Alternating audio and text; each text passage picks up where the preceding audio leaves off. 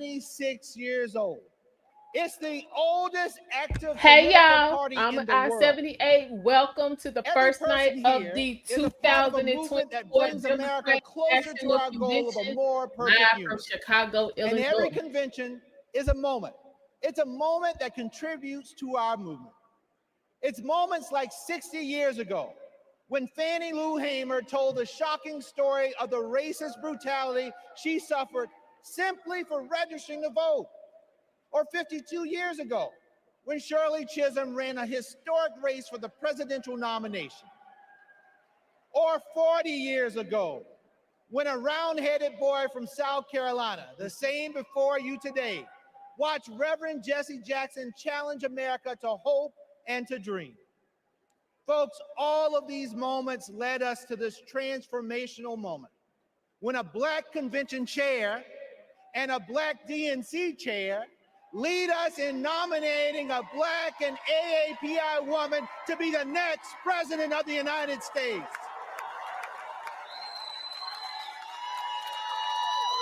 Folks, this is because the Democratic Party is and always will be for the people, for our future. We are honored to be a part of American history as we gavel in this convention and celebrate this historic nomination.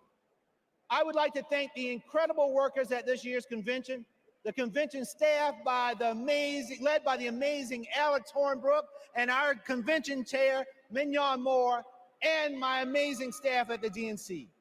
You quite literally set the stage for us today, and we wouldn't be here without all of you. We hereby call the in-person portion of the 49th Quadrennial Democratic National Convention to order.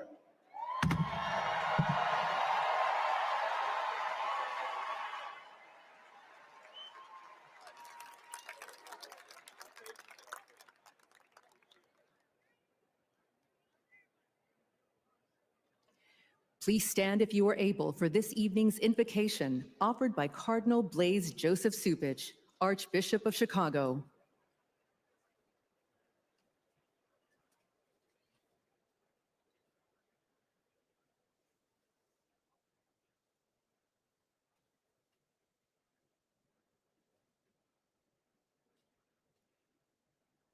Let us pray. We praise you, O God of all creation. Quicken in us a resolve to protect your handiwork. You are the source of every blessing that graces our lives and our nation. We pray that you help us to truly understand and answer the sacred call of citizenship. We are a nation composed of every people and culture, united not by ties of blood, but by the profound aspirations of life and freedom, justice and unbound hope. These aspirations are why our forebears saw America as a beacon of hope. And with your steady guidance, Lord, may we remain so today. In every generation, we are called to renew these aspirations, to reweave the fabric of America. We do so when we live out the virtues that dwell in our hearts, but also when we confront our failures to root out ongoing injustices in our national life, especially those created by moral blindness and fear of the other. We pray for peace, especially for people suffering the senselessness of war. But as we pray, we must also act. For building up the common good takes work, it takes love. And so we pray, may our nation become more fully a builder of peace in our wounded world, with the courage to imagine and pursue a loving future together. And may we as individual Americans become more fully the instrument of God's peace, Guide us, Lord, in taking up our responsibility to forge this new chapter of our nation's history. Let it be rooted in the recognition that for us, as for every generation, unity triumphing Take that over wig division off. No, ma'am. is what I'm advances sorry. human No. dignity and liberty. Let it be propelled by the women and men elected to serve in public life, who know that service is the mark of true leadership. And let this new chapter of our nation's history be filled with overwhelming hope, a hope that refuses to narrow our national vision, but rather, as Pope Francis has said, to dream dreams and see visions of what by your grace our world can become.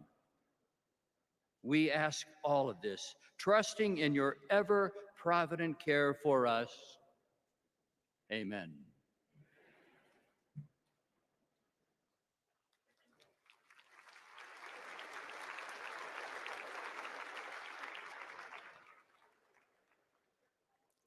Please welcome Prairie Band Potawatomi, Nation Tribal Council Vice Chair Zach Pamami, and Secretary Lori Melchior.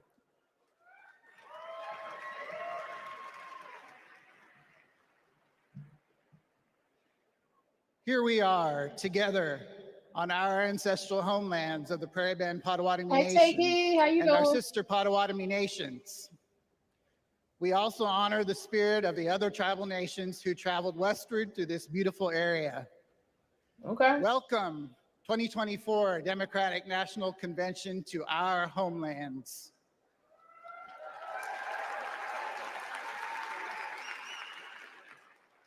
This land has and always will carry enormous importance to its original stewards, our ancestors, and our present-day communities.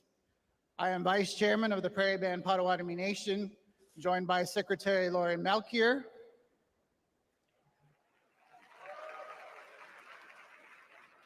and our nation's tribal council, who are also with us in the audience. From time immemorial, our ancestors lived in the Great Lakes region.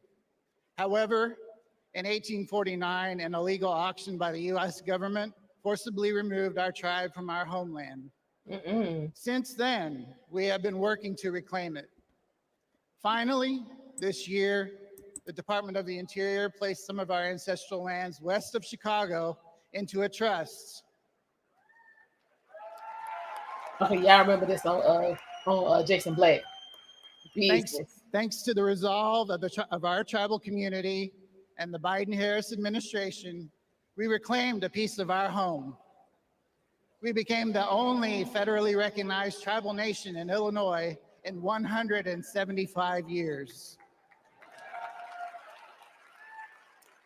Together in our homelands, let's have a joyful, historic convention. Blessings to you all. Miigwech.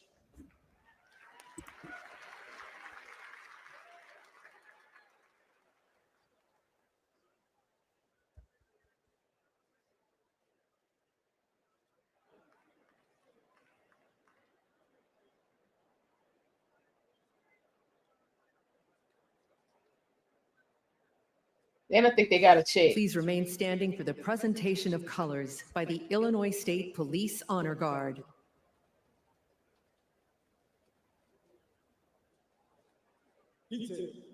Attention. Carry.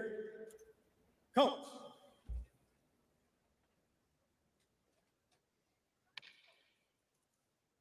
Forward.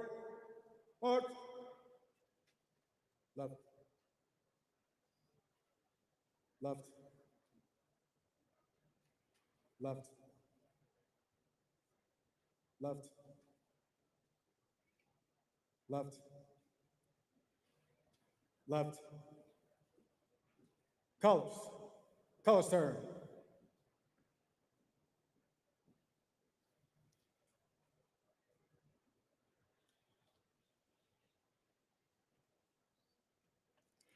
Please welcome William and Charles Harrison from South This is Carolina the board to of lead us in the business Pledge of for the Allegiance. convention. Hi, Gail. How you doing? Thanks for stopping by.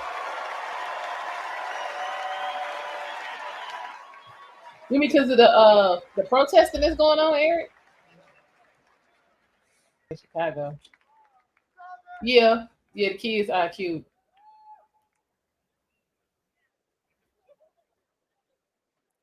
Please welcome the Soul Children of Chicago to sing our national anthem.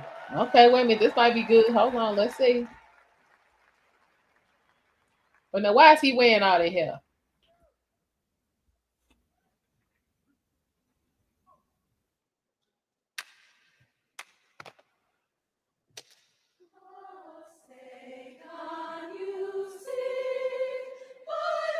Okay, so he was real extra.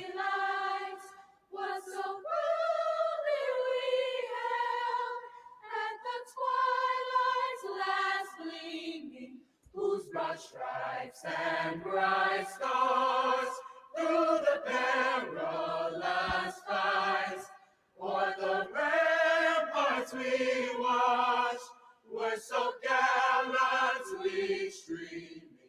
On the Rockies ringing, the bombs bursting in air, gave proof through the night that our flag was still there. Oh, say does that star-spangled banner yet wave? Bro, he real extra. It don't take all of that to conduct. Land of the free and the home of the brave.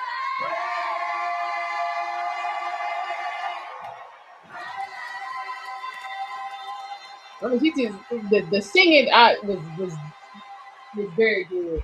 He just cooled it up with all that extra what he had going on. We didn't even need him. Right.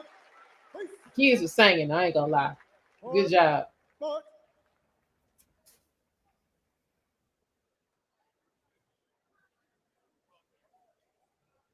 He said Phantom of the Opera. I can't. Yeah, all that animation. Like, you know, they already have a reputation, and then you come out here and just put it on full display.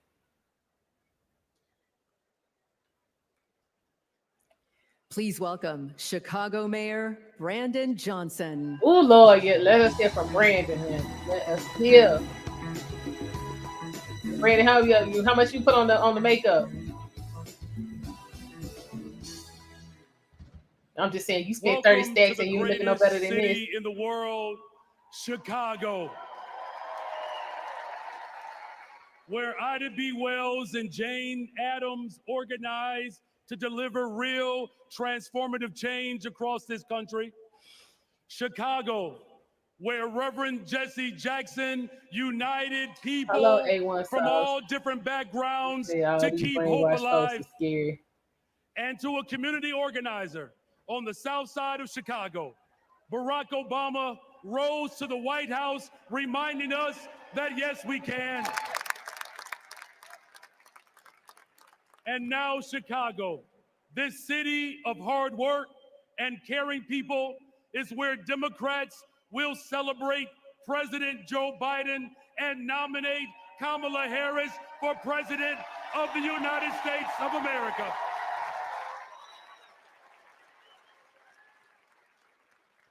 As the son of a family that worked to make ends meet, I know that Kamala Harris, the daughter of a mom who worked hard every single day, she is going to look out for the interests of everyday people.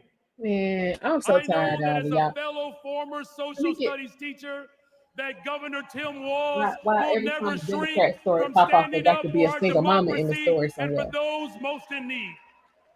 I can't relate because I didn't grow up in that type of environment. And as a black man, I was 24 when my raising parents a got little divorced. black girl on the west side of Chicago, I know that my daughter Braden will see not only a reflection of herself in the White House, but she will experience the No, she deepest won't, part 'cause she of black. American values. Okay. Think about it.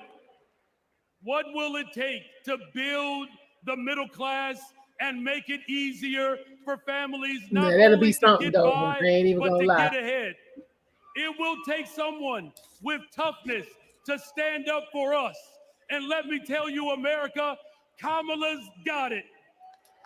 Don't somebody have to stay behind What will it if somebody take ahead? to defend our fundamental rights Otherwise, and our would you freedoms? really be ahead? It will take someone with leadership who would fight for us. And let me tell you, America, leadership, Kamala, she's got it.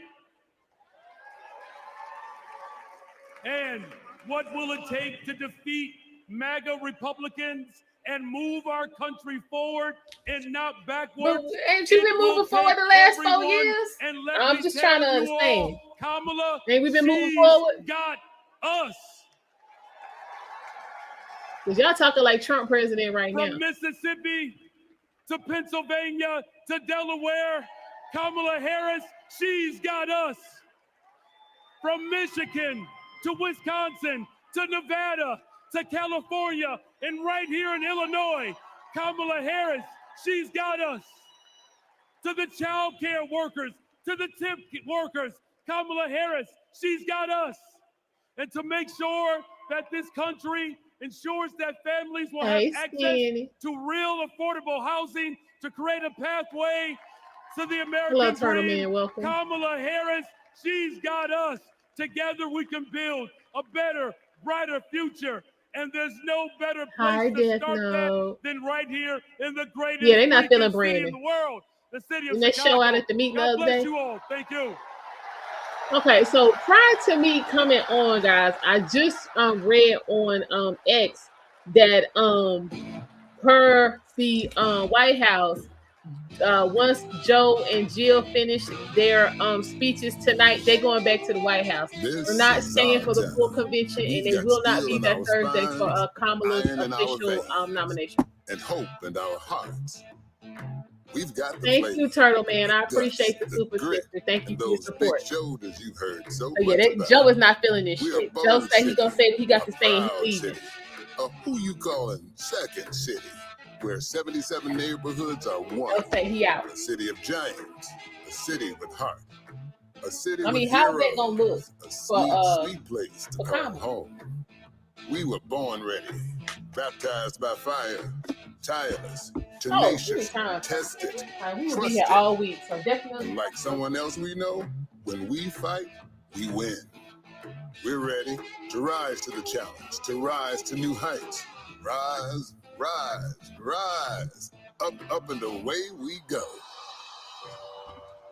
We're ready to scrape the sky and reach for the stars, to stand tall for tomorrow, to witness greatness. We ain't going back. We've got big things to do, big shoes to fill, big dreams to realize. We ain't afraid of nothing. No nonsense, no fear. Oh yeah, we're ready. So America, welcome to Chicago. We've got our dancing shoes on. We've got our game faces on. America, we look like you, sound like you, work like you, dream like you. We feel you, America. We see you, America. Hey, make some noise so we can hear you, America. Welcome to Chicago.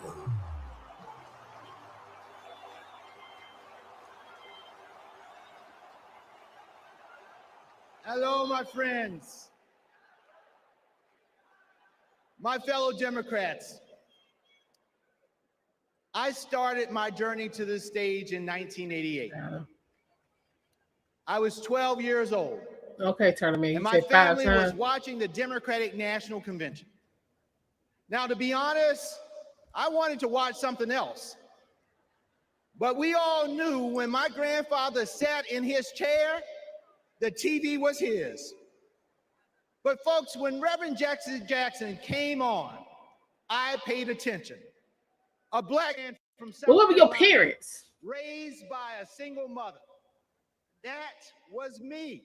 Of course it was. As long as I live, I will never forget what he said.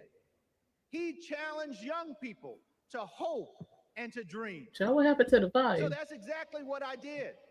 I dreamed big, I worked hard, and I never lost hope.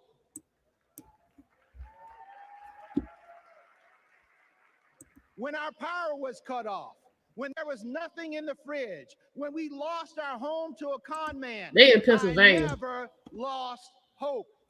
I have both of those And now, speeches. my We'll go over friends, tomorrow afternoon. I'm standing on the same convention stage that inspired me, and I'm the chair of the Democratic Party, the world's oldest political party.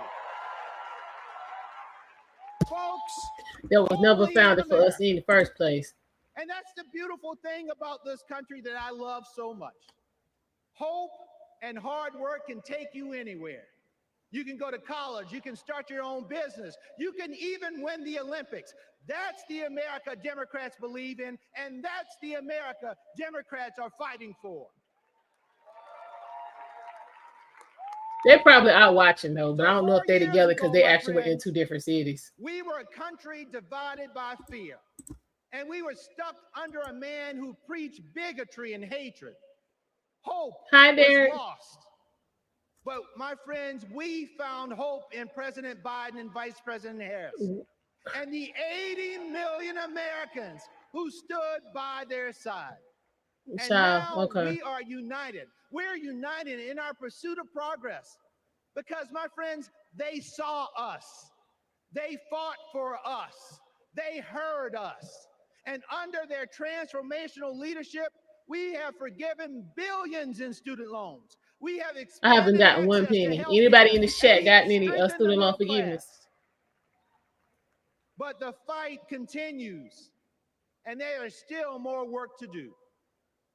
You know, I know that when we elect Kamala Harris and Tim Walz, they will build on our accomplishments, and they will create a country that works for every American. What were the accomplishments, sir? You skipped over that part. Futures, and hope will light our path forward.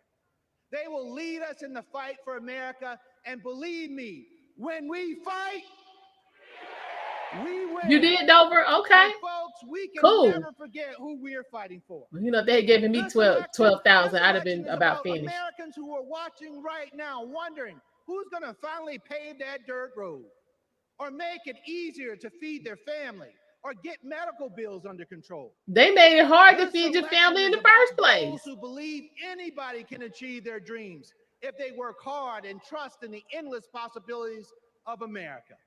Now, I asked the This question, election Derek, is did about anybody get any communities student who loan need to forgiveness? see I that asked them. hope and joy will always overcome fear and chaos.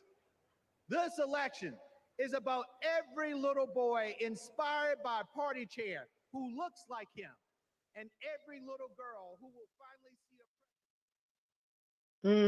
Yeah, if I chat it up, what happened to the volume? Well, I've decided the best way forward is to pass the torch to a new generation. Join me in welcoming the next president of the United States, Kamala Harris. Tim and I have a message for Trump and others who want to turn back the clock on our fundamental freedoms. We're not going back. I will proudly put my record against his every day of the week. Do we believe in freedom? Do we believe in the promise of America? And are we ready to fight for it? And when we fight, we win!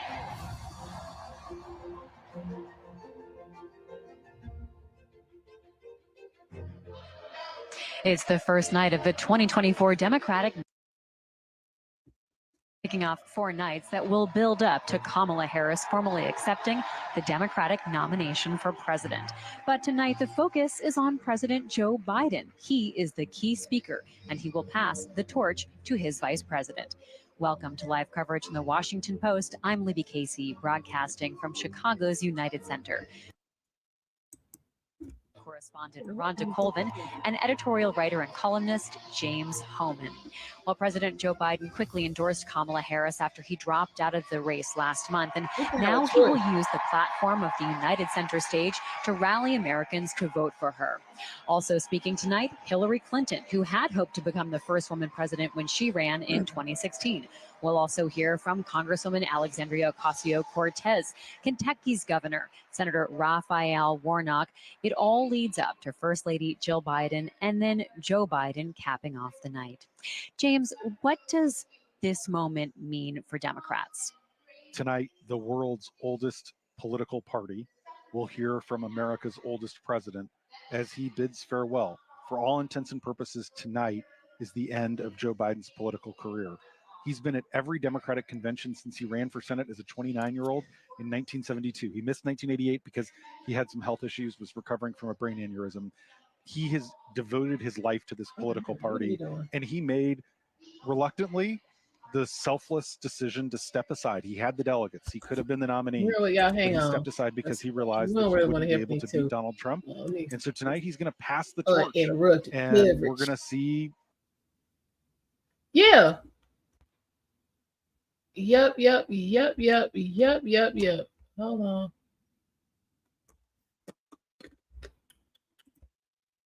But yeah, I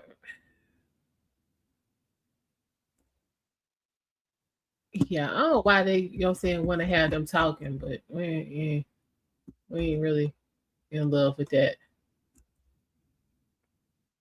Oh, child, here go old last Maxine. Old last Maxine, y'all.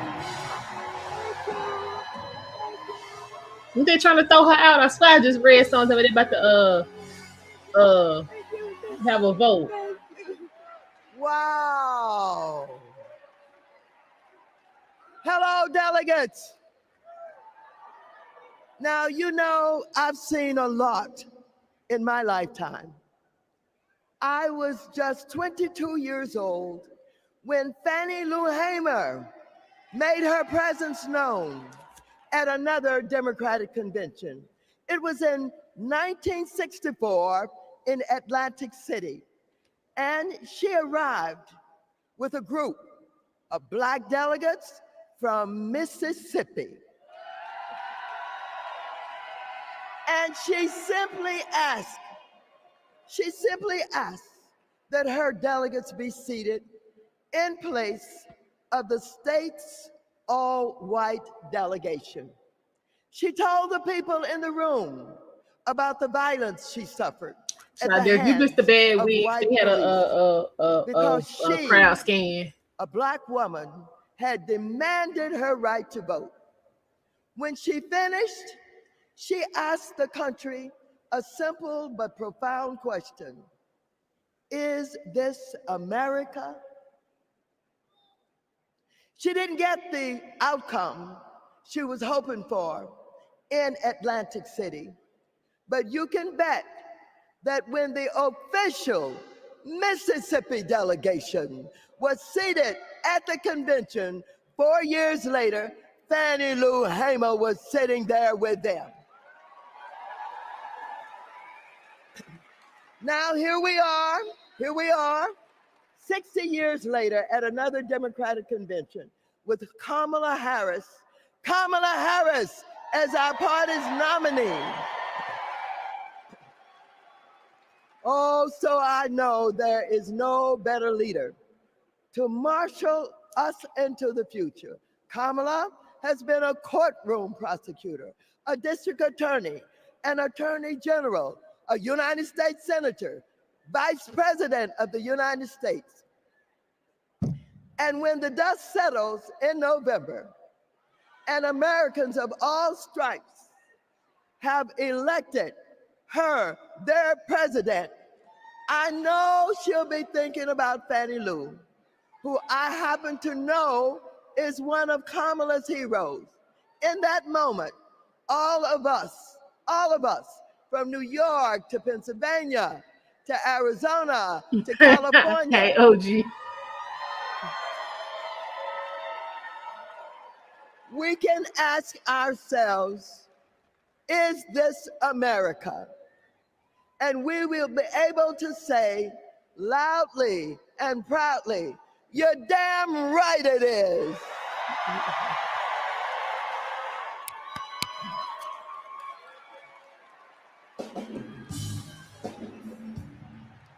Child, y'all do something. Do something with Maxine.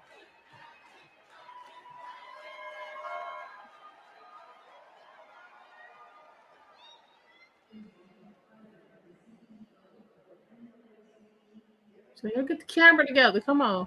It sound like they just playing sound effects of people cheering in the crowd. Ain't nobody there. It sound like about 5 people.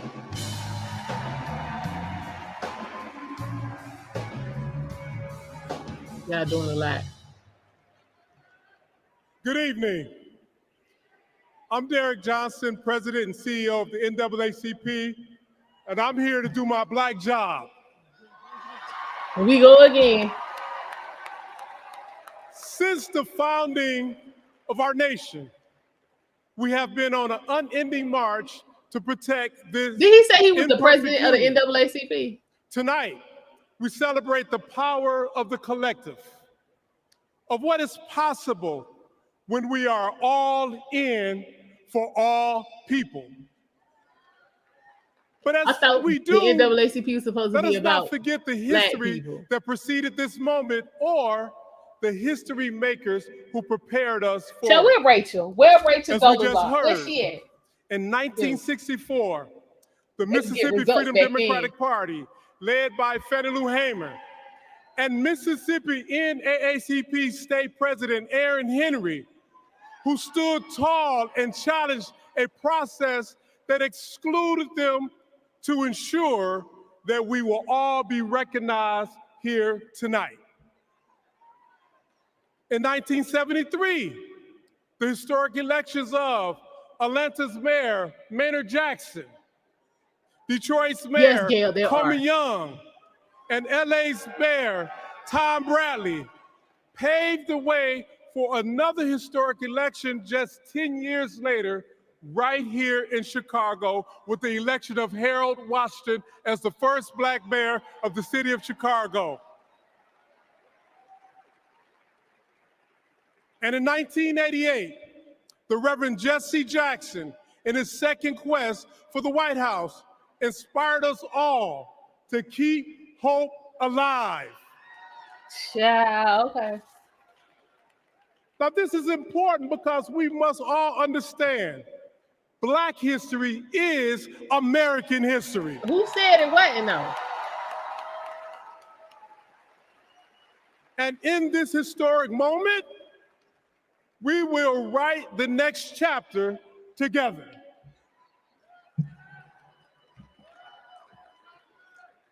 Good evening.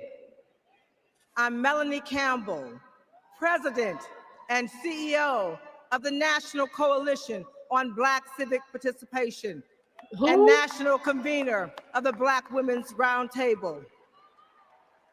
We have come this far by faith.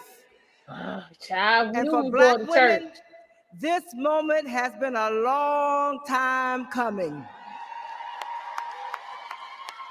Vice President Kamala Harris's path to becoming the Democratic nominee for President of the United States has been paved by the leadership, sacrifice, faith, and patriotism let's not do of it like you put in generations some of Black work. women. Let's not do that. Black women like Dr. Dorothy Irene Height, Diane Nash, Ella Baker, Amelia Boynton Robinson, Barbara Jordan, Shirley Chisholm, and Reverend Willie Barrow.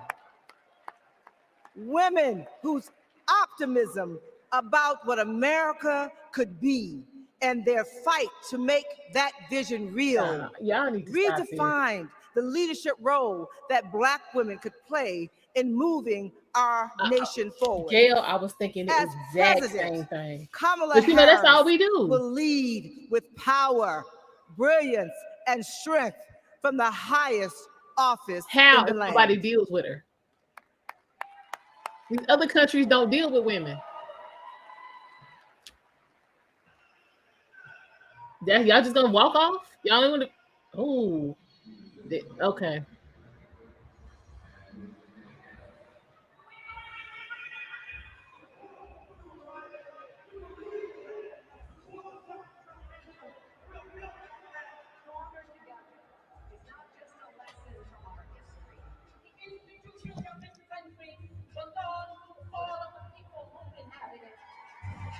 Like this, the cameraman for me. Jesse Jackson took to the stage at the Democratic National Convention in Chicago, knowing the uphill battle he would face in It is the cameraman for me, honey. Reverend Jackson started out very young. He opened the door, and he continues to do that even now, that all of us have a responsibility for other generations to come behind us. Jesse Jackson's candidacy in 1984 helped to pave the way for Barack Obama's presidency in 2008. His 1988 candidacy helped to reshape the Democratic National Committee. His candidacy. Y'all know what y'all doing? What is going on? Fueled by passion and determination and marching to their own beat, our civil rights leaders laid the groundwork for lasting change. Y'all didn't have rehearsal? Where equality and justice inspire the next generation. We need the energy of our young people. We need the wisdom of our elders. We all can be proud to say that we are truly a leading democracy and we respect people's ability to exist. America is not like a blanket, one piece of unbroken cloth, the same color, the same texture, the same size. America is more like a quilt, many patches, many pieces, many colors, many sizes. Standing on the shoulders of giants, Kamala Harris is the candidate who encompasses the brilliant It's something, child. I can't do this. analysis and the action. What is happening? Lit by the founders of the movement. There's only one choice to represent our collective. They should have had a video playing or something. Of country do we want to live in? The value system of the modern Democratic Party has been shaped by the civil rights movement of the 1960s. There's a direct line from 64. Child, I must rather be asleep. Convention where Fannie Lou Hamer asked to be seated in 2024 where black There ain't no need, y'all. Company information now. We already see y'all trying to rehearse your Easter speeches. Oh, Lord. Okay, well, let me see what's. Yeah, this a hot mess. You know, we're not used to this. I wonder if I could. We're not used to this. Shirley Chisholm, Rosa Parks, with Coretta Scott King. What would they say about what's happening today? The civil rights movement has been Child, boy back there with the clipboard. What is, okay. the Democratic Party, but of democracy. This is the host Checking papers. leadership, one where hope, change, and freedom are the drumline of our democracy. I stand before you today as a candidate for the Democratic nomination for the presidency of the Oh, we having teleprompter issues? Okay. I stand before you today to proudly announce I am now. Y'all should turn the microphone off too, because we can hear all of that.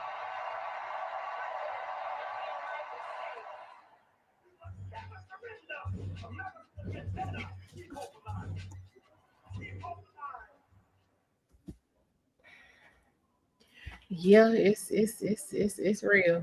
Hold on. Let's see.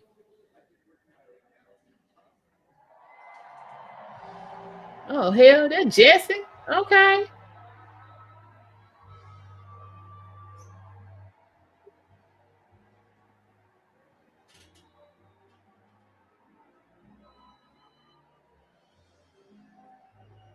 Hell, I ain't know Jesse was down like that though.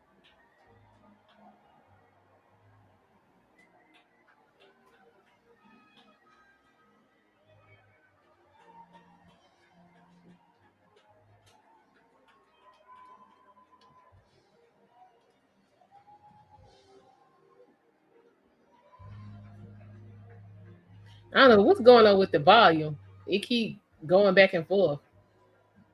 Hold on. Hold on, y'all. Cause this here. I don't know what they doing, but this ain't the move. I know that. Let's go back off into the post. See what they talking about. There we go. Yeah, just sitting up there. People. I know, right? Damn. Y'all crying? Don't do that. Don't do that. Reverend Jesse Jackson having a moment of great applause. Of course, he is there with Good Reverend job. Al Sharpton, also Reverend Jonathan Jackson. So this is a moment here to recognize and honor him. James, you were just telling us about Reverend Jackson. Yeah, Reverend Jackson Okay. has, Where's the substance? he has been suffering from Parkinson's for a while now, Oh, and it's really sorry, I didn't know that. taken a very strong toll. He was most recently really out there in 2020.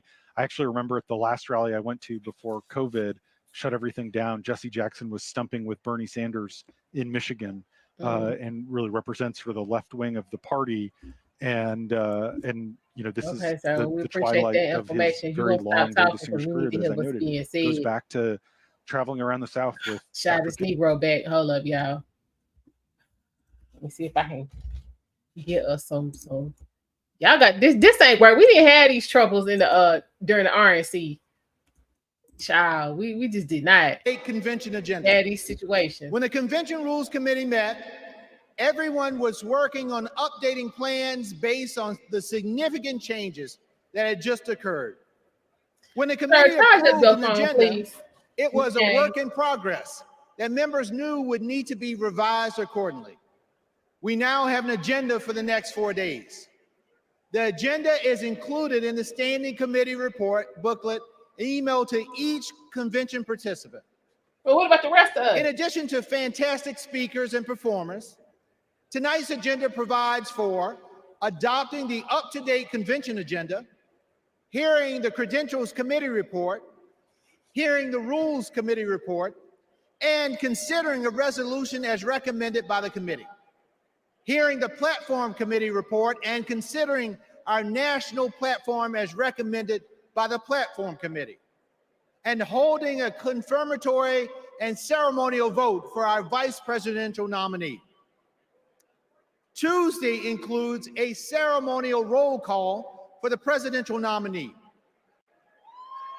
Wednesday, we'll hear ceremonial nominating speeches for our vice presidential nominee, and Governor Walz will make his acceptance speech. And on Thursday, my friends, we'll hear a ceremonial nominating speech for our presidential nominee, and Vice President Harris will make her acceptance speech.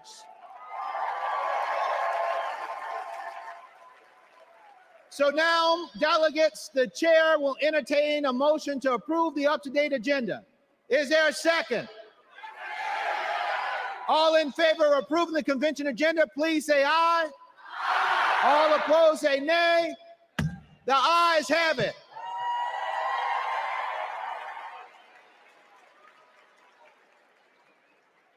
It's gaps of seats. Look at it. It's gaps of seats in there. What is going on? Are we going to the next one? Please welcome Credentials Committee co-chairs, Secretary Marcia Fudge and James Roosevelt Jr. It is gaps of seats in there. Get all them open spaces.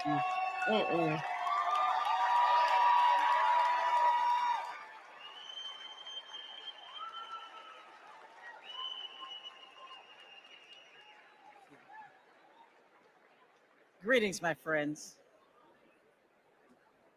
It is an honor to have served as co-chair along my friend, Jim Roosevelt. Pursuant to the call, the Credentials Committee met and adopted a resolution to credential the delegates and alternates to the 2024 National Convention.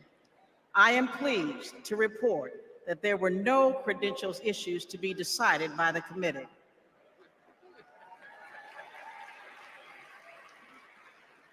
Their work allowed us to nominate 2 champions for democracy and freedom, Vice President Harris and Governor Walz.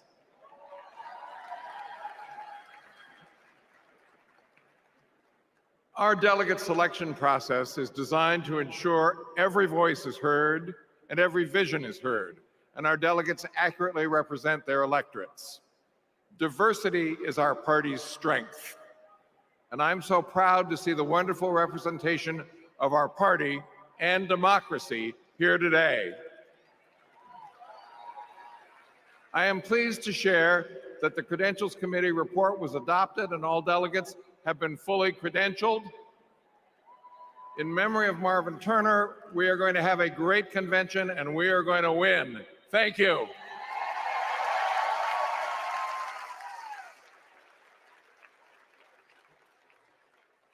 Please welcome Rules Committee Co-Chair, Bishop Leah Daughtry.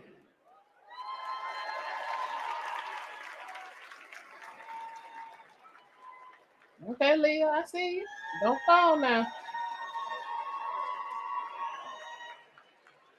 Hello, Democrats.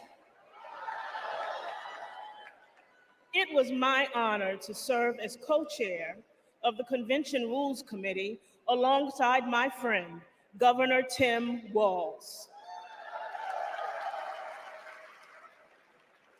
Governor Walz is a little occupied this evening, but it's good to know that serving as co-chair of the Rules Committee is a ladder for promotion. The Rules Committee adopted the procedural rules of the convention on July 24th. They are based on long-standing processes governing our convention and ensured that we met all ballot access deadlines.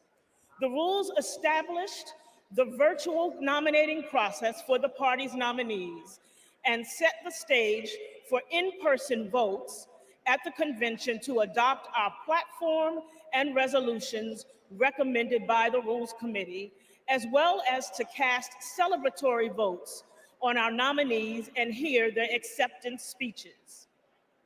Under the Rules Committee authority, the Rules Committee is recommending for your approval one resolution. Contained in the committee's report, the resolution supports the current practice regarding automatic delegates, as well as other reforms to make our party stronger. The co-chairs are pleased to move the adoption of this resolution on behalf of the Rules Committee. Thank you, Bishop Daughtry. The Rules Committee has moved the approval of the resolution. Is there a second? We have a second. I will now call for a voice vote on approving the resolution as recommended by the Rules Committee. All those in favor of the committee's recommendation to approve the unity resolution say aye. All opposed say nay. I'm pleased to report for the record that with a majority of delegates having voted in the affirmative, the resolution has been approved. My thanks to our Rules Committee co-chairs and members for your efforts to build a transparent and inclusive party. Thank you, Madam Chair. Well, nah, they can't let the protesters in because they got to y'all get on the same page themselves first. Please welcome Platform Committee co-chairs, Mayor Mitch Landrieu and Mayor Regina Romero. Where they from?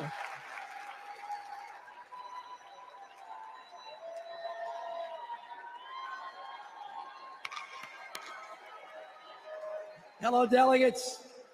It is my pleasure to join Co-Chair Romero to present the national platform as recommended for approval by the committee. Our platform is grounded in our democratic values of hope, of progress, and love of our country. It makes a strong statement about the historic work that President Biden and Vice President Harris have accomplished hand in hand, and it presents a bold vision for our future. Kamala Harris will protect reproductive freedoms. Donald Trump will rip them away. Kamala Harris will lower costs for Americans, expand access to affordable health care, protect and strengthen Social Security and Medicare. Donald Trump will cut taxes for billionaires and big corporations, and he will pay for it by putting health care and Social Security on the chopping block. Kamala Harris is going to defend our democracy. Donald Trump is going to undermine it. The choice before us is clear, and the stakes could not be higher. Y'all say this shit every election. Buenas noches, demócratas. Mayor Landrieu, it was a pleasure to serve as your co-chair. I also want to recognize Louisa Terrell and the drafting subcommittee for their work. This platform was passed by the Platform Committee on July 16, prior to the president passing the torch in an act of love and patriotism. And it's the product of a comprehensive process to engage with leaders from all corners of our winning coalition. Hundreds of submissions, hours upon hours of hearing and testimonies, countless conversations with community leaders and grassroots Democrats. All were essential to producing a forward-looking vision for our party that echoes the voices of all. Vice President Harris is now carrying the torch. And she and Governor Walz are committed to delivering results for the American people. Then you have Donald Trump. His extreme agenda is working against everyday Americans. He is fighting for big oil, big pharma, big banks. Drill, baby, drill is but most is of big all, oil. Okay. most of all, my fellow Democrats, he is fighting for himself. This November, we need to keep Democrats in office and elect Kamala Harris and Tim Walz so we can implement an agenda that works for everyone. Cuando luchamos, ganamos. And with that, on behalf of the Platform Committee, we are pleased to move the adoption of the 2024 Democratic National Platform. Thank you. The co-chairs have moved the approval of the national platform. Is there a second? We have a second. I will now call for a voice vote to approve the platform as recommended by the Platform Committee. All those in favor of approving the platform, please say aye. All opposed say no. Co-chairs, I am pleased to report for the record that with the majority of the delegates having voted in the affirmative, the platform has been adopted. Once again, thank you to our Platform Committee co-chairs and members, as well as the Platform Drafting Committee and its chair, Louisa Terrell.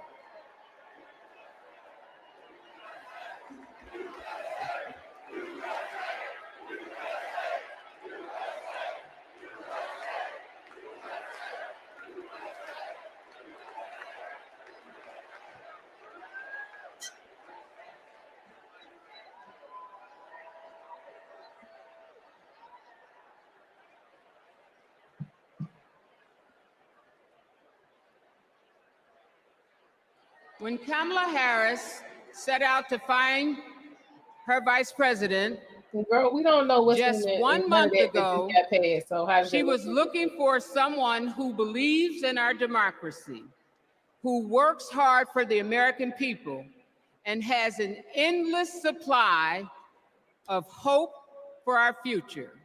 She found that in Vice President Tim Walz. Why she yell like she can't? Come on, give it up for Vice.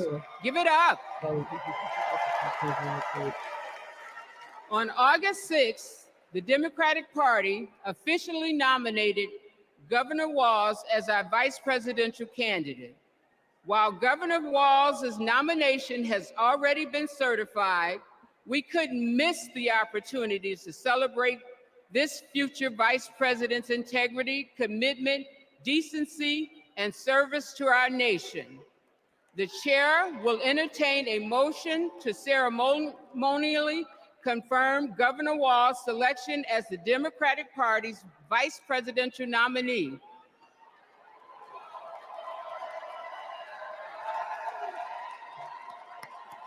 We have a motion. Is there a second?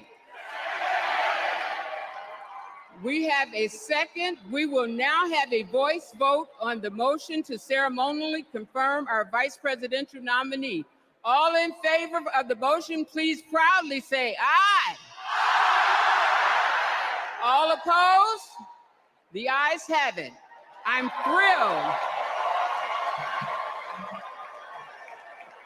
I'm thrilled to proudly reaffirm Tim Walz as our Democratic nominee for vice president.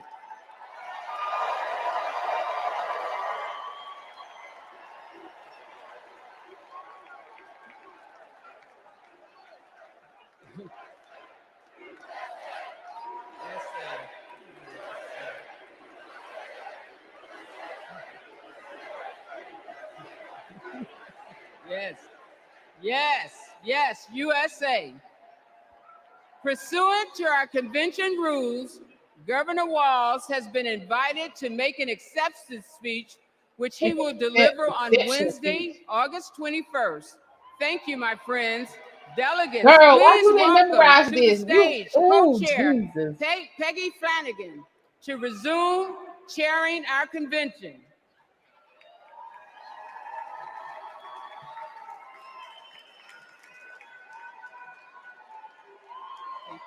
Thank you. Thank you. Thank you. What you say? Platform Well, $10 good a evening. gallon for milk, gas, And welcome to the first night of the Democratic National Convention. I'm Peggy Flanagan, Lieutenant Governor of Minnesota, and I am thrilled to be here in Chicago with Democrats from across the country to rally we around heard it, and Kamala we still trying to Harris figure out and how Tim any of that's Walz and actually their gonna be vision possible. for America. That's It's why we been watching 8 this, so we can years get since some we answers. last came together as a party, and I can feel the excitement in this arena. It's filled with We actually watched it energy earlier today. and with joy. Our theme tonight is for the people. We'll hear from union leaders, civil rights advocates, and our fellow citizens. And we'll hear from our president, Joe Biden, who has been a champion for the people for his entire life. My name in the Ojibwe language is Gigi Wewadam Ukwe, or in English, speaks with a clear and loud voice woman. I'm a member of the White Earth Nation, and my family is the Wolf Clan. And the role of our clan is to ensure that we never leave anyone behind. That's why I am supporting Kamala Harris and Tim Walz to be the next president and vice president of the United States. For almost 6 years, I've worked side by side with Governor Walz. I've seen how hard he's worked for Minnesota to be the best place for kids to grow up.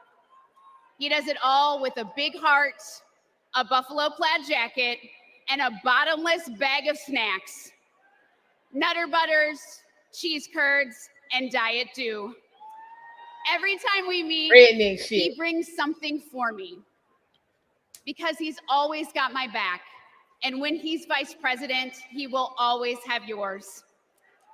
He and Kamala Harris have spent their lives fighting for you, for your family, for your future. I don't need none of what they So whether you're a lifelong Democrat or just tuning in, thank you for being part of this evening. 4 years ago, the COVID pandemic upended our lives. My brother Ron was the second person to die of COVID in the state of Tennessee. We couldn't see him. We couldn't have a memorial. And millions of American families went through the same thing. Our communities were suffering. Our economy was struggling. And Donald Trump was playing games. Our country was brought to the brink by his failure to respond.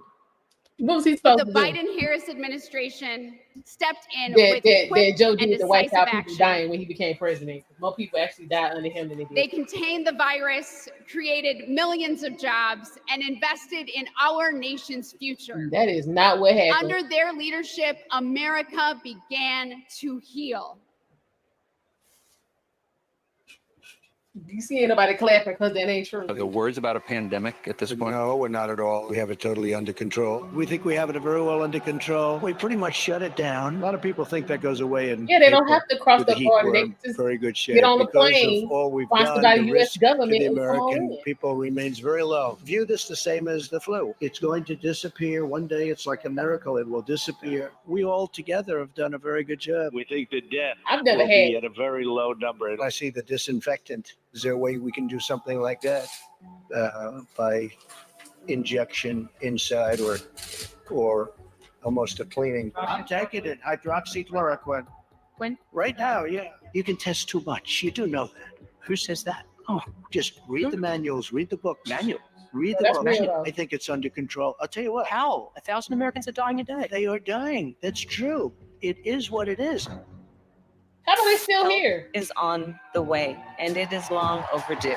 The $1.9 trillion COVID relief bill to get stimulus aid directly to struggling Americans. Our plan is about what we need to do around a national strategy for contact tracing, for testing, for administration of the vaccine, and making sure that it will be free for all. Tonight, the U.S. is Ain't nearing free no a more. major milestone in the fight against the coronavirus. The U.S. is about to deliver the 200th million COVID shots since President Biden took office, beating his target by about a week. Millions of American students returned to school earlier this month after more than a year of remote learning. Sports venues are filling up and concerts are getting scheduled. I'm feeling great. Business is definitely ramped up. I'm so thankful. To be able to serve our customers again after all this, it's a blessing.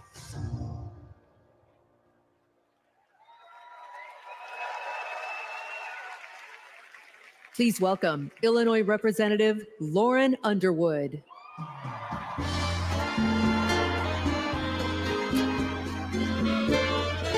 They really did turn them in. They really did. I have a friend, she's had it 3 times. COVID was the worst public health crisis in a century. Donald Trump failed us. But Joe Biden and Kamala Harris Okay, if got that's it under true, ma'am, control. then why is this still going on? Donald Trump said, it is what it is. Joe Biden and Kamala Harris said, help is on the way. Democrats in Congress tried to lower the cost of health care. Donald Trump tried to take our health care away. We tried to expand Social Security and Medicare. Donald Trump tried to cut them year after year after year. So expanding it He is took the increasing the COVID age crisis before you can get and it. turned it into a catastrophe. Okay, I don't know We about all that. can Deborah. never let him be our president again.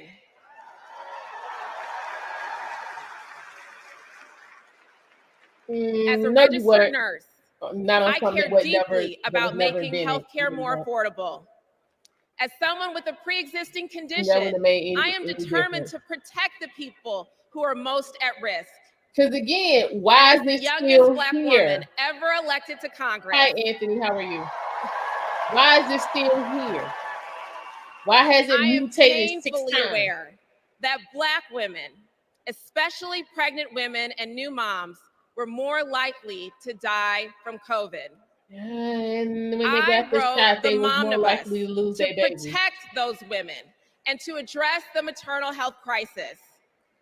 And that bill was introduced I and didn't, Bobo. championed by didn't. Senator Kamala Not at all. Harris.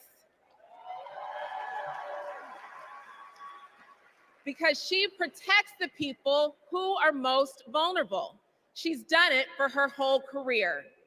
As vice president, she and President Biden passed Yeah, my that's- legislation that's to make rough, healthcare Anthony. more affordable. Speedy And recovery now today. 4 out of 5 Americans can get covered through the Affordable Care Act for I tried 3 $10 times and couldn't or do it. less Not per third month. time. And under the Biden-Harris administration, the number of uninsured Americans hit an all-time low. 4 years ago, it was not safe to hold a convention like this. It's still not safe. But tonight, thousands have gathered in this arena in my home state of Illinois to make sure Kamala Harris is the next president of the United States. Okay, Kim, We people have who got come vaccinated so got it at a far faster these rate than past people 4 who weren't. years, So and we're not what's the going point? back. The point of the vaccine is to not contract. Thank you.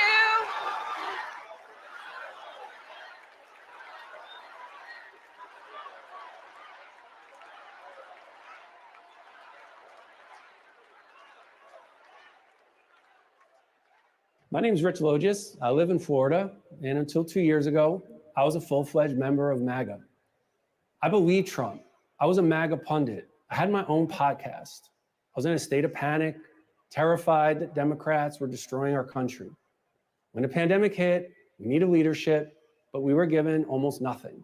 It was a major betrayal to the country. No, well then you I shouldn't call finally it a stepped vaccine. outside the The MAGA point echo of a chamber, vaccine is to stopped not listening contract. to what If Trump I got said, 10 people looked in a around room my and own dropped eyes. smallpox And in I there, the realized ones he had who been had the lying vaccine about are pretty not much going everything. to get it. Lying is That's what a Trump's toxic vaccine is, superpower. not to He's mass ripped apart assemble families, for you not communities, to the contract. whole country.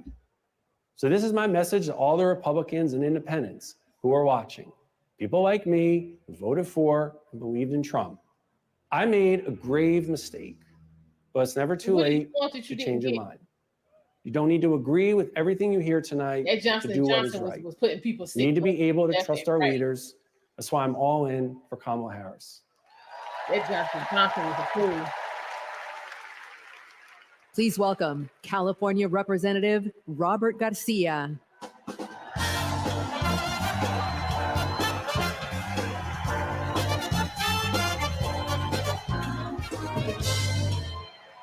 Thank you.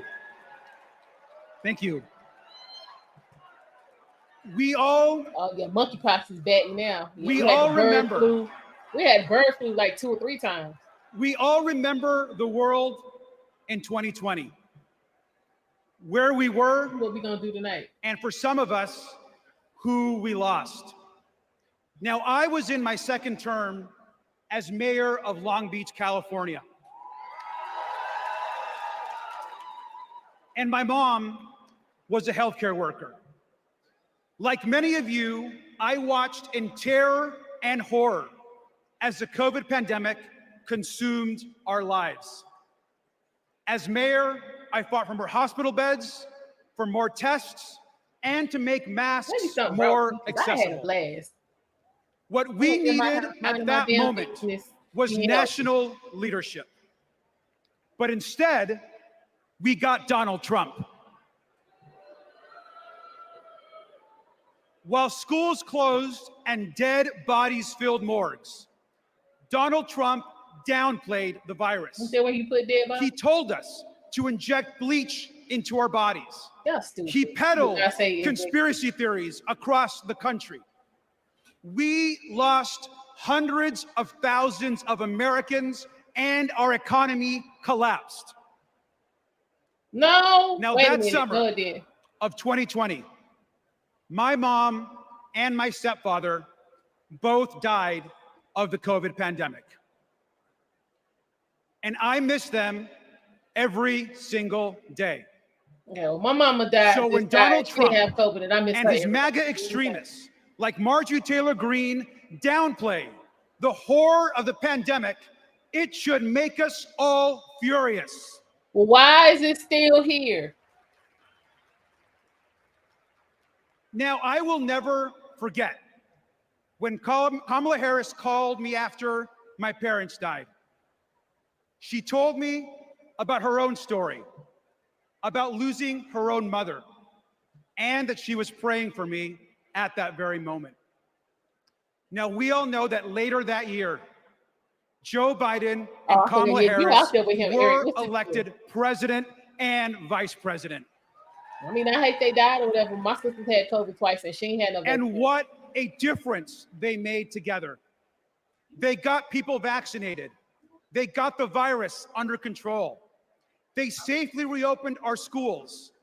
And they passed the American Rescue Plan.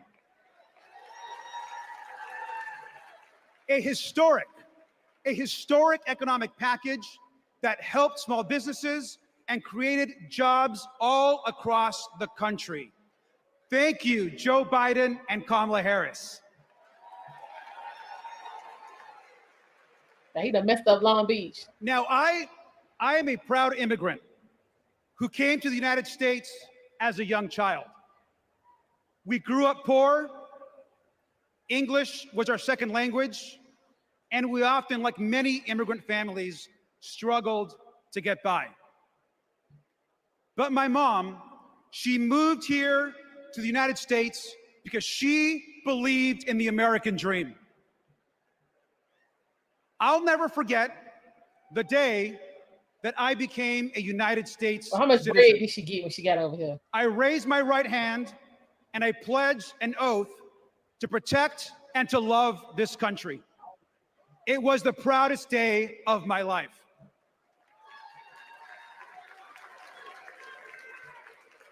My mom taught me to love this country. She taught me that real American patriotism is not about screaming and yelling America first. Real American patriotism is loving your country so much that you want to help America the people first. in How is that your not country. patriotism? That is American He didn't patriotism. say some of America. He said America first. If you're an American, what's the problem? And we all know that Kamala Harris understands and knows this as well. Kamala Harris is ready to lead this country. Like I said, I don't know what y'all doing. That y'all done had it 4 or 5 times, especially We can after all being vaccinated, remember and I ain't heard nothing. 2020. We can all remember the horrors of Donald Trump. But let's remember, most importantly, tonight and every single day this week, that we are not going back. Thank you.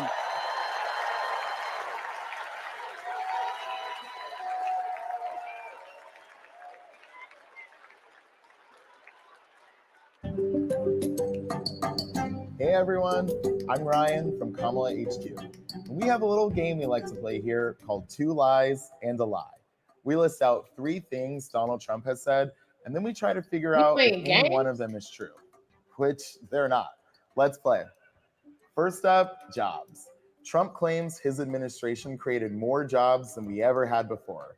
He says we had the greatest economy ever, and then we got hit with COVID, and he says he created a manufacturing jobs miracle. Let's dig in. More jobs than we ever had before?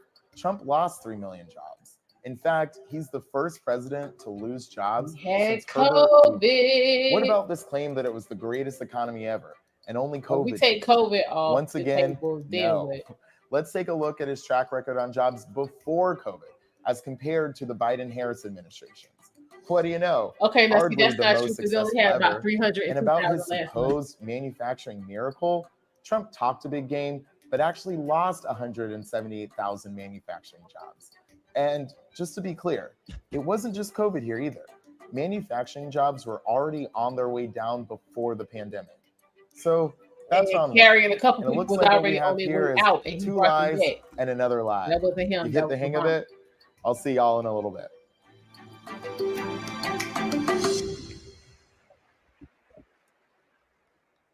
Donald Trump downplayed COVID while Americans were living in fear. He lied about creating jobs while our communities were fighting to survive.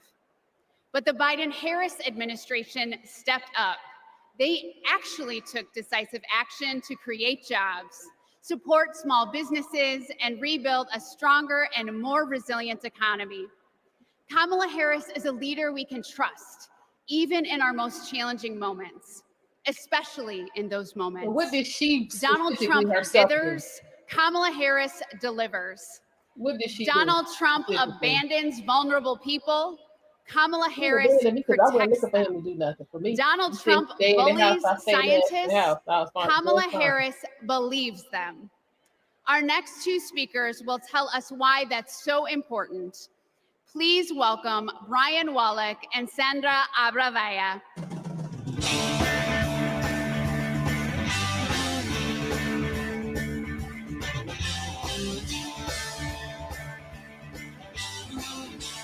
Because they could have already done it. You ain't gotta wait until she's supposed to get in the White House for this. This is stuff they could have already been doing. So what happened?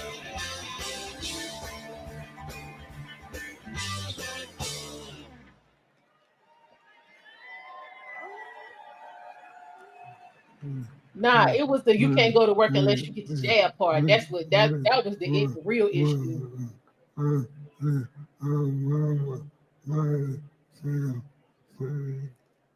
In 2008, we met while working on the Obama-Biden campaign. We found our way there because we believe in the power of organizing.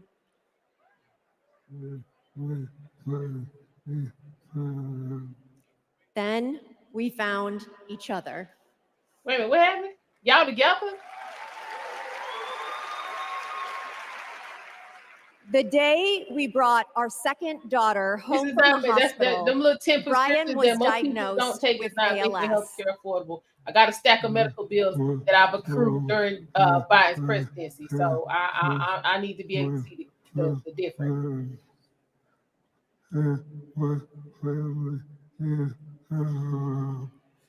I was told I had 6 months to live. That was 7 years ago. Wait a minute, what's wrong with it?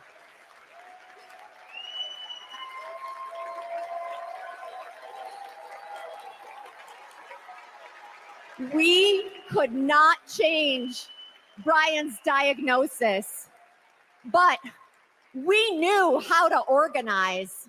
So we co-founded a nonprofit called I Am ALS. Child Bubble, if I knew, I'd tell you. Thousands of terminally ill patients fought for new therapies, $1 billion to fund ALS research, and earlier access to treatments, all of which President Biden signed into law.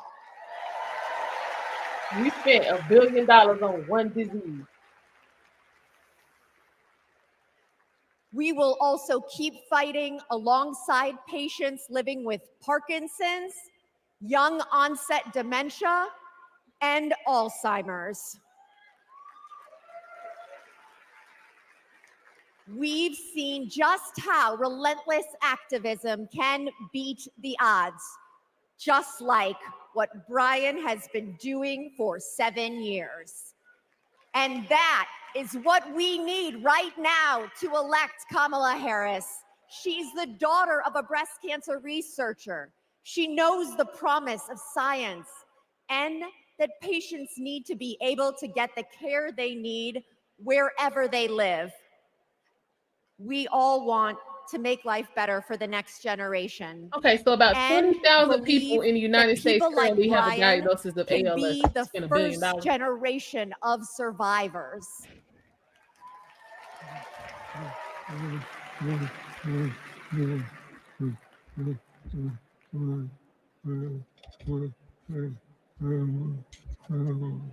And we can make life better for our caregivers too.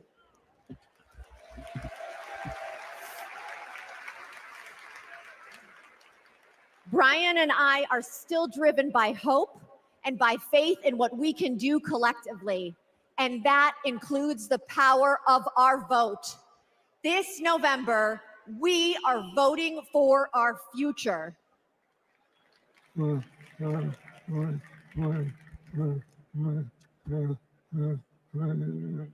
Because we plan to be around for it.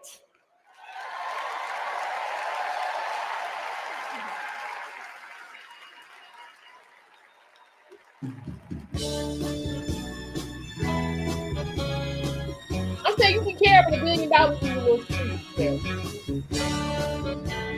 And I have a truth. Please welcome Illinois Senator Dick Durbin.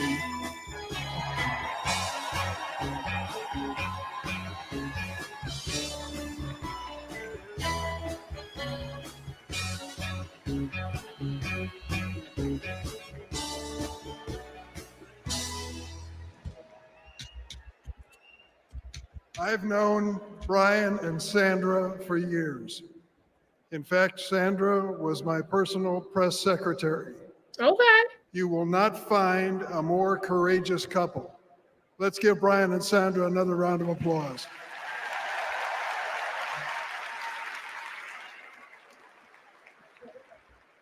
In every election campaign, we Democrats talk about jobs. Now forget for a moment Donald Trump's wild claims. He lost millions of jobs in America. He promised to bring back manufacturing jobs, but he failed. He promised to deliver infrastructure, but he failed. His record was defined by failure. To put it another way, Donald Trump is like a bad boss. You want time off to take care of your sick parents? Ask Donald Trump. No, you just get some FMLA. In Donald Trump's America, there is no paid family leave. Want to have a child? You can't just but need IVF? Too bad. That's shut down too. You can't take Want a pay raise? Those are federal laws. Too bad. The boss just gave himself one, so there's nothing left for you. Donald Trump reminds us of a boss we've all had. The guy who thinks he's a very stable genius, but is driving the company into the ground. Now get this. Donald Trump did make history. Let's give him credit. He is one of only 2 presidents in the history of the United States to leave office with fewer Americans working than when he started. Now he wants Spending a chance $1 to billion? make America Yeah, unemployed something wrong. again. On the other hand, let's take a look at the record of Joe Biden and Kamala Harris. They recovered all those millions of jobs that Trump watched slip away. They added over 6 million jobs on top of that. 16 million jobs in total. 16 million. Why is the unemployment rate still 5%? Today, more roads are getting fixed, more factories are being built, more Americans are working construction, and more auto workers are making cars than on any month when Trump was president. And we know behind every job is a person or community forever changed. Data centers in Wisconsin, semiconductors in Pennsylvania, electric vehicles in Michigan. Yes. Hello, Michigan. These investments mean strong economy, growing public schools, and well-funded, well-staffed first responders. These investments mean hope. That's what Kamala Harris and Tim Walz are fighting for. They'll fight for the places that are too often left behind. Fight to change lives and uplift communities. Fight to bring back American manufacturing. My friend, I have a question. Ed Smith, talking about bringing, the giant of bringing the back Illinois laborers, American manufacturing. What are we bringing he's a back? great fellow. Don't make We it. lost him this year. But Ed Smith told us there's joy in this battle. When we win, we help people buy their first homes, send their kids to college, and retire with dignity. Incidentally, that happens to be my family's story too. My mom and dad worked for the railroad. Because we were a strong union family, we were able not just to get by, but to get ahead. That's the American economy Kamala Harris and Tim Walz are fighting for. Let's join that fight and build it together. Yeah, child. First off, Tyson High. We ain't got that kind of money. Now let's hear from some union workers on the ground And in the Arizona. so-called tax cuts. Thanks to Again, the I still Biden got my Harris check, administration and I didn't have no investment in problem America. doing what I needed to do. So it clearly wasn't Welcome that to bad. Phoenix. Donald Trump said he'd bring back American manufacturing, but Joe Biden and Kamala Harris actually did it. Thanks to them, plumbers and pipe fitters like us are building the factories, semiconductor plants, and data centers of the future. We are hard at work in Phoenix, Mesa, Goodyear, Chandler, and more. Our neighborhoods, schools, and local Arizona. businesses are growing. Sometimes we have so many projects that we send fabrication out to other states. Our local union is now up to 4,800 trades members. So That's up okay. from 2,800 in 2020. We are thanks to dependent Joe on and Kamala. China for chips, an starting to exciting time make for them us and the versus next having a generation. history of Our making them apprenticeship program is now not the trains same over thing. 1,100 people a year. And if we can't make Every them year, on the local high same schools, when or they announce faster what pace than graduating China, students are doing we next, can't be competitive. more and more of these kids are joining the I trades. personally don't feel like My waiting son is a 4 senior years in high to school make a this damn year, chip for and me he to buy plans my to join car. us. I don't want to Not do just that. for the great career and the And I can financial just go ahead and security see that Fukushima all as and parents ride want off the for our lot. kids, but it's because he's excited to work on the cutting edge of innovation. Kamala Harris will keep investing in American manufacturing. With her commitment, there's nothing that us American workers can't build. Please welcome Ohio Representative Joyce Beatty. The old broads out here stepping tonight. All right. That's Arizona, Good Kim. evening. Where about the rest of the country? I'm Where they at? Joyce Beatty, and I'm proud to represent Ohio in Congress. I was born in the Buckeye State, and I've never left. You will always find Now, one person J.D. to Vance justify your point. likes to talk about how Bring me he's 100 from of them, Ohio. But as soon as he could, he ran away to Yale and Silicon Valley, cozying up with billionaires. Oh, you trying to talk while about J.D. Vance trashing our after he went into the JD military has been in the midst our of war? senator Now, I don't for even do Vance 18 like that, months. but like, don't get out here And lying. what to has us. he done He did for his time. Then hardworking he went to Harvard. Americans? Nothing. Versus Wall's ass, He's been who left busy before it was time to writing get the his fight foreword on, to the and then book want to come out from here the talking about he's a Project damn veteran. 2025 guy. While JD and Donald Trump have been sharing conspiracy theories from the darkest corners of our internet, Kamala Harris and Joe Too many Biden people that was on have Twitter been was not the busy dark corner of the internet. expanding access to the internet, while the other guys have been criticizing women without children.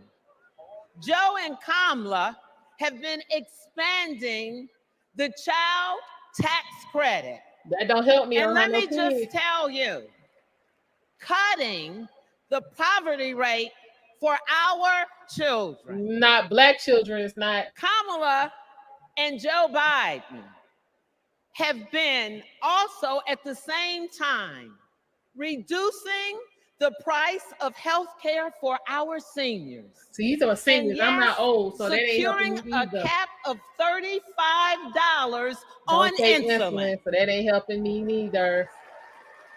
And as JD and Trump, they want to take us back to the past. Kamala and Joe have been bringing the jobs of the future to America they have not. today. Uber and Lyft With is not the the jobs CHIPS of the Act. future. A $280 billion investment. And that's not just a big number. Where is money coming from? Means new semiconductor plants and Where is money coming thousands from? That's all of we want to know. good-paying jobs. You see, Where is money coming I from? worked with Kamala to pass it. And I saw her leadership style up close. A rare combination of brilliance, legal expertise, and patience. You see, it's simple. JD and Trump like to talk about states like Ohio. Why y'all keep talking about them? But Can Kamala one and person Joe come? Can we get actually three get people in a stuff row done that don't for mention us. Trump and JD? And so does our next vice president and my Can we good get that? friend, Governor Tim Walz. America, are you ready to build on our progress? Are you ready to turn out So we for supposed to be going to leaders the future, who but we worry know about people that's that gonna be dead in 10 action years. speaks louder than words? Are you ready to vote for Kamala Harris? Are you ready to put people over politics once and for all? Well, the era of joy and freedom is up on us. So we're not free? It is on us to go seize it. So we're not free? Is that what you're saying? God bless you.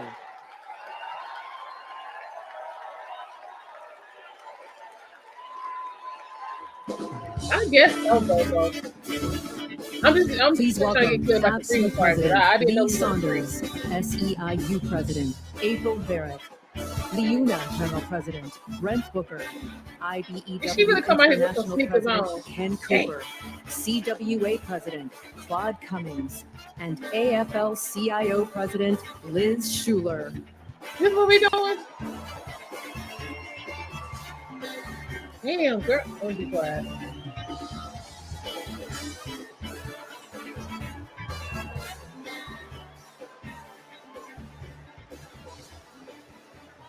Child, tell it, Derek. Tell it.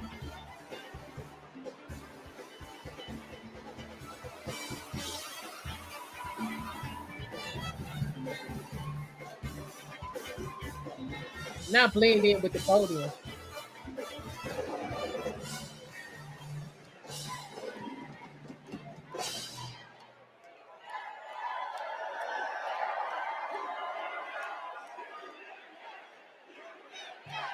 Union, yes. Union, yes. Union, yes.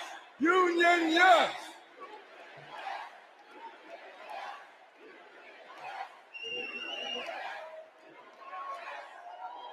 All right.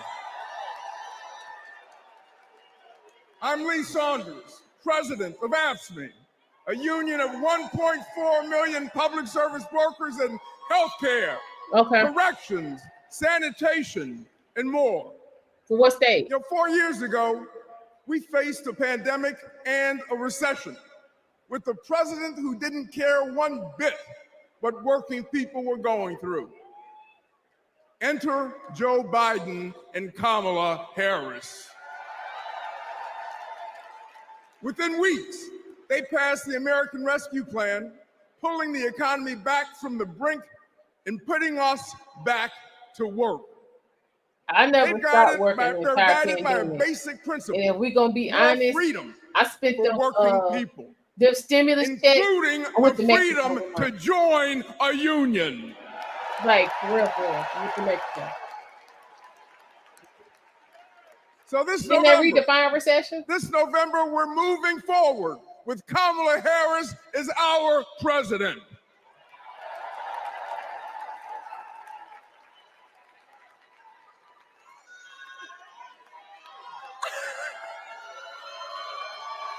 I am April Barrett, and I am the president of SEIU, representing 2 million service and care workers.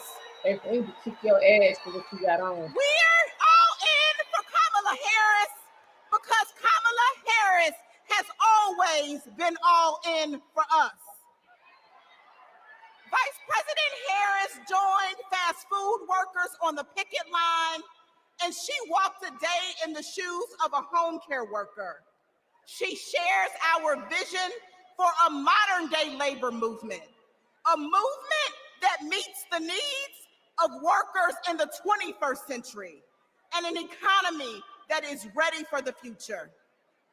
It is going to be together that we write new rules to make it easier for all workers to join a union. And we are going to build a younger, darker, hipper, fresher, sneaker-wearing labor movement. When motherhead got knocked, because you kids ain't playing this A bullshit. movement that is going to be more You talking about folks inclusive don't want to work. and These young built kids for don't the want middle to do class. shit. And we now are they ain't going finna do to no work. end poverty wage work for once and for all. So let's do the work. Let's elect Kamala Harris so that together we will usher in a new era of worker power, and together we will win the future. Let's go get it.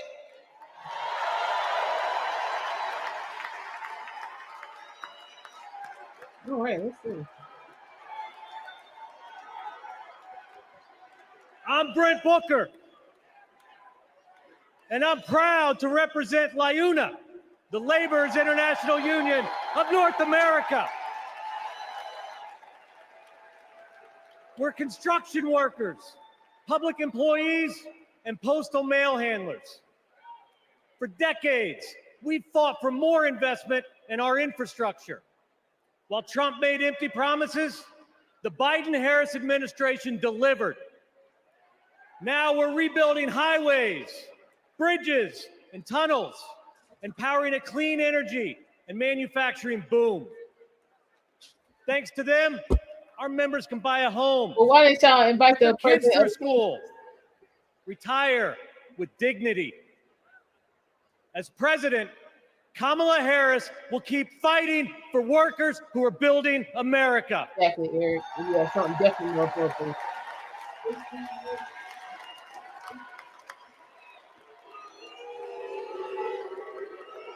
Hello, hello. I'm Kenny Cooper representing 840,000 IBW members, the International Brotherhood of Electrical Workers. The IBW powers America, from fire alarms to solar farms, nuclear plants to battery plants, storm restoration to power lines. And we've been doing it for over 130 years. That ain't gonna happen. Today, we're building a new energy future while providing great paying jobs and a stable retirement for all working families. Every step of the way, Kamala Harris has been there for us. She's bringing back American manufacturing to forgotten places throughout our country. She cast the deciding vote to save our pension plans.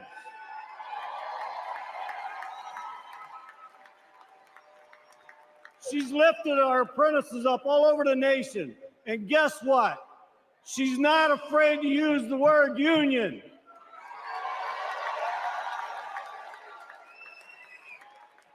She has came through for all of us, and it's our turn to come through for her.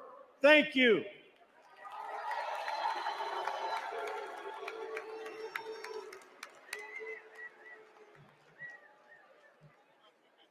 Hi, I'm Claude Cummings Jr., They have been successful, President of they will CWA, have. the Communication Workers of America. We all saw the digital divide during the pandemic. Millions of American families didn't have access to high-speed internet at home. Really? Too many kids were forced to go online class in McDonald's parking lots. But as Vice President, Kamala Harris has passed the largest investment in broadband ever. And then, hold up, sister, you telling the damn lie. Why did they cut the credit? She gave CWA members a seat at the table. Why did they cut so the $35 credit they were giving to, you're saying, to low income families so they could afford the internet? Creating good union jobs. That shit ended like April. We don't play at CWA. And we're fired up. Are you fired up tonight? Are you fired up? Are you fired up? We're fired up to work with our next president, Why do you look like an old Harris. preacher? And back in the day, like he pull up, you know what I'm saying? You be on your way to the corner store and he pull up on you in the Cadillac. I'm Liz Schuler, president of the AFL-CIO. Representing nearly 13 million American workers. This election is about two economic visions. One where families live paycheck to paycheck, where people have no right to join a union.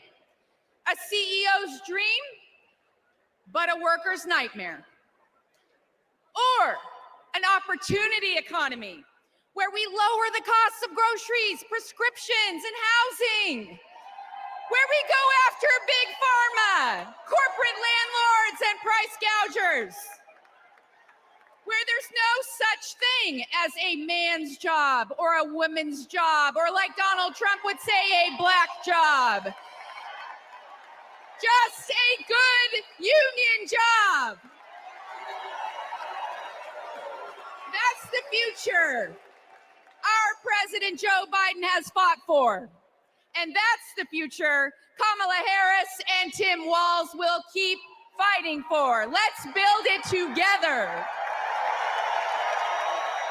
Okay, y'all doing all this talk about the unions. Y'all remember when the auto union was going on strike? And I was watching TV and they did a breakdown of all them dudes and stuff that you paying and all that arguing and all of that.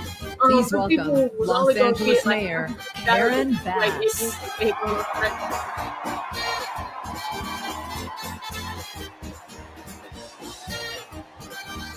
What's really the point? Hello.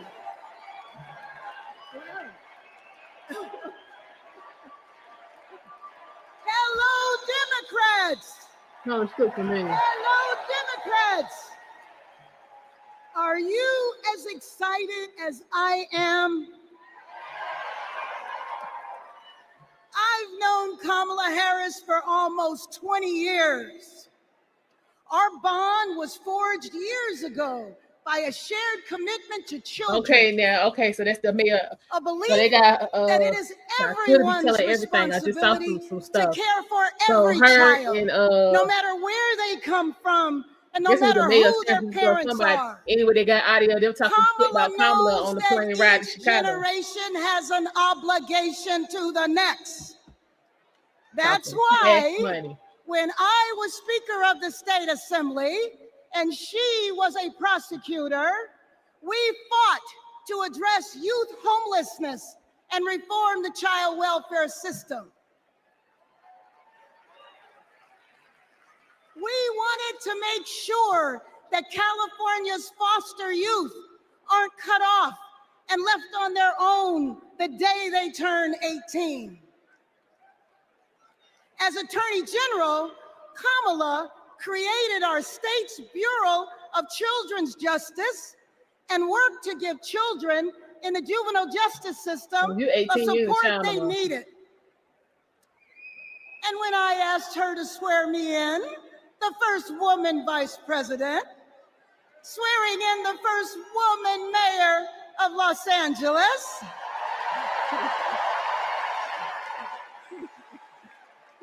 we knew we were sending a message to young girls everywhere that they too can lead. Now, I know Kamala, and she feels the importance of this work in her bones. When Kamala meets a young person, you can feel her passion. You can feel her heart, and you can feel her fearlessness. That is what defines a commitment to children, being willing to fight fiercely for every child. And trust me, Kamala has done that her entire life. So this November, we're gonna fight to elect Kamala Harris as the next president of these United States.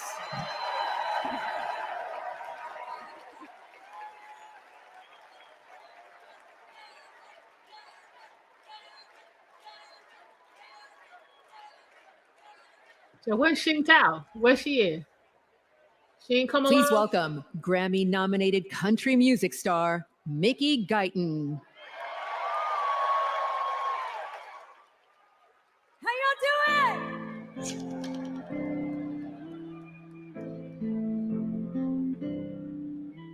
The lines on the interstate, the dust on the back road.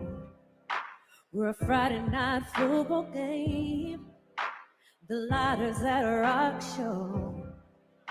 We're the night shift, smoke break, high school heartache, driving with the windows down. We're the dance floors, church pews, suit and ties, tattoos, one big small town. Ain't Derek, I don't know.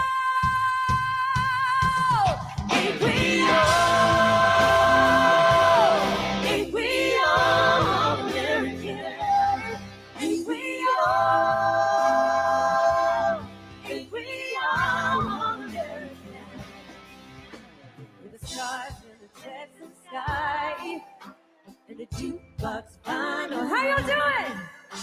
With the New York City lights. What he's saying, country. Why she look like number? Hand me down, tailor-made, And then they Daisy gonna Dukes, Dookie Bricks, James The Brown, jeans skirt. with cold beer, champagne, millionaires, stats and change, and everything in between. Ain't we all?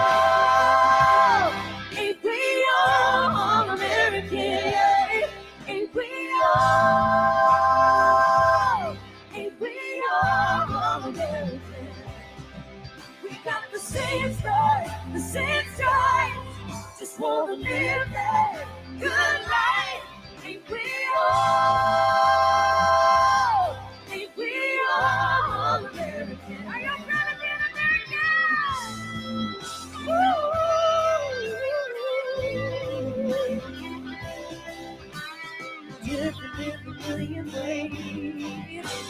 But at the end of the day, oh, we're different in a million ways. But at the end of the day, ain't we all?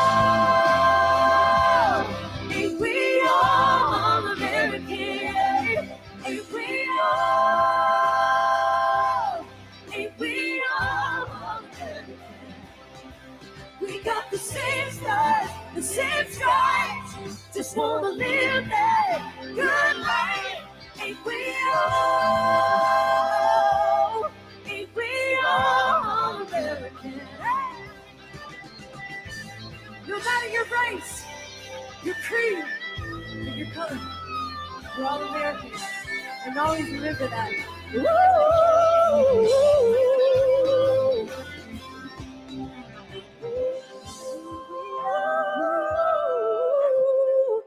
All American. Thank you so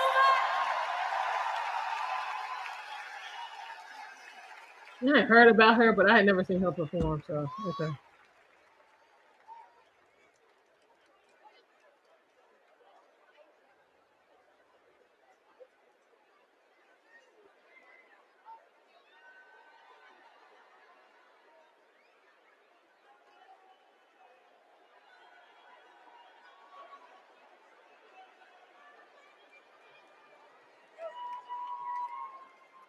As we look ahead to our collective future, it's important to reflect on all the incredible progress that we've made in the last 4 years.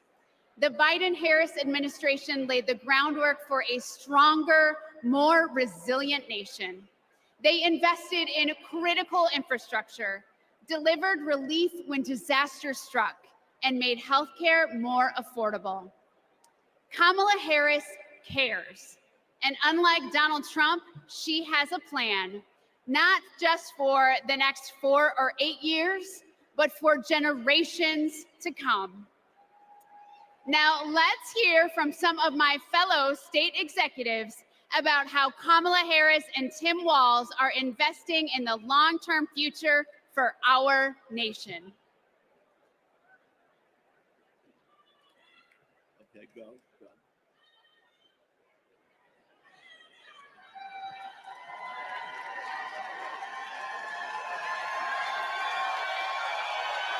I'm Pennsylvania's Lieutenant Governor Austin Davis. I'm the proud son of a union bus driver from Pittsburgh. Every day, my dad would come home and tell me about how our roads and bridges were in disrepair. President Trump promised us Infrastructure Week over and over again. He really didn't care, though, and it never happened. But President Biden and Vice President Harris are on our side. They brought together Democrats and Republicans to get it done. We got I-95 in Philly fixed in less than 2 weeks. You didn't have a choice. We repaired the Fern Hollow Bridge in Pittsburgh. You didn't have a damn choice. You had to. Right now, we're repairing roads and bridges across Pennsylvania, including in Pittsburgh, the city of bridges. Yeah, well, y'all had the bridge that fell apart because your damn governor put the work orders in the drawer. Keeping our infrastructure safe and modern. When I think about the future, I think about my daughter Harper and all of America's children. Investing in them means investing in our infrastructure. It means replacing millions of lead pipes. It means providing clean air, clean water, safe roads and bridges, not just for us, but for generations to come. That's the legacy that President Biden is leaving our children. The damn truck blew up and burnt the thing to the ground. Let's keep building bridges to the future with Kamala Harris and Tim Walz. Let's work. In a hurry.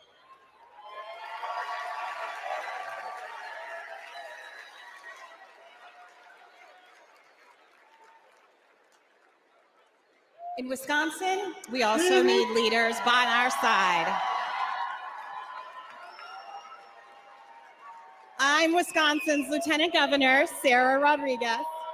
But long before I took office, I was a registered nurse. I served in the Peace Corps at the height of HIV/AIDS and in Baltimore emergency room. During the COVID pandemic, Trump and Wisconsin Republicans failed to protect our health. That's why I ran for office and flipped a red district blue. All right, Uncle Russell. Because once a nurse, always a nurse. Now Trump is promising to terminate the Affordable Care Act, meddling in personal decisions between a woman and her That's doctor, not what that man said. and threatening to slash Medicare. Vice President Harris fights for our health. She'll defend women's reproductive freedom and protect Medicare and Medicaid. When did he say you ain't got Thanks to to the touch Biden-Harris administration, insulin is when he capped say at $35 a month for seniors. And they negotiated down the prices of 10 more life-saving drugs like Eliquis and Jardiance those are really for not Americans on life-saving drugs, Medicare. Kamala will continue to take on Big Pharma and lower the cost of prescriptions for But you got to be 80 everyone. years old. Okay. Of Yo, your course. life over by then. Healthcare isn't just about drugs and treatment. It's about freedom. The freedom to make your own choices and the freedom to get the care you need without worrying about the cost. Child. Kamala You talking Harris about is Bim's fighting over? for that healthy future. That is all I've heard. Let me tell y'all about Texas leadership.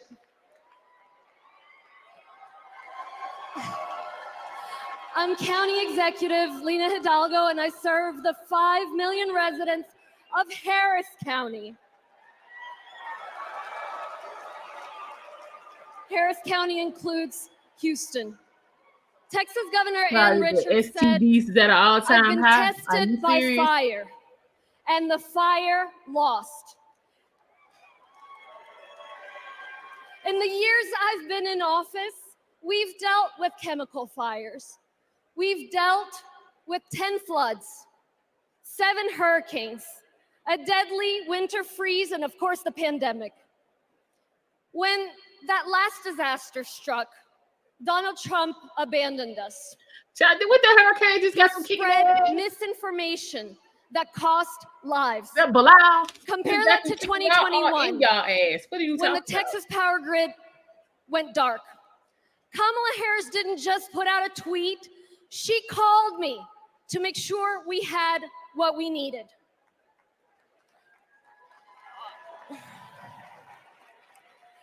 Over the years, I've learned that Kamala Harris always calls. And not only does she She call, done a lot for the vice president she not to have no delivers. power. The I very keep hearing. week she launched her campaign, she was down in Texas with vital FEMA assistance right after Hurricane Beryl. Yeah. Kamala that's Harris all y'all cares. ass. She will never risk lives for the sake of politics. And she's leading the charge to protect our communities from extreme weather. The Biden-Harris administration have announced at least $1 billion to help us with just that. And Houston is thriving. You know, y'all burning. We in Houston. deserve leaders who acknowledge the threats, heck, the existence of climate change. We deserve tough leaders who have our backs. We deserve compassionate leaders ready to help. That's Bring it out. Kamala Harris and Tim Walz. I can Hey, personally Prime. attest that Now Kamala they said, is a Colonel Man, they said leader crime who is has down. our back. Crime is down, sir. California's Lieutenant Governor Eleni Kounalakis. But I hold another title just as dear to me, Kamala Harris's friend. I met her when we were both young women trying to navigate the halls of power. I worked in housing. She had just been elected district attorney. We get frequent lunches together, and she was funny and fun. She was also a great mentor. Once, I told her about a professional experience of being minimized because I was a woman. She put her fork down and said, Eleni, never let anybody make you feel small. Shit, your mama should have told you that. I The saw hell, that her ain't no put that revolutionary creed shit. into action. When Wall Street foreclosed on millions of homes, Y'all be killing me with this Washington woman wisdom shit. was that $4 billion was the best you could do. Other attorneys general agreed. But because Kamala Harris grew up in a middle-class home, she knew that wasn't enough for all the working families who got screwed over. So she put her foot down and refused to settle for less. Kamala Harris won $20 billion Ma'am, I think you're a from the lesbian. big I think that's banks what you for really told her. California homeowners. That's about you being a woman. It was about the lesbian And part. that's because she cares.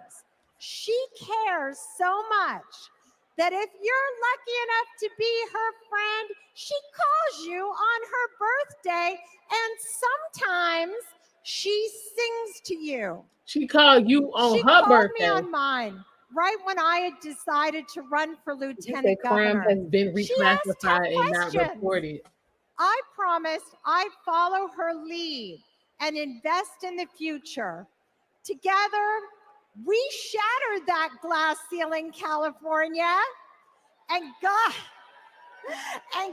to work. I am so glad the country is getting to see the Kamala that I've known for decades. For Californians and Pennsylvanians, for Texans and Wisconsinites, for states red and blue and everything in between, President Biden and Vice President Harris have been investing in our future and Listen, are on crime, our I don't even side, know. I and don't we even know. are not going back.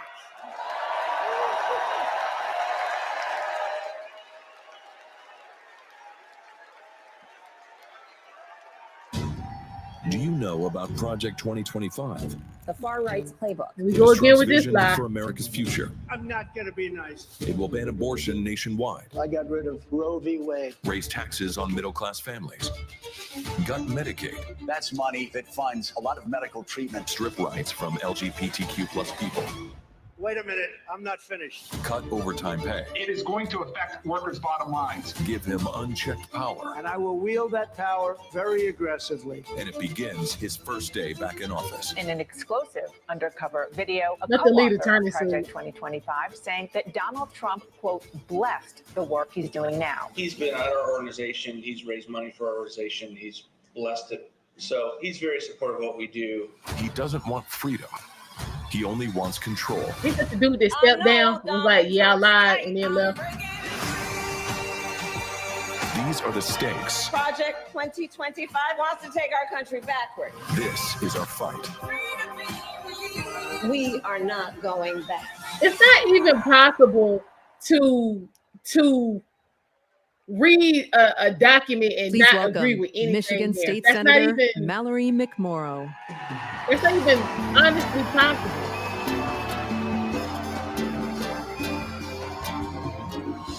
Here we go. Hello! I'm Michigan State Senator Mallory McMorrow, and He can't, Brian. this is Project 2025.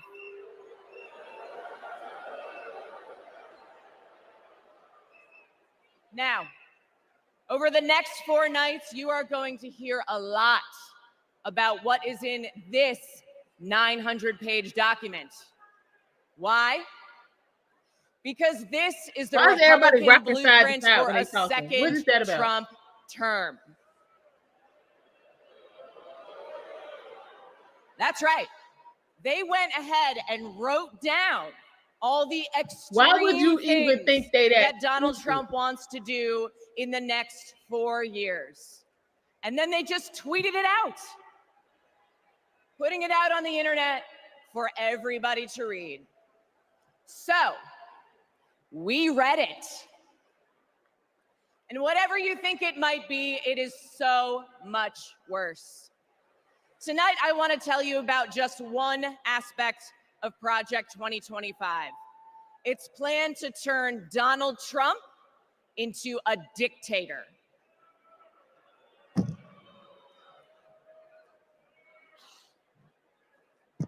Okay, right here on page 535, it says, quote, reissue Trump's Schedule F executive order to permit discharge of non-performing employees. Now that doesn't sound that scary, right? But here's what it actually means in plain English. If Donald Trump gets back into the White House, he's going to fire civil servants like intelligence officers, engineers, and even federal prosecutors if he decides that they don't serve his personal agenda. But that's usually when people get fired anyway. So what are you talking about? They're talking about replacing the entire federal government with an army of loyalists who answer only to Donald Trump. First, that's not even feasible. Who only be president for 4 years. I know. Don't even make no sense. Okay. Page 873. It says, quote, conservatives have long believed in either ending law enforcement activities of independent agencies or ending their independent status. Again, that sounds pretty boring. But what it means is that under Project 2025, Donald Trump would be able to weaponize the Department of Justice to go after his political opponents. He could even turn the FBI into his own personal police force. That is not how it works in America. No, that is exactly how it works in America.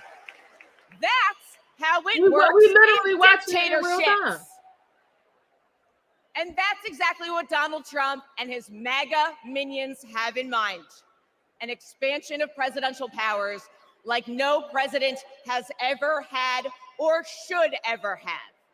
Now, by the way, if you're asking if any of this is even legal, well, remember, thanks to Donald Trump's hand-picked Supreme Court, he's now completely immune from prosecution. Why y'all acting like he put everybody on the Supreme Court there? He did not. Cut the bullshit. But that's not who we are, because we believe in a government of the people, by the people, and for the people. This is way too animated. The government of Donald Trump, by Donald Trump, and for Donald Trump. We believe in the separation of powers and the rule of law. We believe in a system built up to serve everyone, not breaking a system to serve one petty, selfish man. The truth is, there's only one way to stop him, and to stop Project 2025. How do we do it? We elect Kamala Harris this November.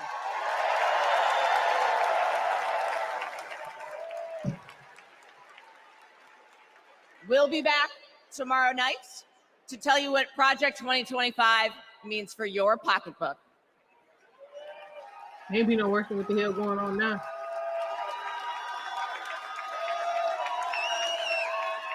Please welcome California Senator LaFonza Butler.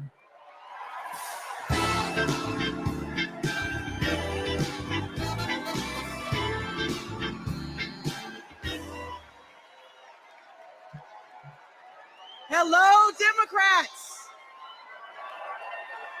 California delegates, make some noise. It's great to see so many familiar faces.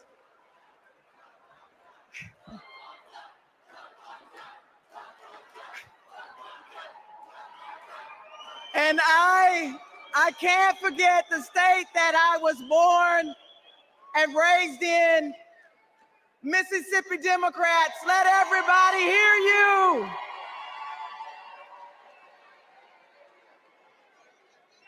Democrats, before I joined the Senate, I was a leader in the labor movement.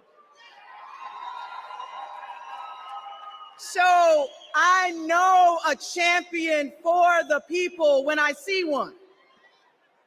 I met Kamala Harris when she was district attorney, and I was president of a large care workers union. We hit it off right away. What really impressed me was how well she got to know my family. My wife, Naniki, but especially our daughter, Nyla. And as soon as Nyla heard that Miss Kamala was running for president, she asked if she could be vice president. So no disrespect to Governor Walz, but Nyla put her name in first. Vice President Harris and I share a lot in common. We both graduated from historically Black colleges. Me from Jackson State University. The Vice President from Howard University. We were both raised by mothers who worked fiercely to provide for us. That's what you're supposed to do. And we both believe that every single one of us has the power to change the world when we choose to do it together.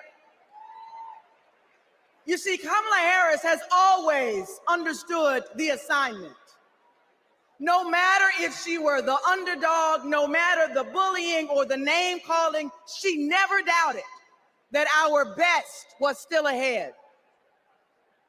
She knew a better future was possible if we stood side by side with our neighbors and we fought for it. No matter what language they spoke, no matter what country they came from, no matter the size of their bank account. And that's what she did. As a prosecutor, together with law enforcement, she prioritized holding criminals accountable and protecting public safety. When? As state attorney general, together with students, she put a scam college out of business. After the mortgage crisis, together with families who lost their homes, she took on the biggest banks in the world and won a settlement 5 times what was initially offered. Every time she walked into a courtroom, she would simply say, Kamala Harris for the people. For her, it wasn't just a professional oath. It was a battle cry. And let's be clear, to her opponents, this way of seeing the world, the idea of fighting for someone other than yourself is unthinkable. But let me tell you, Democrats, what's really unthinkable. Conning young people who simply want a good education is unthinkable. Stiffing hardworking laborers like Donald Trump did in Atlantic City is unthinkable. Bragging about having ripped away a woman's freedom to choose what she does with her own body is unthinkable. And Democrats, Americans, we deserve better. We deserve a president who is tough, not just tough talking. One who shatters the boundaries of what's possible, not the boundaries of what's legal. And one who wipes the floor with cheats and fraudsters because, well, Democrats, she knows the type. Democrats, that president, the president that we deserve, that president is my friend, Kamala Harris. Thank you all so much.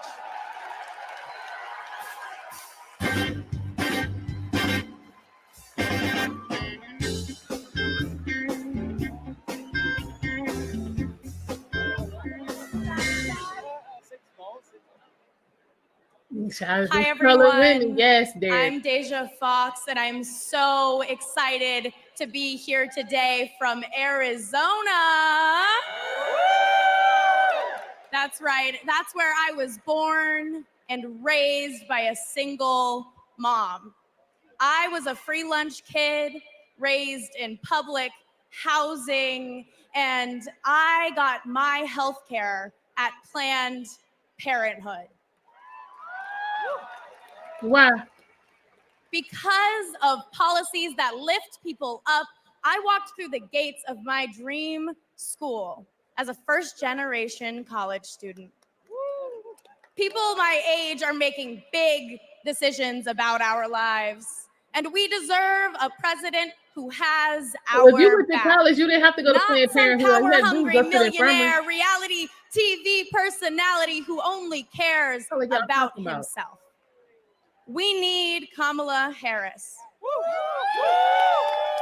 She'll deliver a future where we can decide if and when to start a family.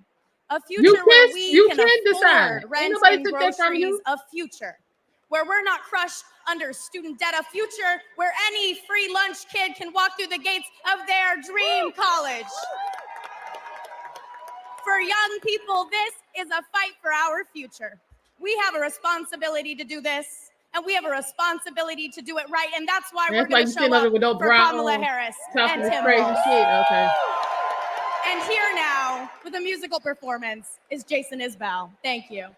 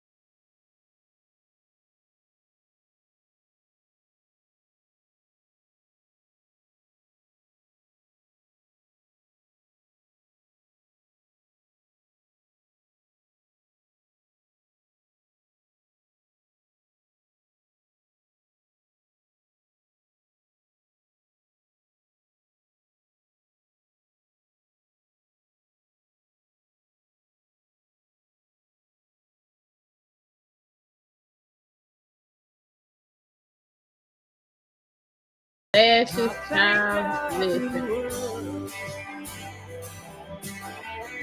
The old ass Maxine Waters had some Newtown homes. Listen.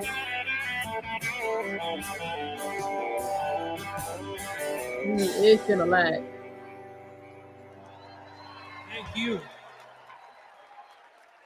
Shout out to my Alabama delegation over there. I love y'all. Child, we can't hear you, sir. What? Kamala Harris worked hard to achieve her goals. Raised by a working mother, I had a summer job at McDonald's. Donald Trump worked hard to spend his daddy's fortune. I mean, shit, his daddy had it. What's the problem? He believes in working hard for the American Now he's people. supposed to apologize for his daddy having Is bank. strong. America is strong. Donald Trump believes in working hard for his billionaire friends. I don't care about you. I just want your vote. I don't care.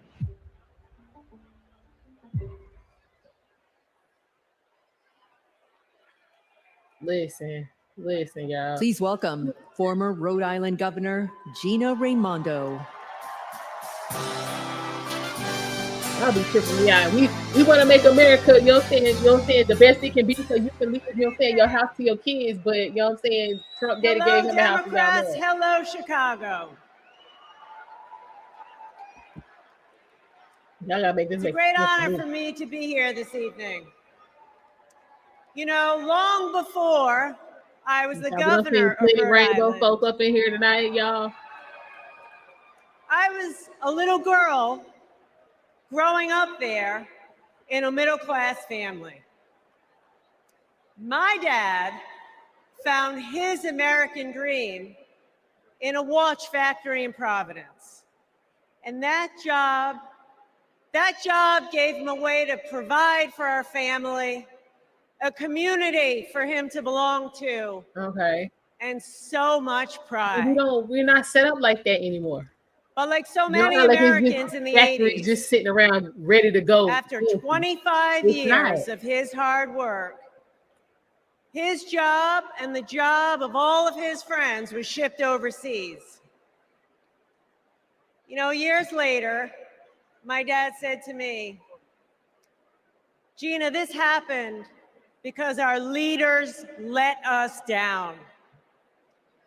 And my father was right. The Republicans in power who pushed failed economic strategy. Here we go, like his only down. Let's just cut taxes for the wealthy and leave everybody else behind. She ain't prime. You can look at her. Well, not only did my father lose his job, but frankly, manufacturing left my state. Manufacturing withered in Rhode Island and all across this nation. In communities all across America, factories shuttered. What?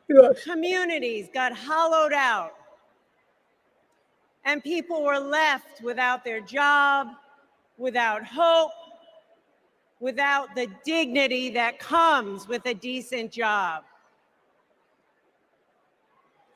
And you know, Republican economic policy failed Rhode Island. How do I know that? Because when I took office, first Democrat elected governor in a couple of decades, I inherited one of the worst economies in the country. It was a mess. But we got to work and we turned it around. We turned it around with a pro-business, pro-worker agenda. Kamala Harris has that same agenda. She knows we need an economy where the costs are low and opportunities abound. An economy where people can show up to their jobs with dignity and pride. I'm all for it. She has a new economic vision for America. You know how she knows that? She knows it because just like me, Kamala Harris grew up in a middle-class home. Her mom worked to cure breast cancer by day and feed her family at night. And as an adult, Kamala worked to lock up sex offenders and violent criminals by day.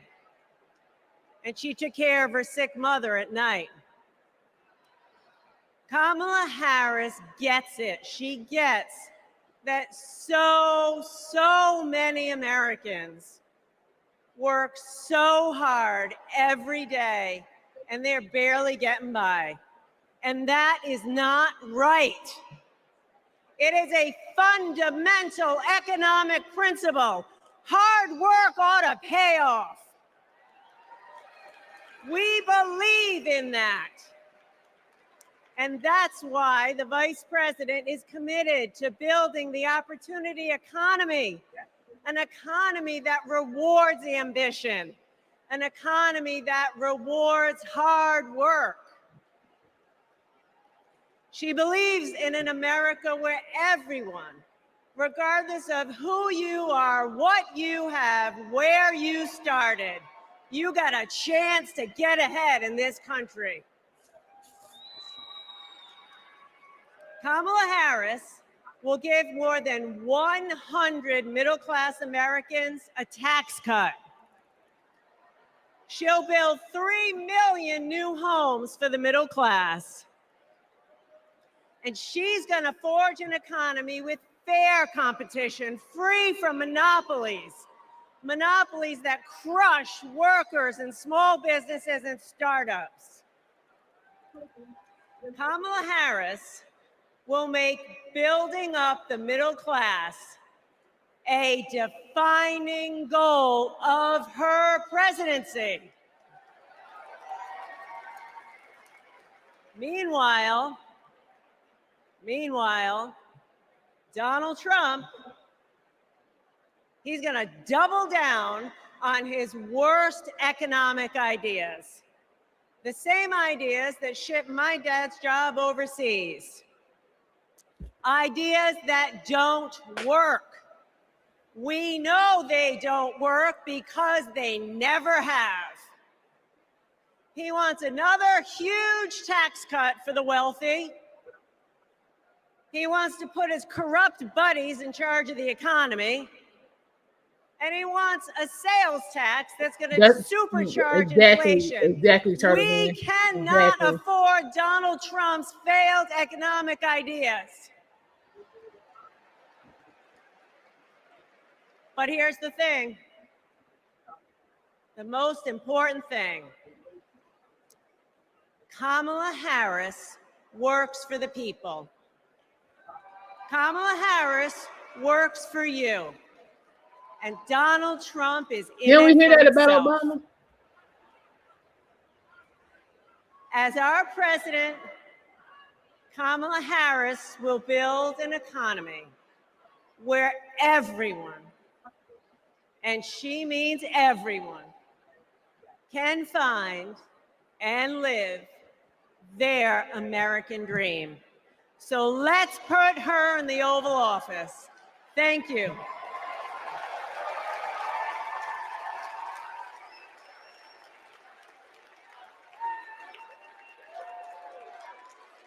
Don't know why, but I feel like freedom. I am a lifelong Republican. I'm still trying to hear about all this oppression. And I will not be voting for Trump in 2024. My name is Norma. I'm from Carson, Washington, and I am a two-time Trump voter. I will not be voting for Trump this time around. I'm actually embarrassed to say that I did vote for Trump in 2016. Donald Trump has nothing but contempt for the American people. And ironically, for those who claim to be his base, he's only interested in benefiting himself personally. Everything he said he would do, he did not do. I do not trust that he can do the right thing anymore. We've seen what Donald Trump really is, and it disgusts me to my core. I don't think the man can be trusted. He talks out of both sides of his mouth. He's a very dishonest person. I hate the way he disrespects women. Voting against Trump and for Kamala Harris is the right thing to do.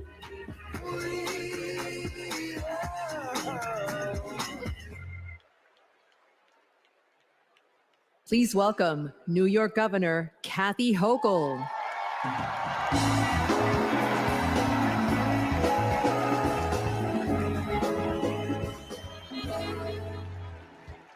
Hello, Democrats. Are you ready to elect Kamala Harris, the first president of the United States? Yes, you are. Yes, you are. Friends,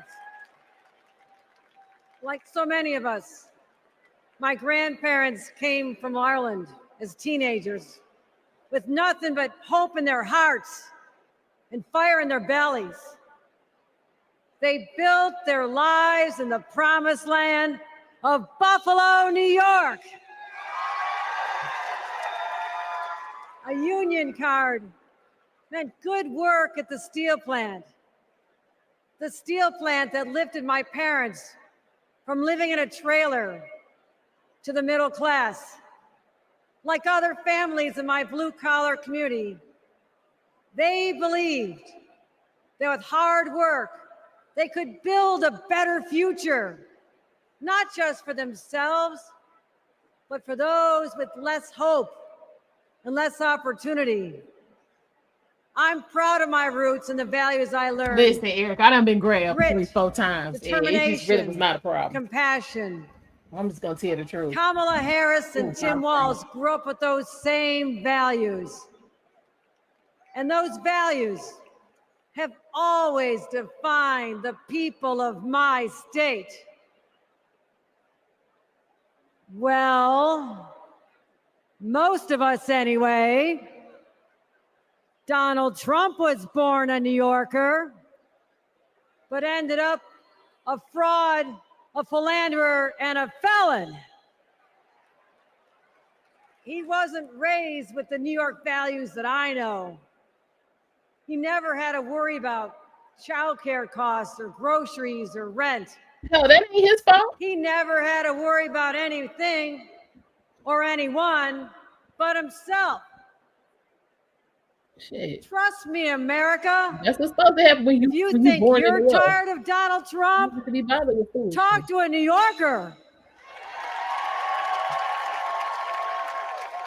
We've had to deal with him for 78 long years. Mad because he's rich. That's crazy. The fraud, the tax dodging, the sham university, the shady charities.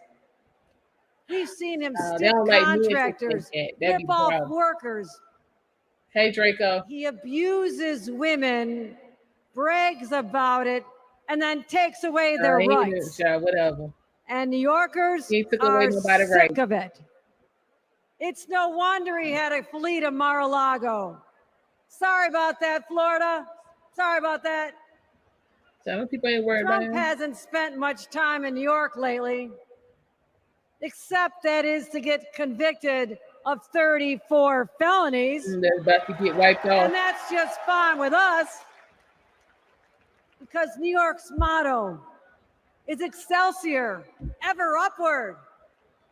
And Trump takes us ever downward. Because here's what Trump never understood.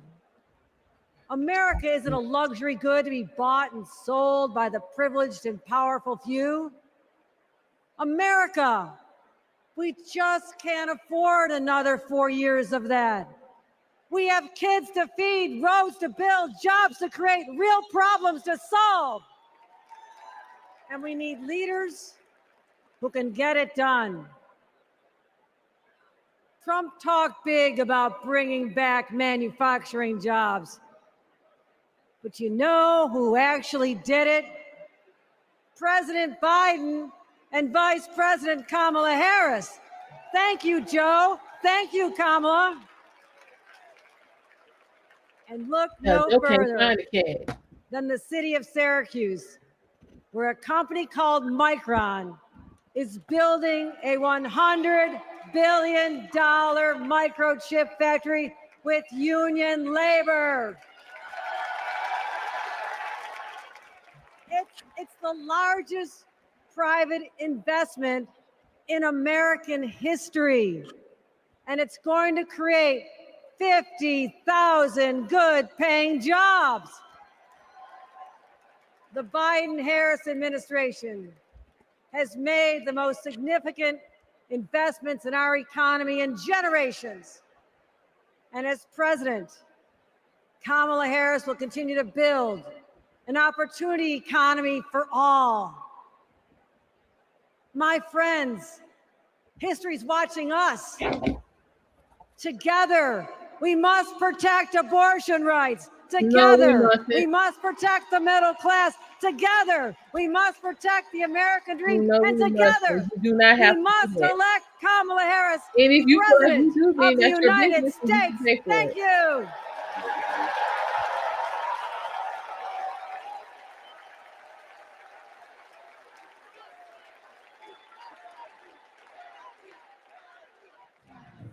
Trying to rain on the thunder.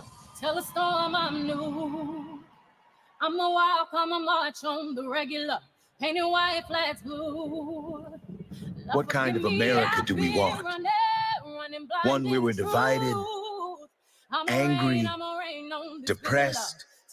Come on, we're Americans. Fascism, we conquered it. The moon, landed on it. The future, building it. Freedom, nobody loves it more. And we fight for it. Freedom, I can't move. Freedom, cut me loose. Nah, Gail, you ain't missed nothing. When I tell you, you missed about 5 minutes. Everybody who come out here has listened Donald Trump. Freedom from extremism and fear. Oh yeah, and the Constitution size printing of Project. But we are not going back. I'ma keep running 'cause the winner don't quit on themselves. We go forward. That's American. And we need a leader who is for the people. Ours is a fight for the future. That's all. Kamala Harris, protecting people from predators and big drug cartels, holding Wall Street banks accountable. A crime perpetrated against our middle class. Standing up to dictators. Or and fighting for all of us. I say we fight. That's and our I choice. don't trust a woman who walks around can't wear no or a hoodie. felon. Are you ready to make your voices heard? I ain't talking about no damn Tony Montana, damn 1970s don't get platform here because he put a stiletto there. I'm sorry. Where I'm from, you ain't real if you ain't wearing that. Do we believe in the promise of America? And are we ready to fight for it? I'ma keep running 'cause the winner don't quit on themselves.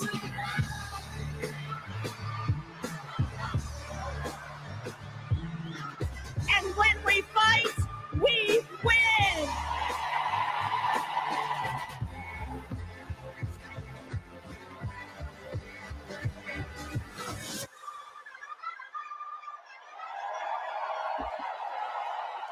You hell, you gonna be sure you got that shit, but I can't felt like it.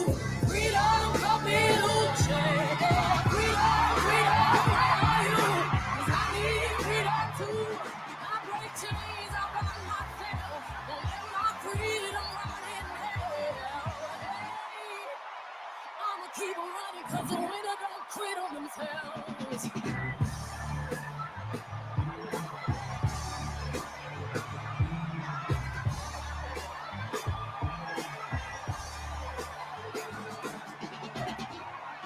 Good evening, everyone.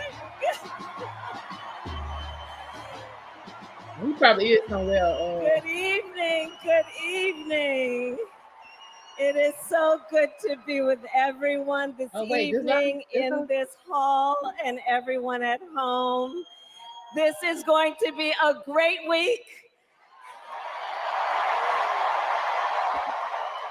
And I want to kick us off by celebrating our incredible President, Joe Biden, who will be speaking later tonight.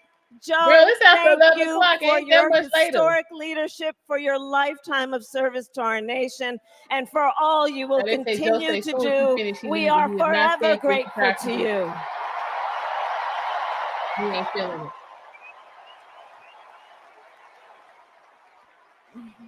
Thank you, Joe. And looking out Looking out at everyone tonight, I see the beauty of our great nation. People from every corner of our country and every walk of life are here, united by our shared vision for the future of our country. And this November, we will come together and declare with one voice, as one people, we are moving forward. With optimism, hope, and faith, so guided by our love of country, knowing we all have so much more in common than what separates us. Let us fight for the ideals we hold dear, and let us always remember, when we fight, we win. God bless you. God bless the United States of America. Good night, everyone.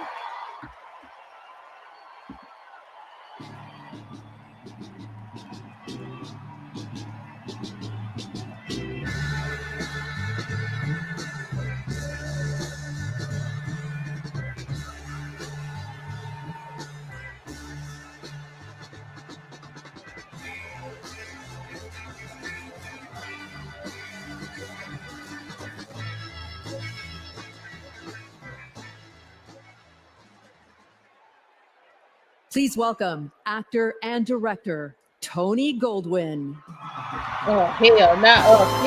Y'all got fits up in here? Hello, Chicago. Fits, let me come up here and see about this real quick. And hello to everyone tuning in from all across America. Welcome to the first night of the Democratic National Convention. Now, how is that for an opening act? I'm just saying. Now, as our vice president just said, over the next 4 days, we will be bringing folks together from all around the country, people from every walk of life, hey, Jimmy, to how you talk doing? about this nation we love and about a candidate who has devoted her life to public service, who never shies away from a righteous fight, and who always stands up for the people. We are going to talk about the choice America faces in this election. It's a choice not just between two very different candidates, but between two very different futures. We will hear from everyday Americans about what is truly at stake in this campaign. The future of our middle class, the future of reproductive rights, the future of our climate, our security, our schools, the future of our freedom, the future of our very democracy. We will see the vision of our nominee. It is a vision of stability, security, and opportunity for everyday Americans, where we continue to grow this economy by growing the middle class, and where the safety of our children, our families, and our communities are a fundamental civil right. It is a future where, instead of scoffing at allies and fawning over dictators, our president stands up for our friends, faces down our adversaries, and American democracy remains a beacon of hope and inspires the world to take on our biggest challenges together. We'll learn the story of a leader who has dedicated her life to doing the work of making good on the promise of America. A leader who understands the middle class because she grew up in the middle class.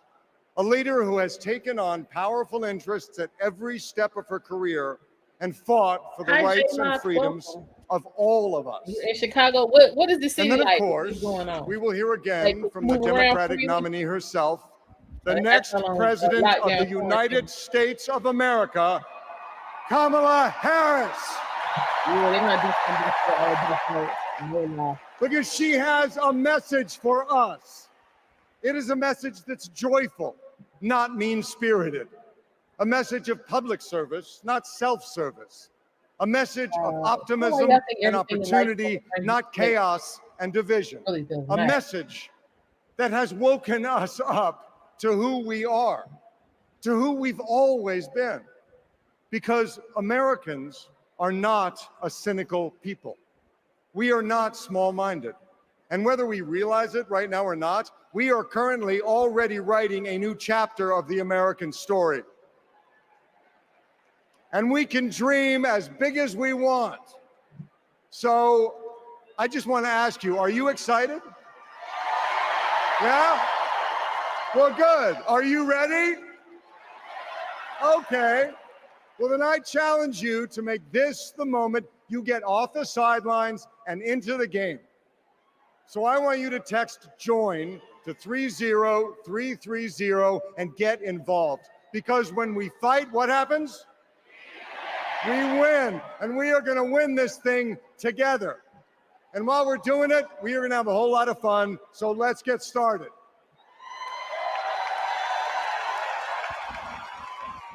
Brandon was on earlier. That's crazy. Yeah.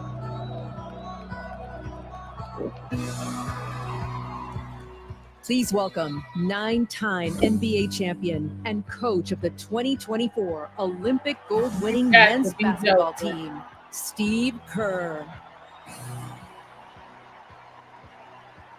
Thank you. Thank you so much. Yeah, I know. Thank you. It is so fun to be back here in the United Center. And as you guys know, a lot of good stuff has happened in this building. You didn't even play it, especially in the 90s. You young people, Google Michael Jordan and you can read all about it, okay? So there was an amazing vibe in this building back in those days. And I feel that same winning spirit here tonight. They weren't gonna pay Mike. So the last time I was in a packed basketball arena was in Paris, France. 9 days ago, some of the best players on earth, 12 incredible American men, came together to win Olympic gold.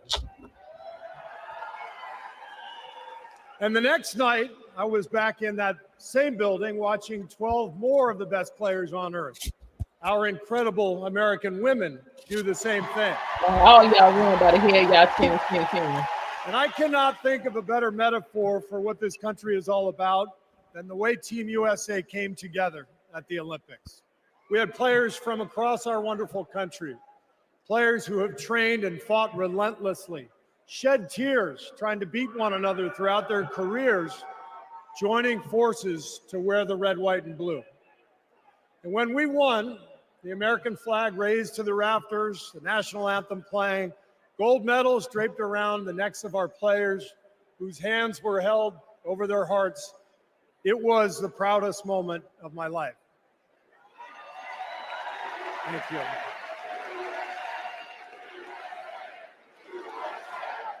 Thank you. Now, I could never have imagined that a few days later I would receive an invitation to step into a different kind of arena. And so here I am. No, if y'all had lost. I know very well that speaking out about politics these days comes with risks. I can see the shut up and whistle tweets being fired off as we speak. They only reserve But that. I also knew as soon as I was asked that it was too important as an American citizen not to speak up in an election of this magnitude. The reason I said yes to speaking here tonight is that as a coach and former player, as a husband, a son, a father, even a grandfather, and as an American, I believe in a certain kind of leadership. I believe that leaders must display dignity.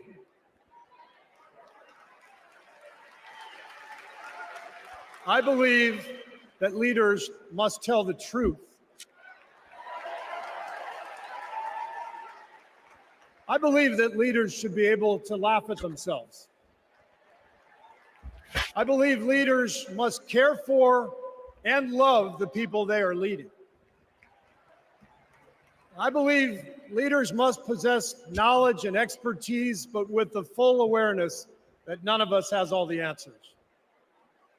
And in fact, some of the best answers often come from members of the team.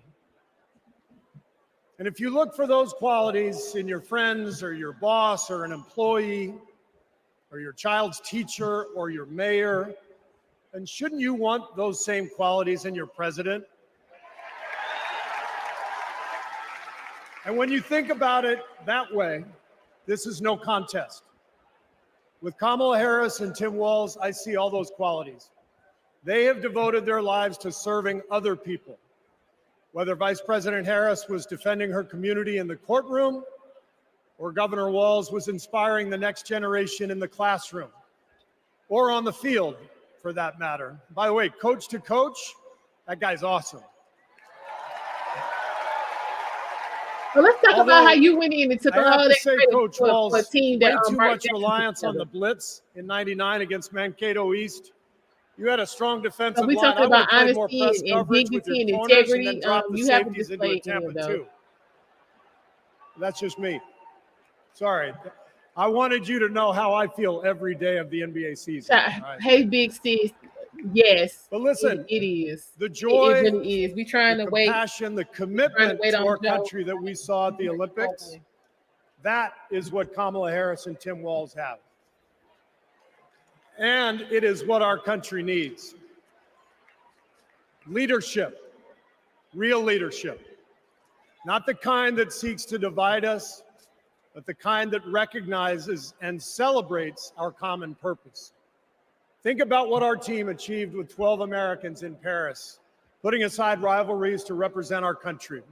And that wasn't built Now on imagine what integrity we could either. do with Half of all them didn't even play 330 through the million season, of but us now you playing got on the yourself same because they're team. gonna play in Paris. Okay. Not as Democrats, not as Republicans, playing. not as libertarians, but as Americans who know the greatness of this nation doesn't come from any one of us, but from each of us doing our part to build a more perfect union. That vision is what this campaign is all about. It's why I'm here tonight. And it's why I'll be getting out every day to help people get out and vote on November 5th and elect Kamala Harris and Tim Walz as the next president. You need to be trying to get you a team, sir, because Steph ain't gonna do it for you. Trust what I'm telling you. And after the results are tallied that night, we can, in the words of the great go in the bathroom and Steph cry. Curry, we can tell Donald Trump, night, night. Thank you.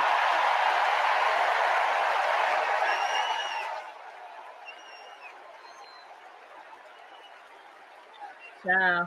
Okay. Let me tell you folks in Ohio and in this area, don't sell your house. Do not sell it.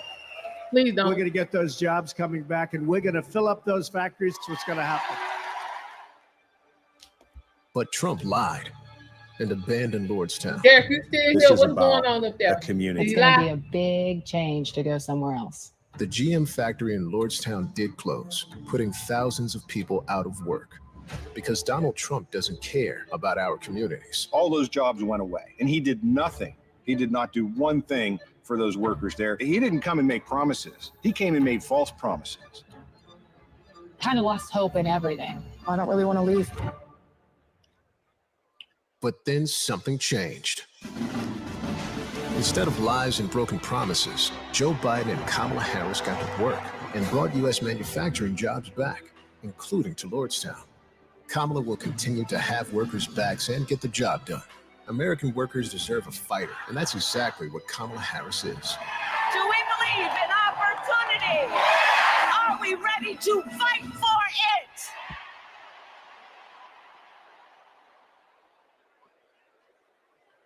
Please welcome United Auto Workers President Sean Fain. Okay, so the problem is not that y'all couldn't find other jobs, you just didn't want to leave to get them. It's not that personal problem.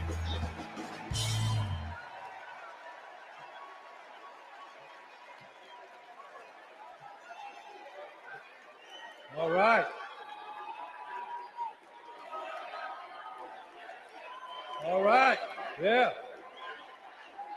And the government can't mandate that your business remain open. Thank you.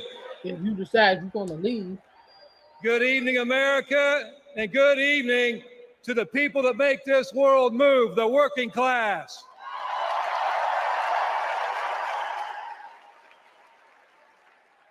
On behalf of 1 million active and retired members of the UAW, I am honored to support Kamala Harris and Tim Walz to be our next president and vice president.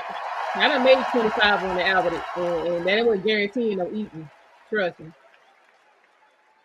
And I want to say I'm thank in North Carolina, you 25 to on the Joe hour, Biden things is for tight. making history by walking the picket line with the UAW. But he walked the picket line with y'all. You didn't get everything you asked for, and now y'all got For the massive layoffs going UAW on. and for working class people everywhere. This still sounds like a winning This record to election y'all. comes down to one question. Which side are you on? On one side, we have Kamala Harris and Tim Walz, who have stood shoulder to shoulder with the working class. On the other side, we have Trump and Vance, two lapdogs for the billionaire class who only serve themselves. So for us in the labor movement, it's real simple. Kamala Harris is one of us.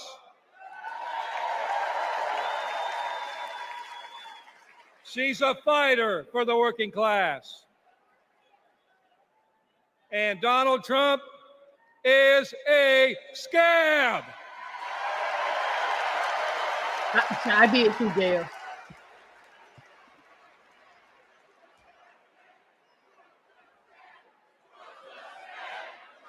What y'all doing? This is where she came. She was over there with them the other day and gave that little 12-minute speech down there in the basement.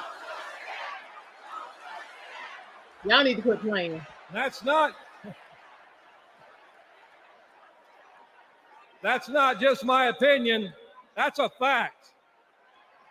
All we have to do is look at the track record. When Donald Trump was president, corporate America ran wild. Donald Trump did not bring back the auto industry.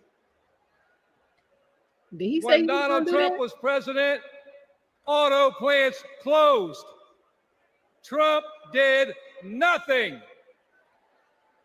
Trump told workers in Lordstown, Ohio, that he would be bringing all the auto jobs back.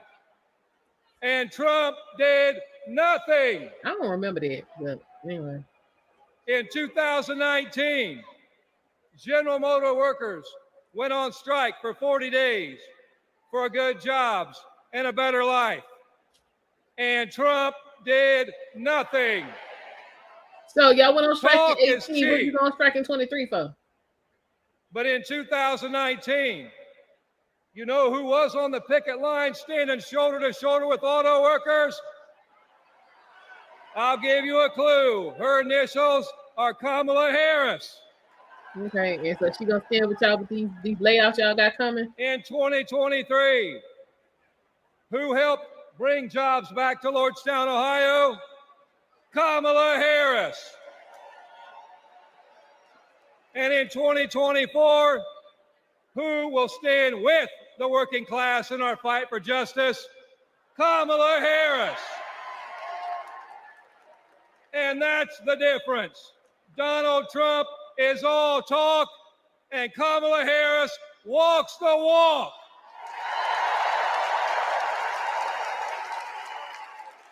Woo. In the words of the great American poet, Nellie, it's getting hot in here. Nellie, a poet. Did he just get arrested for driving with no license, bad tags, no insurance, and had oxy on him? You talking Nelly? Okay. It's hot in here. It's hot in here because you're fired up and you're fed up, and the American working class is fired up and fed up. The American working class is in a fight for our lives. And if you don't believe me, just last night, blue-collar workers, the UAW members at Cornell University had to walk out on strike for a better life because they're fighting corporate greed. And our only hope is to attack corporate greed head on. You said Columbia. Corporate greed turns blue-collar blood, sweat, and tears into Wall Street stock buybacks, CEO jackpots. It causes inflation. It hurts workers. It hurts consumers, and it hurts America. And corporate greed is alive and well in the auto industry. You know, last fall, we achieved life-changing gains in our strike at the Big Three. We even won a commitment to reopen a closed plant not too far from here. We were able to do that thanks to the support of Kamala Harris and Joe Biden and the thousands of auto workers that went on strike. Is it functioning?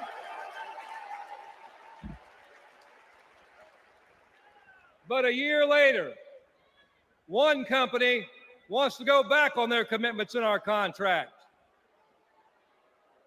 And let me be clear, Stellantis must keep the promises they made to America. Stellantis get ready to sell out. Contract. They ain't gonna keep nothing. They finna sell all the way out from Chinese folks trying to buy them.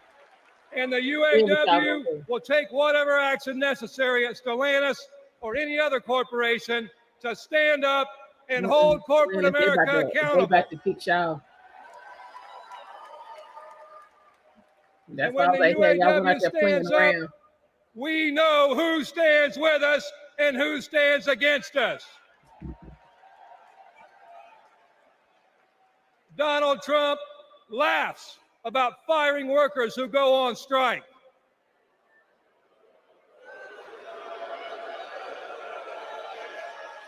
And Kamala Harris stands shoulder to shoulder with workers when they're on strike. I saw Joe out there. I didn't see her. And that's the difference between Kamala Harris and Donald Trump the scab. Trump is pushing divide and conquer tactics of the rich. It's the oldest trick in the book. They want to blame the frustrations of working class people. They want to take those frustrations, they want to blame it on race. They want to blame it on LGBTQ plus people. I don't know. They want to blame it on some destitute and desperate person at the border. They do that because they want working class people to be divided and to focus and keep the focus off the one true enemy, corporate greed.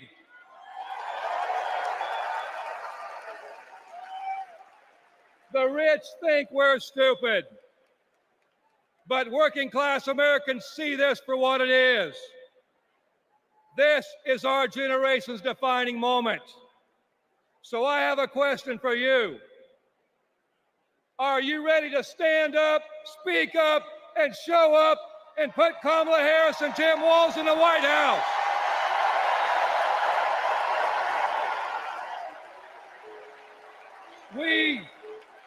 We need a defender of the working class in the White House, someone who is one of us and someone who knows how to fight. And that fighter is the next president of the United States, Kamala Harris. Thank you.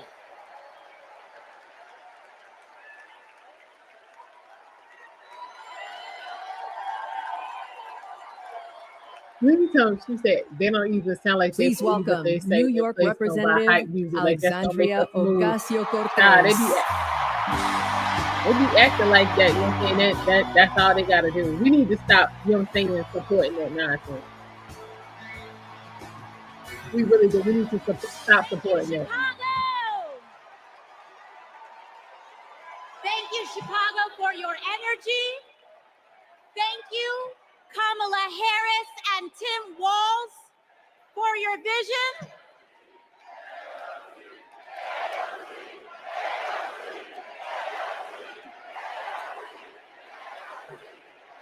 Thank you. Thank you. Thank you. Thank you, Chicago, for your energy. Thank you, Kamala Harris and Tim Walz, for your vision. And thank you, Joe Biden, for your leadership.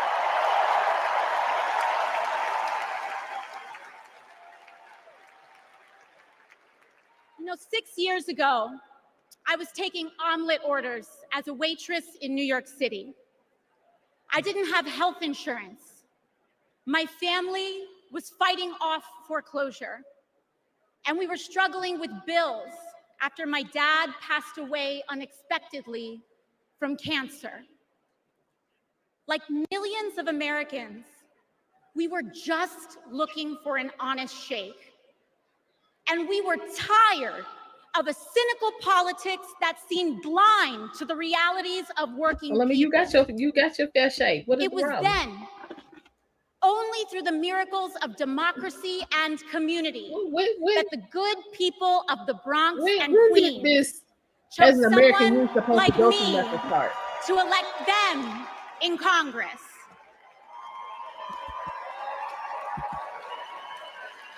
And America, in my heart, I know from that same cloth of hope and aspiration, we will also elect Kamala Harris and Tim Walz as presidents and vice presidents of the United States of America. I am here tonight because America has before us a rare and precious opportunity. In Kamala Harris, we have a chance to elect a president who is for the middle class because she is from the middle class. She understands the urgency of rent checks and groceries and prescriptions. She is as committed to our reproductive and civil rights as she is to taking on corporate greed. You still have the right to not get pregnant. And she is working You still have the right to get pregnant. What is the problem? Secure a ceasefire in Gaza and bringing hostages Okay, we didn't home. have any problems with Trump president. I don't know what's going on. This is some shit y'all got started. In Kamala Harris, I see a leader who understands. I see a leader with a real commitment to a better future for working families. And Chicago, we have to help her win. Because we know that Donald Trump would sell this country for $1 if it meant lining his own pockets and greasing the palms of his Wall Street friends. Child, y'all just can't nobody come up here without for mentioning one, their name. I'm tired of hearing about how a two-bit union buster thinks of himself as more of a patriot than the woman who fights every single day to lift working people out from under the boots of greed, trampling on our way of life. The truth is, Don, you cannot love this country if you only fight for the wealthy and big business. To love this country is to fight for its people, all people, working people, everyday Americans like bartenders and factory workers and fast food cashiers who punch a clock and are on their feet all day in some of the toughest Ain't that a choice jobs too? out there. I choose not to do that kind of work. You know, ever since I got elected, Republicans have attacked me by saying that I should go back to bartending. But let me tell you, I'm happy to any day of the week because there is nothing wrong with working for a living. Well, then go do it. Y'all act like y'all don't want to do it, but then want to talk about ain't no jobs. Ain't the job you want. Imagine That's different. Imagine having leaders in the White House who understand that.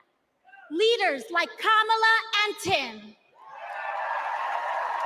But Chicago, just because the choice is clear to us does not mean that the path will be easy. Over the next 78 days, we will have to pour every ounce, every minute, every moment into making history on November 5th. But we cannot send Kamala and Tim to the White House alone. Together, we must also elect strong Democratic majorities in the House and in the Not Senate happening. so that we can deliver on an ambitious agenda for the people. Because if you are a working parent trying to afford rent and childcare, Kamala is for you. If you are a senior who had to go back to work because your retirement didn't stretch far enough, Kamala That ain't Trump is fault either. for you. If you're an immigrant family just starting your American story, Kamala is for you. Now that part right there, honest. That was honest as hell. America, Yeah, she's showing up for you. when we knock on our neighbor's door, organize our communities, and elect Kamala Harris to the presidency on November 5th, we will send a loud message that the people of this nation will not go back. We choose a new path and open the door to a new day, one that is for the people and by the people. Thank you. Thank you very much. God bless. God bless you all.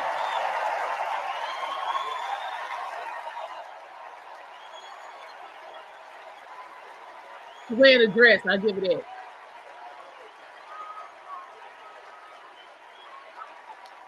Now he looking real unimpressed. Wow. How about that AOC? Good Lord. So Kamala Harris's story begins in a middle-class neighborhood in the East Bay. Yeah.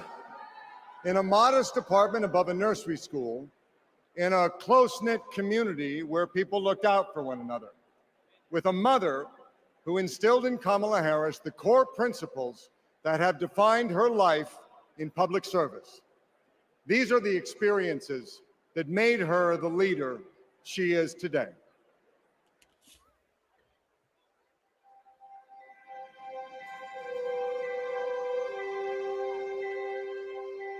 The neighborhood we grew up in was a very hardworking, middle-class, tight-knit community.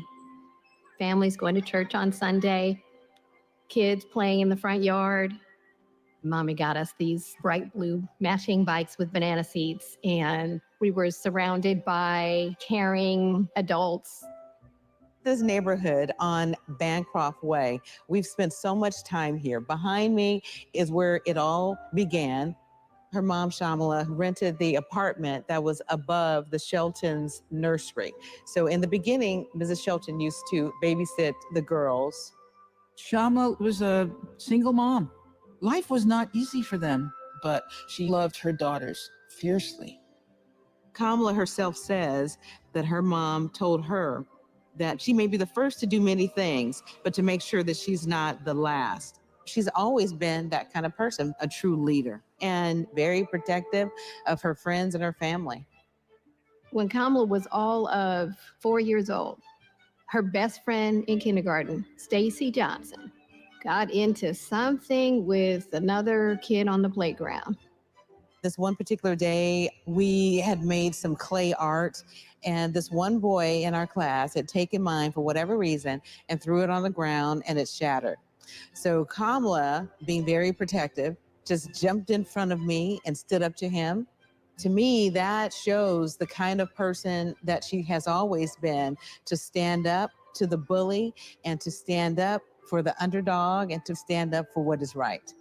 Kamala carries the lessons of our mother, the fighting spirit of our mother, the compassion, and I have seen it over and over again in our growing up.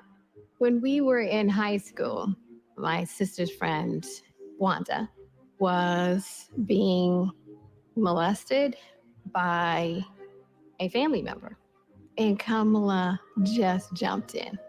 She wanted her to come and stay with us, and Mommy said, of course. That is Kamala. She can't help herself from standing up for people and standing up for what she thinks is right. She has been that way our whole lives. Being a protector is what led her to become a prosecutor. Looking back now, I could say it was her calling.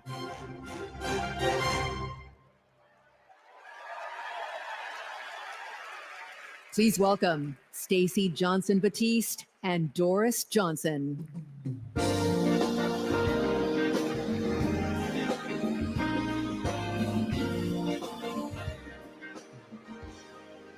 Good evening. I'm Stacey Johnson Batiste, and this is my mom, Doris Johnson. We are so excited and honored to be here with you. Kamala and I have known each other for a long time. We met at Berkwood Hedge School.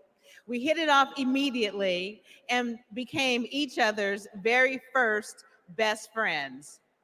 Our moms also became fast friends. And on weekends, we would pile into my 1966 Mustang, and Kamala's mom, Shamala, would sit in the front with me, and Kamala and Maya and Stacy would sit in the back, and off we would go to a movie or some adventure. My mom still has that Mustang. I do. Kamala and I both get our grit from our mothers. Kamala has always been a protector. One day at school, we made clay art projects during story time when they were outside on tables to dry. For whatever reason, a boy in our class took mine, threw it on the ground, and it shattered. Kamala jumped in between him and me and said something that made him so mad, he picked up a rock or something and hit her on the head. Blood came streaming down. The school called Shamala to come take her to the hospital. The stitches she got left a scar over one of her eyes. She still has it. That's the kind of person Kamala has always been from the very beginning. Someone who doesn't hesitate to stand up for what's right, to take up for the underdog, and to stand up to bullies. I have no idea.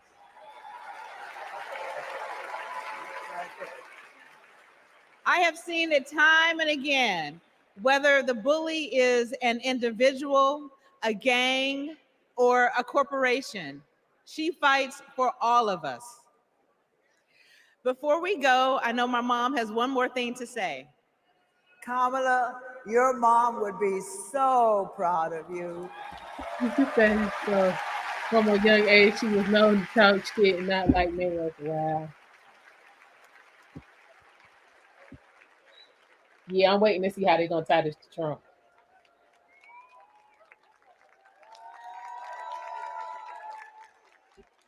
Please welcome former Secretary of State Hillary Clinton. Okay, now we good.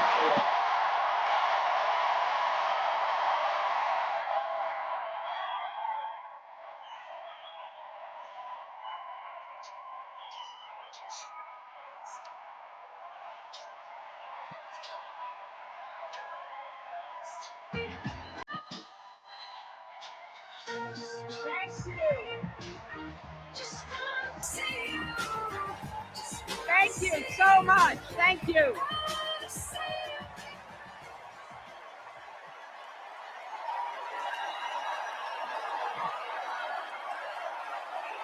Thank you.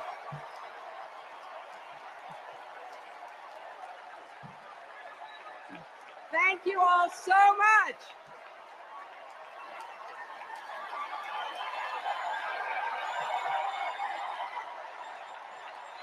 Thank you.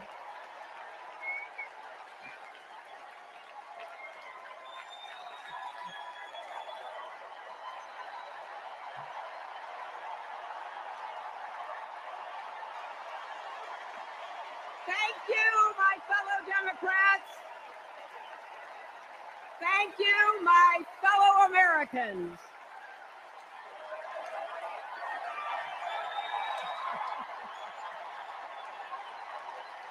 Thank you so much. No.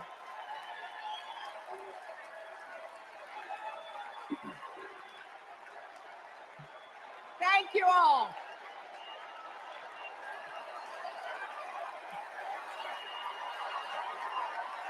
Thank you. Thank you. Thank you. Thank you. Hi, Gavin. Thank you Just so like they much. want, though. Wow. There's a lot of energy in this room, just like there is across the country.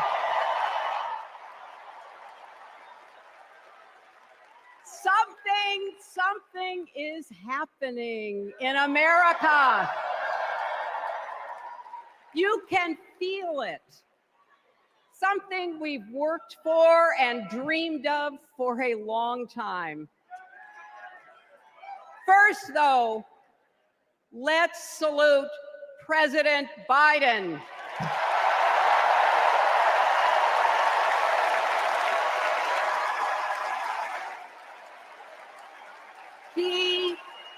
He has been democracy's champion at home and abroad.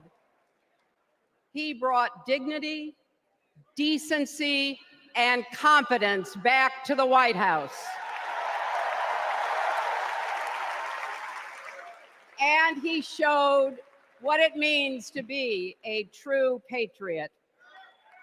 Thank you, Joe Biden, for your lifetime of service and leadership.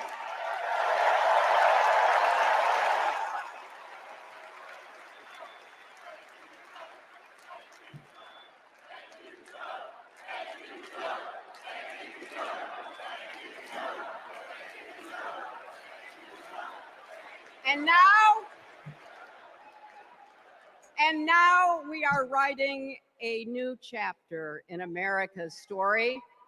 You know, my mother Dorothy was born right here in Chicago before women had the right to vote. That changed 104 years ago yesterday. Think about it. Tennessee became the final state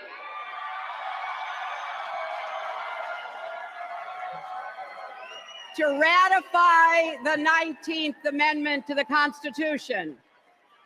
The state legislature was deadlocked until one lawmaker's mother, a widow who read 3 newspapers a day, sent a letter to her son.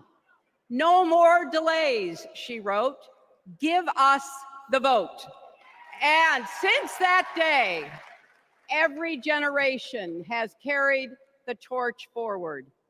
In 1972, a fearless Black Congresswoman named Shirley Chisholm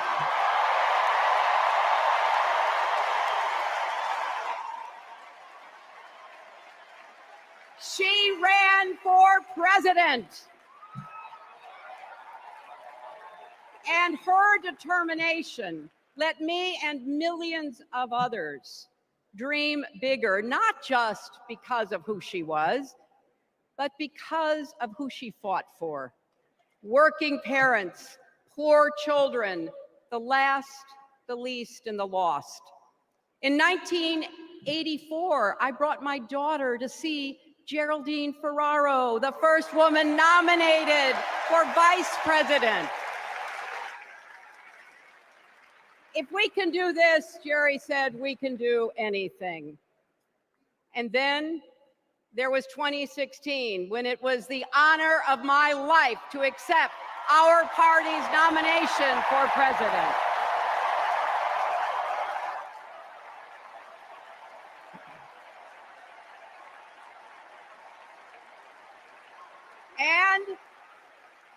And nearly 66 million Americans voted for a future where there are no ceilings on our dreams.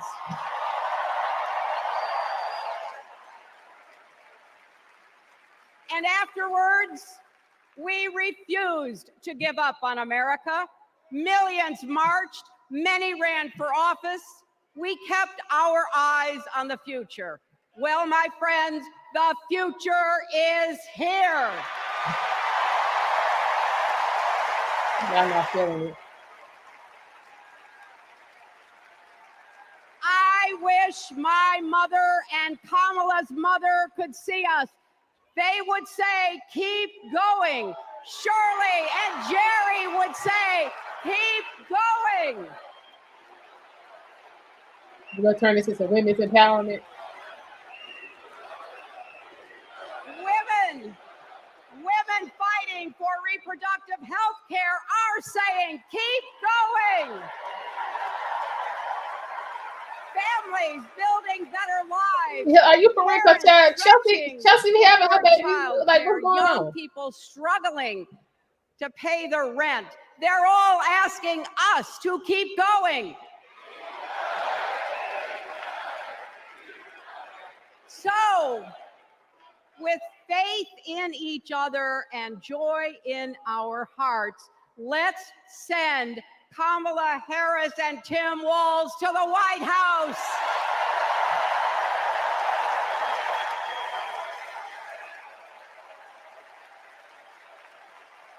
You know, the story of my life and the history of our country is that progress is possible, but not guaranteed. We have to fight for it and never, ever give up. There is always a choice. Do we push forward or pull back? Come together as we the people, or split into us versus them? Y'all That's already the decided to choice we split into face us in this versus them. election. Kamala has the character, experience, and vision to lead us forward.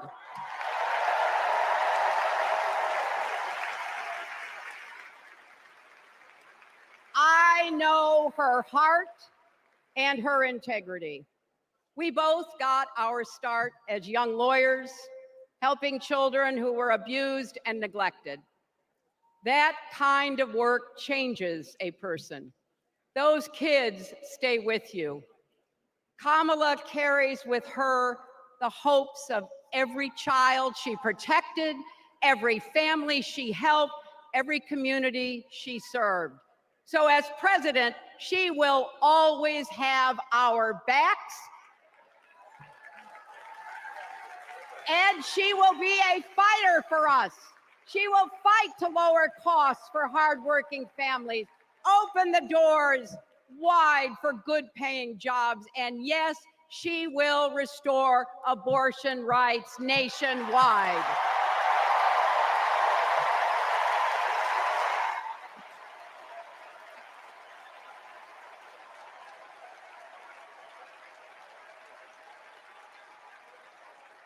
As a prosecutor, Kamala locked up murderers and drug traffickers. She will never rest in defense of our freedom and safety. Donald Trump fell asleep at his own trial, and when he woke up, he made his own kind of history, the first person to run for president with 34 felony convictions.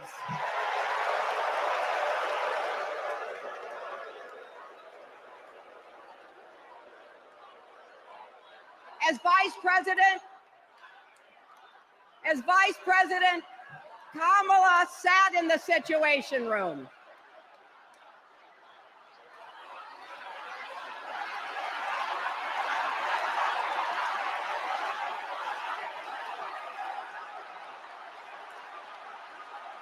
They doing more. How go ahead and be able to Kamala was out there.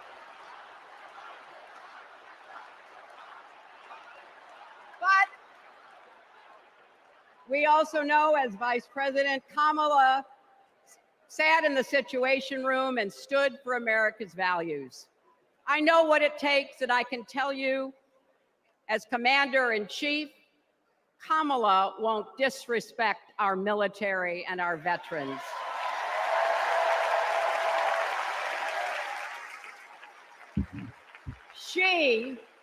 She reveres our Medal of Honor recipients. She won't be sending love letters to dictators. She will defend democracy and our Constitution and will protect America from enemies, foreign and domestic.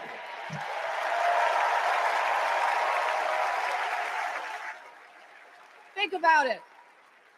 The Constitution says the president's job is to take care that the laws be faithfully executed. Those are the words of our founders. Take care. Just look at the candidates. Kamala cares about kids and families, cares about America. Donald only cares about himself. On her first day in court, Kamala said 5 words that still guide her. Kamala Harris, for the people. That is something that Donald Trump will never understand. So it is no surprise, is it, that he is lying about Kamala's record. He's mocking her name and her laugh. Sounds familiar. But we have him on the run now. No. He beat you though, Hillary. I didn't think he would, but yeah, he did. So, no matter what the polls say, we can't let up. We can't get driven down crazy conspiracy rabbit holes. We have to fight for the truth. We have to fight for Kamala as she will fight for us. Because you know what? It still takes a village to raise a family, heal a country, and win a campaign.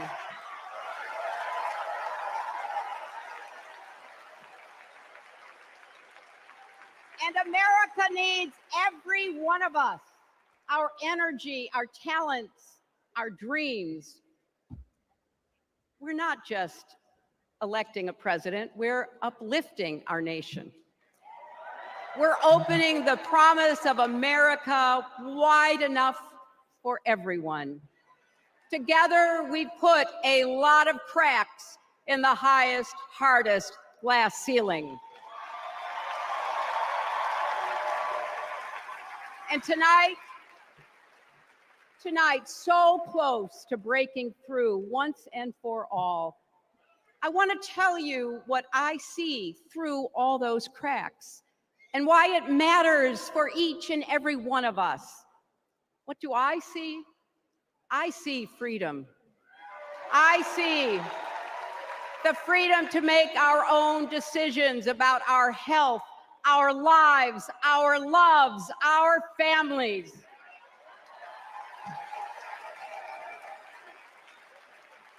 The freedom to work with dignity and prosper, to worship as we choose or not, to speak our minds freely and honestly. I see freedom from fear and intimidation. No, from nobody has come and up here tonight and injustice, not mentioned from that man's name. chaos and Not one person. corruption. I see the freedom to look our children in the eye and say, in America, you can go as far as your hard work and talent will take you, and mean it. And you know what? On the other side of that glass ceiling is Kamala Harris raising her hand and taking the oath of office as our 47th President of the United States. Okay, I miss Stacey.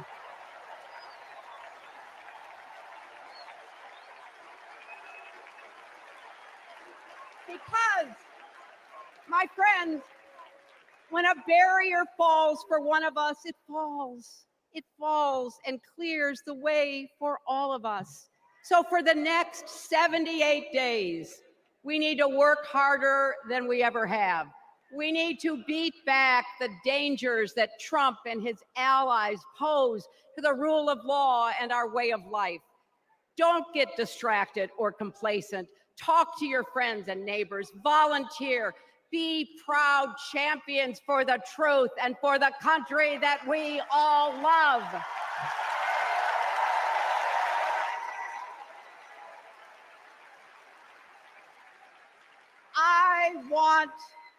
I want my grandchildren and their grandchildren to know I was here at this moment, that we were here, and that we were with Kamala Harris every step of the way. This is our time, America. This is when we stand up. This is when we break through. The future is here. It's in our grasp. Let's go win it.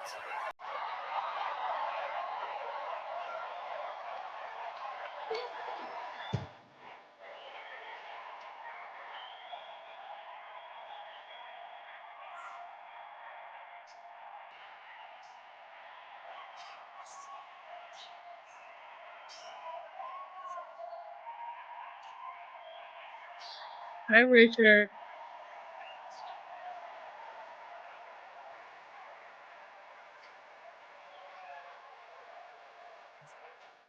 I think it's fair to say that we all stand on the shoulders of Hillary Clinton. So I'm just checking. Are you ready to join this fight yet? Okay, that's the answer I was looking for. So I want you to text JOIN to 30330 and get involved. Now, what does fighting for the people exactly look like? Let's go back to 2011 when Kamala Harris was Attorney General of California. The housing crisis had devastated American families, and the big banks had forced Californians out of their homes. Well, Kamala Harris stood up to those banks, and she secured a $20 billion settlement for California families. That is fighting for the people. And that is something that our next speaker knows all about. Please welcome the fearless fighter from South Carolina, Congressman Jim Clyburn. Oh, hell. Oh, Lord.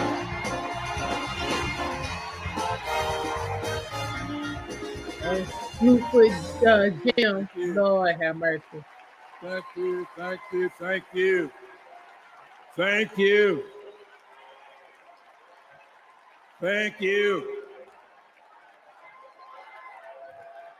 Thank you. Thank you and good evening.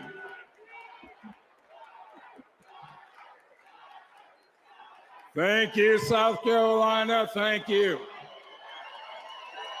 He has done absolutely nothing for y'all. 4 years ago, Americans were experiencing high anxieties and great uncertainties. A deadly virus raged, schools closed, businesses shuttered. Donald Trump mismanaged the crisis from day one, looking out for himself instead of the country. The American people responded to the crisis in leadership by electing new leaders.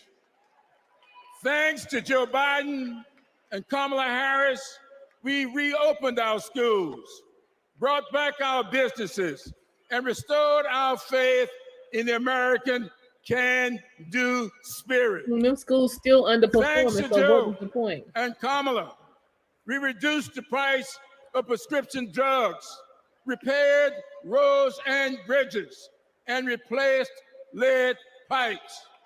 Thanks to Joe and Kamala, we are honoring our heroes in uniform and expanded benefits to over 1 million veterans. Thanks to Joe and Kamala, Make It in America is no longer just a slogan, but a movement that is bringing millions of manufacturing jobs back to America. For President Biden's lifetime of achievement in service of his country, we owe him a great debt of gratitude.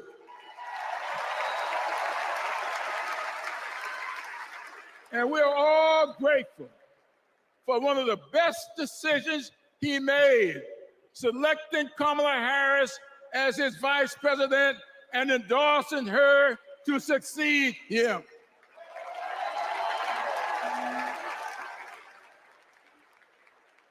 I often say that we are but the sum of our experiences. In the introduction to my memoir, I wrote, all my experiences have not been pleasant, but I consider all of them to be blessings. So has been the case with Kamala. Her experiences have prepared her for this moment. Kamala Harris is a true battle-tested leader, a district attorney, attorney general, senator, and vice president who gets things done. While Donald Trump has been bragging about how he overturned Roe, Kamala has been fiercely advocating for the respectation of reproductive freedoms. While Trump has been looking out for himself and his billionaire buddies, Kamala has been fighting to lower costs for all Americans. And while Trump falsely pleads ignorance of Project 2025, which in my opinion is Jim Crow 2.0, Kamala has been offering the American people enlightened proposals and visionary leadership. Having grown up in a parsonage, I often look to the good book for understanding and guidance. As 2 Corinthians informs, we are troubled on every side, yet not distressed. We are perplexed, but not in despair, persecuted, but not forsaken, cast down, but not destroyed. Our great democracy has been tested, and so has the basic goodness of the American people. But our resolve to remain a great country with freedom and justice for all will not falter. We will continue our march toward a more perfect union, united in our common purpose and emboldened by our resolve to elect Kamala Harris and Tim Walz as the next president and vice president of these United States of America. Thank you and Godspeed.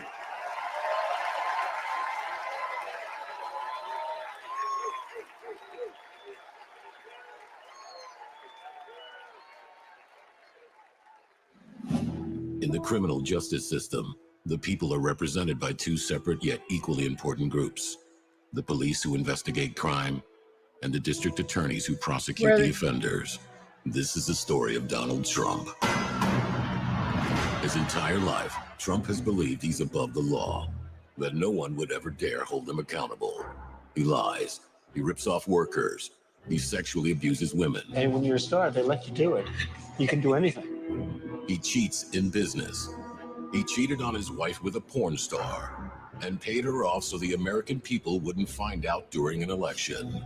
That's his business. But in the criminal justice system, ordinary Americans have had the courage to find him accountable, time and time again. Guilty. Guilty. Guilty. Donald Trump guilty on all 34 felony counts. For the first time in history, we have a convicted felon running for president. And to take on this case, we need a president who has spent her life prosecuting perpetrators like Donald Trump. He tried overturning Georgia's free and fair election. I just want to find 11,780 votes. He's tried to escape any responsibility for instigating the January 6th attack on our Capitol. We're going to walk down to the Capitol, and I'll be there with you. And if elected, Trump has promised to overturn laws that would keep him accountable and exact retribution on anyone he considers an enemy, even warning of a bloodbath if he doesn't get his way. So we, the people, have a chance to render our own verdict on Donald Trump. We are the jury he most fears. When we vote this November, we vote for justice, accountability, and the rule of law that keeps America free. Do we believe in freedom? What is that? We're not free now? Please welcome Maryland Representative Jamie Raskin.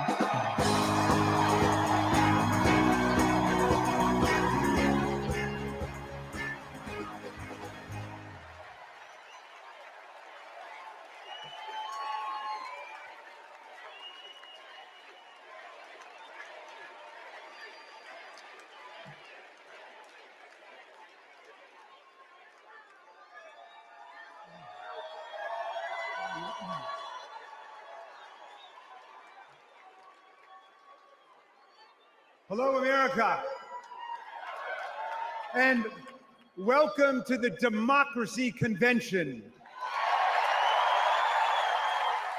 Welcome to the Freedom Convention.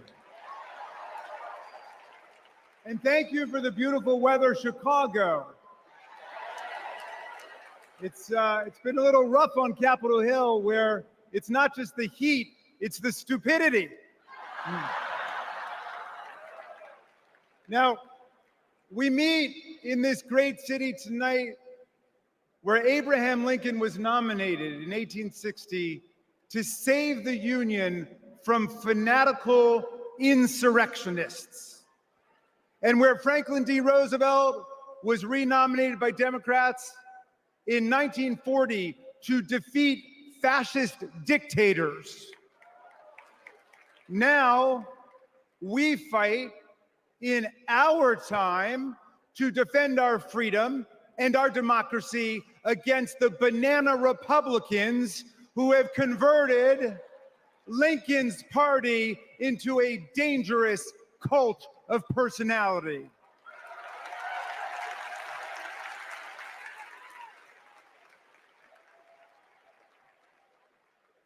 You know, I'll never forget the pounding on the doors of the House chamber on January 6th, or the screams to follow. Hundreds of our police officers taunted and attacked, 140 of them wounded by extremists wielding baseball bats, steel pipes, even American flags. 5 people died that day, and 4 more of our officers took their own lives in the days and weeks to come. All of this after Trump was defeated by more than 7 million votes by the great Joe Biden. That's not true. It was after 80 judges rejected every ridiculous claim raised by this sore loser who does not know how to take no for an answer from American voters, American courts, or American women. You the cousin, the American cousin. Remember what the mob chanted as they stormed the Capitol and injured our officers? Hang Mike Pence. Someone should have told Donald Trump that the president's job under Article 2 of the Constitution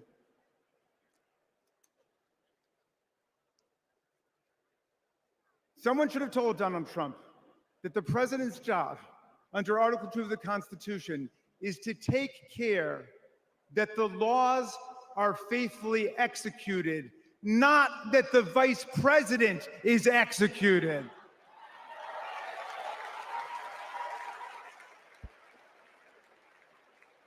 Pence has now joined more than 24 officials from Donald Trump's own administration in denouncing him, an historical record.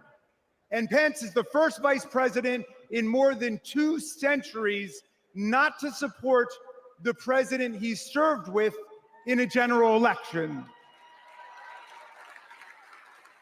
And by the way, J.D. Vance, do you understand why there was a sudden job opening for running mate on the GOP ticket? They tried to kill your predecessor. They tried to kill him because he would not follow Trump's plan to destroy and nullify the votes of millions of Americans. Your votes, Pennsylvania. Your votes, Michigan. Your votes, Georgia, Nevada, Arizona. Are we going to go back to the days of election suppression and violent insurrection?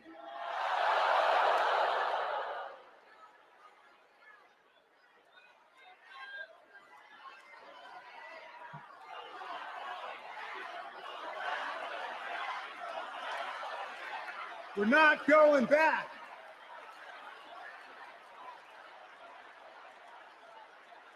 Well, look, 1 week after that beautiful day, as Trump calls it, the Republicans, 10 Republicans, joined all of the Democrats to impeach Trump for the worst high crime and misdemeanor ever committed by a president, inciting insurrection against our own Constitution. Make no mistake, a man who uses fraud, theft, and violence to take power will commit any crime to keep it. And now Trump's promising to pardon hundreds of his fellow criminal convicts and insurrectionists. He calls for, quote, the termination of all rules, regulations, and articles, even those in the Constitution. My friends, are we the people going to let Donald Trump terminate our Constitution and obliterate the blessings of liberty for our posterity? That's right. We're going to elect Kamala Harris. We're going to elect the career prosecutor and inspiring public servant and Coach Walls. And we're going to defeat Donald Trump, the career criminal and incorrigible recidivist con man, and his pet chameleon, J.D. Vance.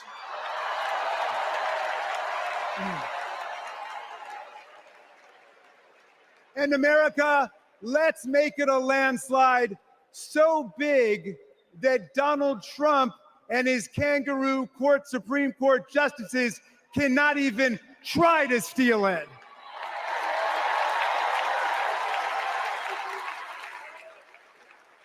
Let's make every vote count. Let's make sure every vote is counted. Let's let freedom ring, and let's let democracy work in America.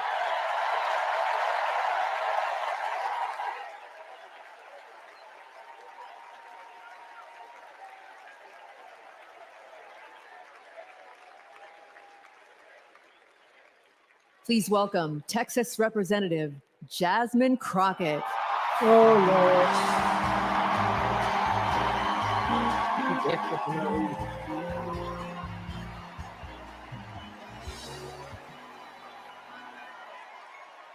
Well, good evening, America.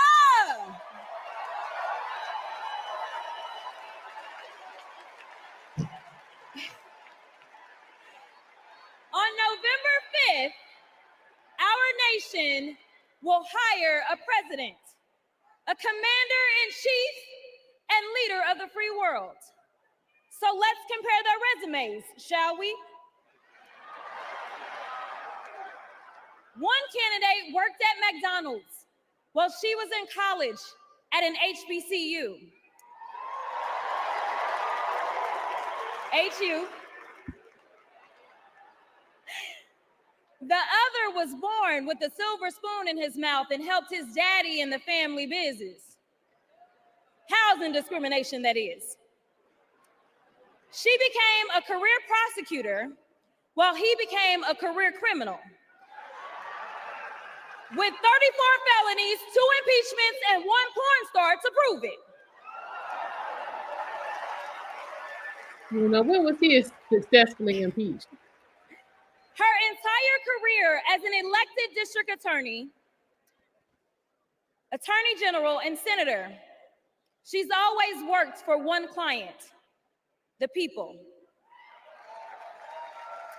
Meanwhile, he's a 78-year-old, lifelong predator, fraudster, and cheat, known for inciting violent We heard mobs. this one time already tonight. Listen, y'all. He's only looked out for one person, himself. As women are dying, he is bragging about overturning Roe. And y'all know I come from Texas. And right now in Texas, come on, Texas. But right now in Texas, they want to institute the death penalty. That is a problem. While Kamala Harris is fighting for our reproductive rights to be restored. She is also the leader we need on the global stage. She helped secure the release of Americans wrongfully detained in Russia. At the same time, he cozies up to his role model, Vladimir Putin, and MAGA holds legislation hostage here at home, critical resources to secure the border, military aid to Ukraine, and even the Farm Bill. She's lived the American dream while he's been America's nightmare.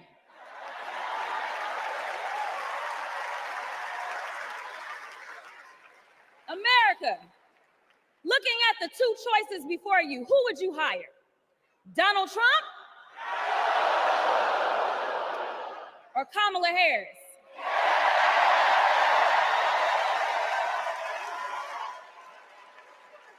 Kamala Harris has a resume.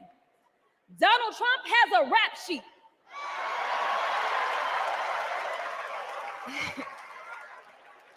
She presides over the Senate while he keeps our national secrets next to his thinking chair. Y'all know what I said that other time. In Mar-a-Lago. While Donald Trump wants to put our 1787 Constitution through his Project 2025 paper shredder and make every day January 6th, Kamala Harris is fighting to fulfill the promise of America. In the real world, this wouldn't even be close. But this election is. Don't make a mistake. We are the underdogs in this fight, even though there is only one person qualified, only one person who's done the work and who has delivered the results. And she needs you. She needs your one vote this November. Can we count on you?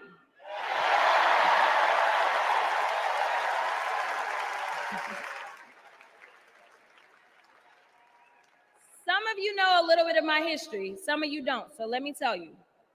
I was a public defender.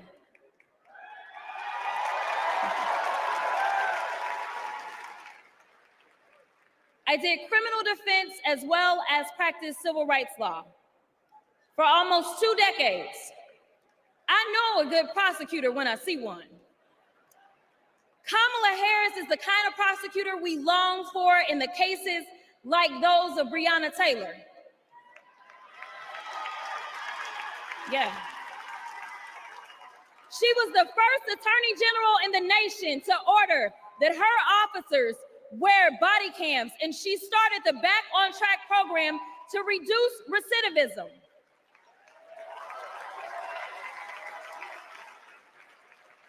Listen, y'all, she did all these things because she genuinely cares about people. She sees each person as just that, a person, not a statistic. She's proven that since the first day she stepped into a courtroom and said what y'all already heard Hillary say, I did not copy off of her speech. I just want y'all to know. She walked into that courtroom and said, Kamala Harris for the people. And she meant that.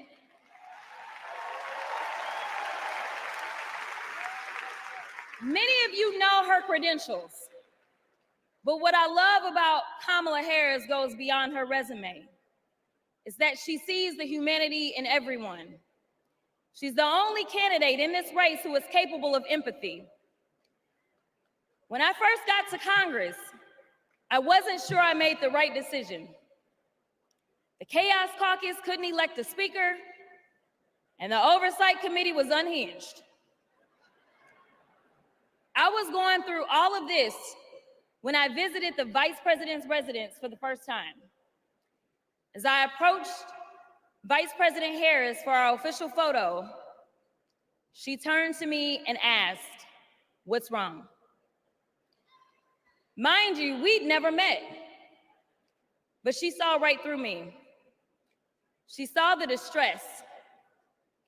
I immediately began crying.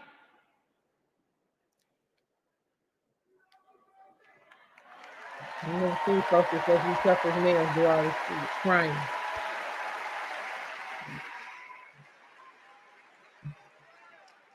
And the most powerful woman in the world wiped my tears and listened.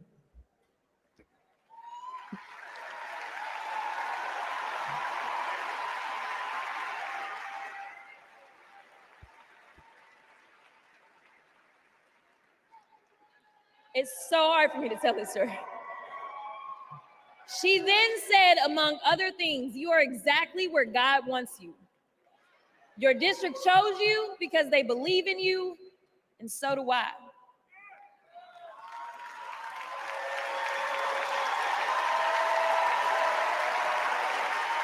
Right. I'm gonna stop. Okay. The next month, I went viral for the first of many times to come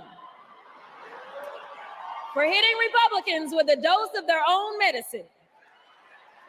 No, you got to hurling insults. That brief but impactful interaction gave me my legislative legs, and I've been running ever since.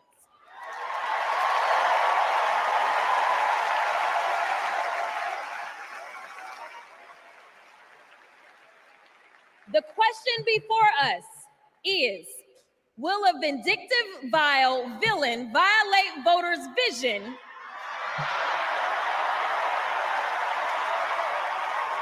for a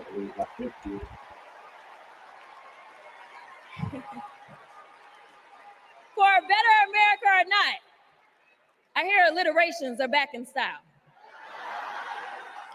We deserve better. We deserve a president who can be a bright light in a sea of darkness. One who will pull us forward, because we won't go back. Amanda Gorman said it best: there's always light if only we are brave enough to see it, if only we are brave enough to be it. Kamala Harris showed me that light. And America, when she is our president, Well, I wish you take a quick we win will out of shine leave. as that beacon That of ain't it, hope baby. and freedom around the world once more. God bless y'all.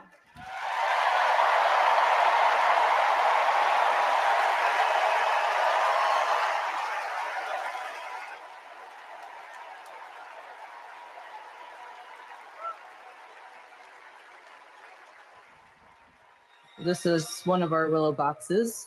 This was the outfit that she was gonna maybe wear home from the hospital. Here's her little, the blanket that she was in. It's okay. No. The 54 years they were trying to get Roe v. Wade terminated, and I did it, and I'm proud to have done it. I was punished for 3 days having to wait for either my baby to die or me to die, or both. I was stuck in this horrific hell of both wanting to hear her heartbeat and also... Okay, this doesn't make sense. There has to be some form of punishment. For the woman? Yeah, there has to be some form. I almost died because doctors were forced to follow Trump's abortion ban. I don't believe it. Kamala will protect a woman's right to choose. We So you want to choose to make decisions about their own to let the baby go. Because the baby wasn't perfect. This is what we're doing. what to do. I have so much faith in her. And when Congress passes a law to restore reproductive one thing is freedoms guaranteed as to happen. President of Your the body- your United body's gonna- the States, baby I coming will out, sign no it doubt. into law. We have to fight for Kamala Harris, our rights, our freedoms, and frankly, our One way or lives. the other, that baby Everything coming out. is So on the I line. don't understand this.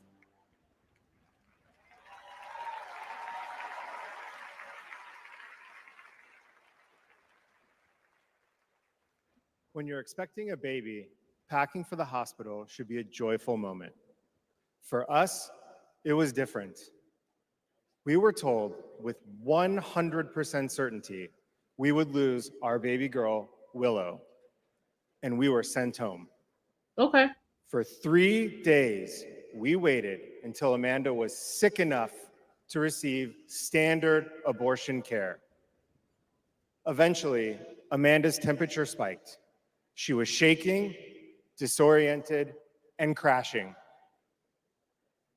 I don't remember what I threw into our bag that day, only that instead of welcoming Willow, I was hoping Amanda's life could be saved. And she's standing up? I'm here tonight because the fight for reproductive rights isn't just a woman's fight. This is about fighting. This is about fighting for our families. And as Kamala Harris That's says, going to take 3 days our to get all of future. that. We're going to try this again. I'll take way too many science classes for this. We're going to try this again.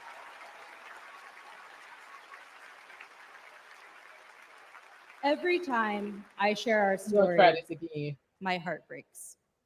You want to quit For the telling? baby girl we wanted desperately, for the doctors and nurses who couldn't help me deliver her safely, for Josh, who feared he would lose me too. That's exactly what that is, Draco.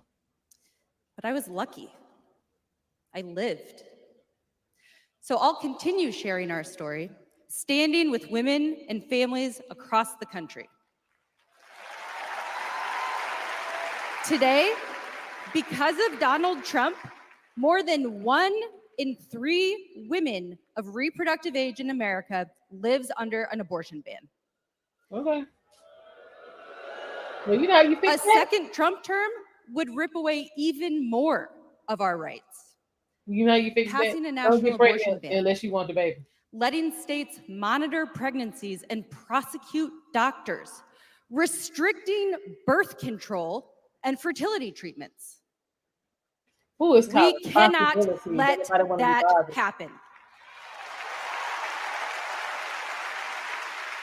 We need to vote as if lives depend Not when on it's it. gonna live, Gavin. Because they That's do. just being real. Not when it's gonna live. That's not even 5 months.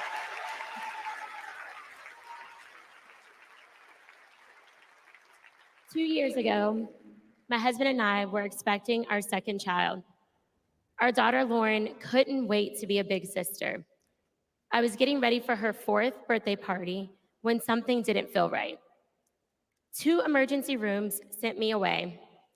Because of Louisiana's abortion ban, no one would confirm that I was miscarrying. I was in pain, bleeding so much my husband feared for my life.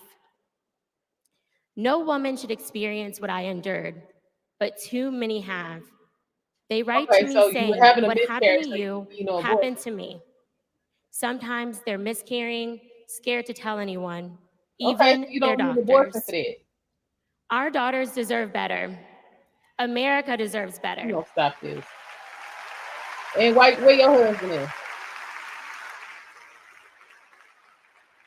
Kamala Harris and Tim Walz will fight for reproductive rights and our freedom and our shared future.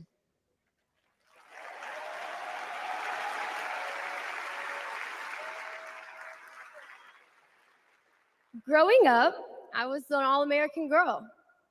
Varsity soccer captain, cheerleading captain, homecoming queen, and survivor.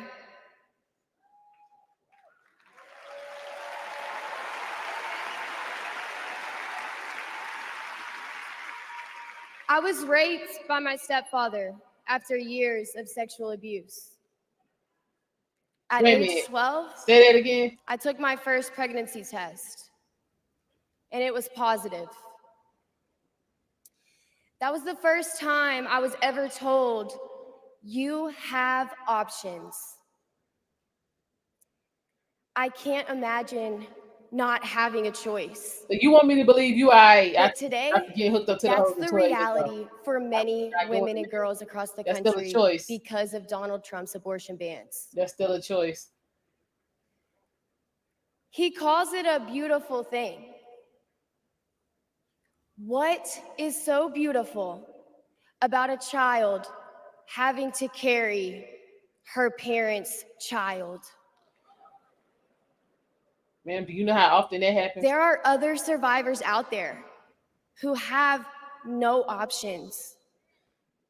And I want you to know that we see you. We hear you.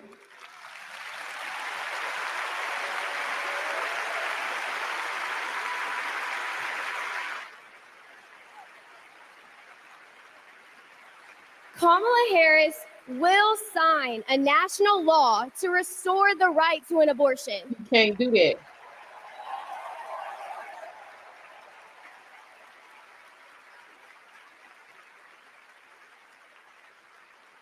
She will fight for every woman and every girl, even those who are not fighting for her.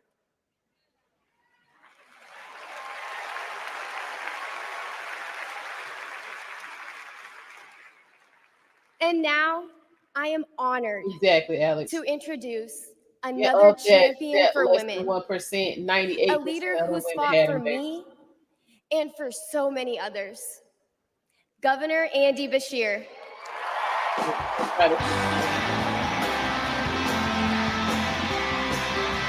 I hate what happened to her. That ain't cool. Ain't cool at all. There's other avenues. If you're going through all of that, and you just get to that whole before you go, you ain't all right. You just gonna get that life somewhere else.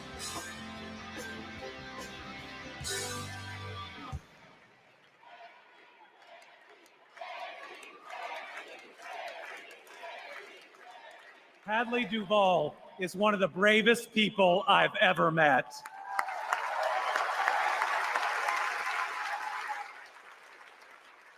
I'm amazed at the courage it takes to share her pain, to share her truth.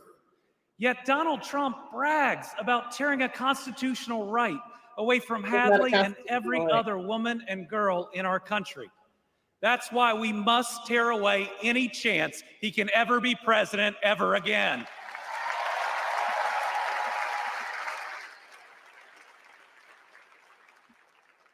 In 21 states, Trump's actions have resulted in extreme bans on abortion in my state, even in cases of rape, incest, and non-viable pregnancies. That leaves 12-year-old girls like Hadley with no options. That fails any test of humanity, any test of basic decency, any test of whether you have any underlying empathy. Thankfully, this extremism is being soundly rejected all over our country.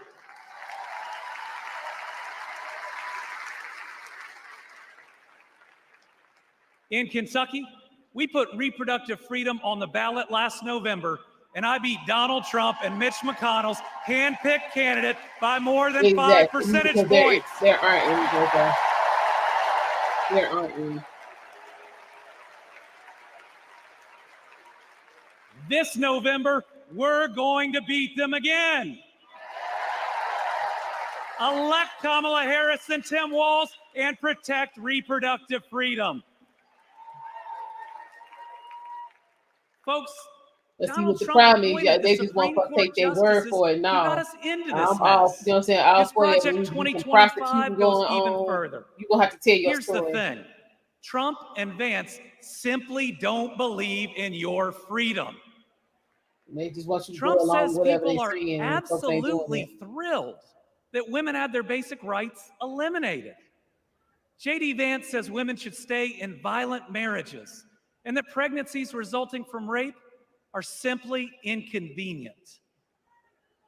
Their policies give rapists more rights than their victims. That's not inconvenient, it's just plain wrong.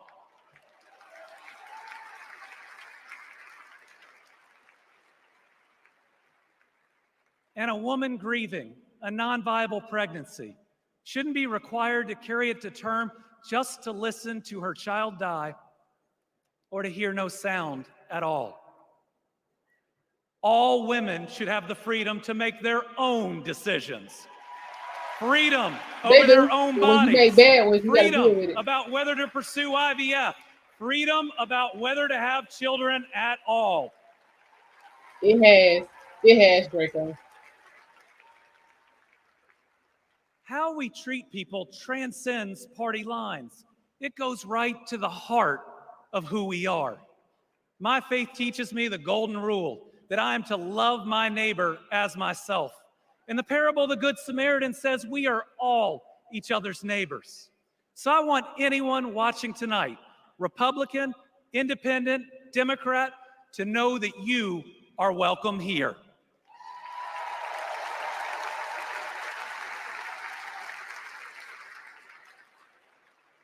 We believe in America where we live out our values, end anger politics once and for all, and move beyond this us versus them by remembering we are all Americans.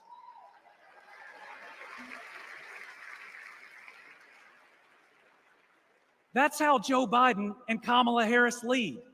They both called to ask how they could help Kentucky in recovering from natural disasters. They helped us improve our roads, our bridges, and invested in our people. They didn't ask me who Kentuckians voted for. They asked me what Kentuckians needed, and folks, they delivered.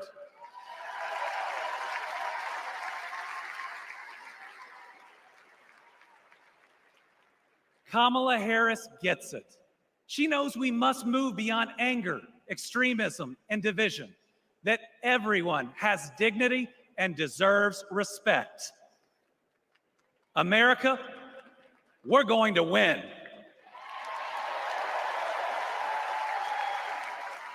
And we're going to win by staying true to our values of compassion, empathy, and doing right by our neighbors. I'm so proud to be all in for the next president of the United States, Kamala Harris. Thank you.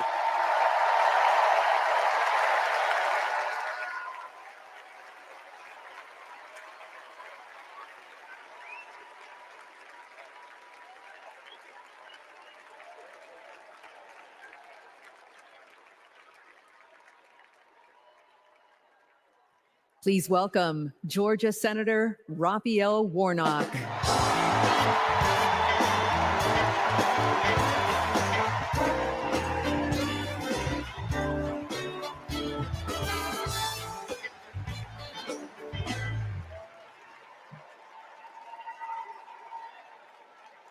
Well, hello, America.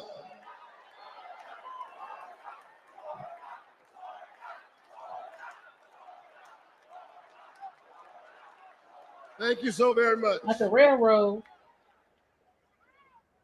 On January 5th, 2021, The people of Georgia did an amazing thing.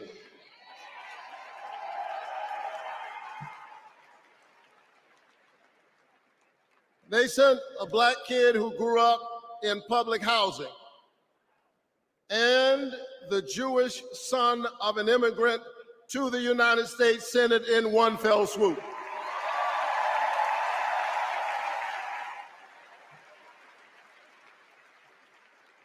And among those Georgians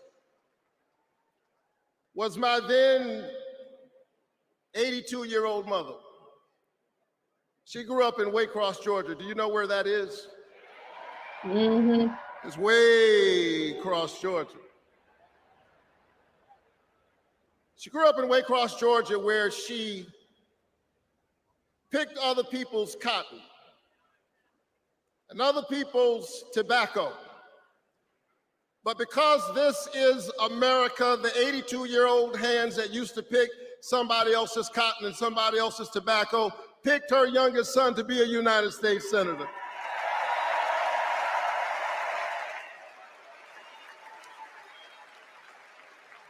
This is my America.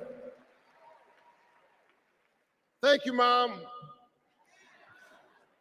Thank you, Georgia.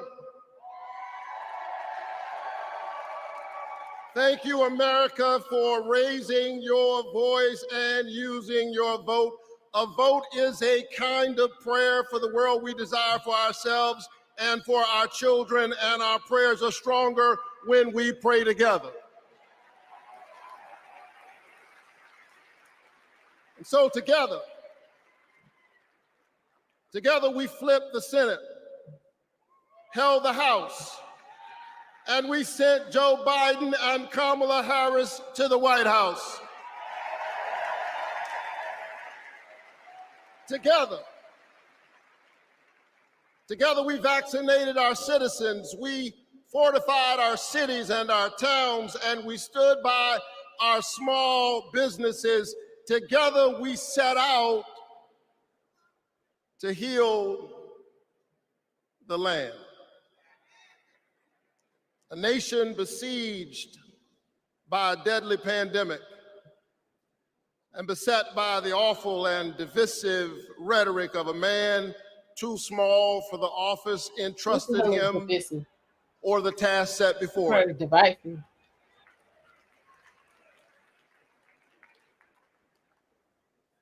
The day after my January 5th election, he instigated an insurrection, a violent assault on our nation's capital and the peaceful transfer of power, all driven by the big lie. But behind the big lie was an even bigger lie.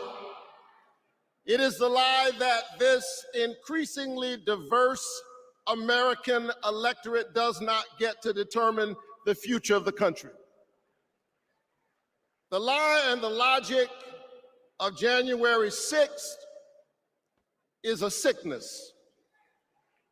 It is a kind of cancer that then metastasized into dozens of voter suppression laws all across our country. Because what have you done in Georgia, sir? We're just trying to figure it out. We must be vigilant tonight because these anti-democratic forces are at work right now in Georgia and all across our country. And the question is, who will heal the land? And so here we are, America. Are you ready? Are you ready to stand up in this moral moment? Stand up for the best in the American covenant.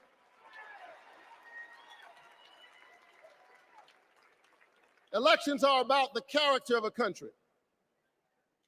And we must decide, again, we are the latest generation of Americans who get to decide what kind of country we want to be. And we must choose between the promise of January 5th and the peril of January 6th. A nation that embraces all of us or just some of us. Donald Trump's America is the America of January 6th. People who have no vision traffic in division. He does not know how to lead us, and so he wants to divide us. America, make no mistake, Donald Trump is a plague on the American conscience.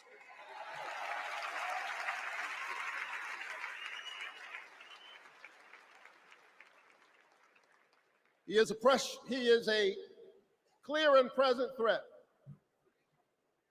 to the precious covenant we share with one another. And yes, I saw him holding the Bible and endorsing a Bible as if it needed his endorsement. He should try reading it.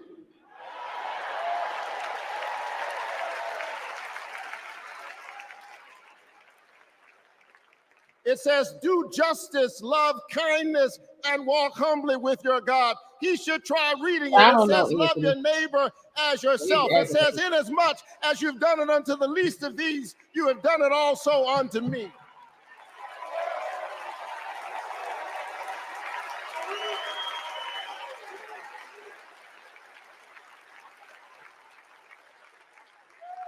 I choose the American covenant. So we can get this over. Pluribus unum, out of many one. I choose January 5th. I choose a nation that provides a path for ordinary people and gives every child a chance.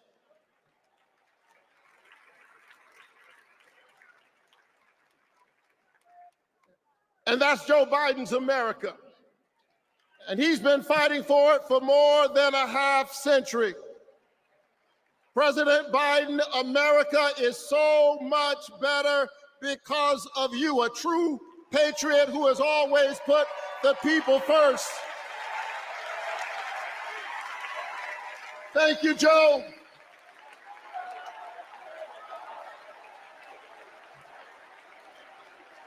Thank you, Joe.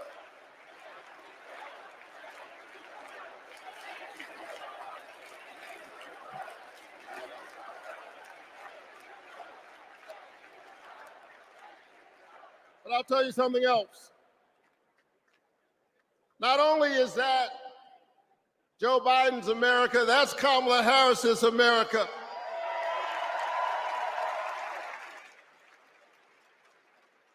She was leading with Joe Biden when we expanded the child tax credit, cutting child poverty in America nearly in half. We ought to renew it. She cast a tie-breaking vote for my bill, capping the cost of insulin to no more than $35 per month for seniors. We ought to extend it to everybody. Together we passed an infrastructure bill, bolstered American manufacturing and clean energy, an investment in the house that we all share together. And I've got news for you, we are just getting started. Are you ready to win this election?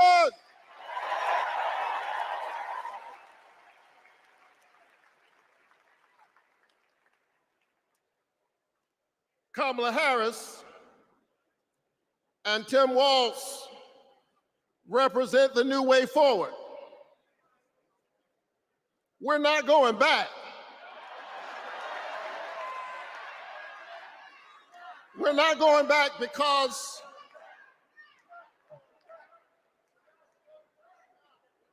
we are the United States of America. We always dream about the future. And so forward on women's reproductive rights, because we believe that a patient's room is too small and cramped a space for a woman, her doctor, and the United States government. That's too many people in the room.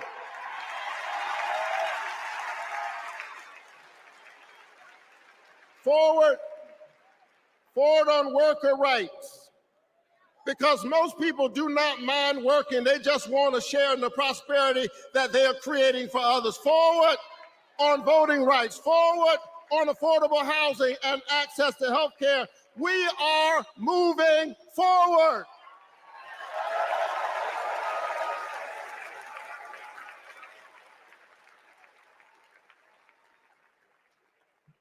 And so I'm inspired tonight. I'm inspired by all of you.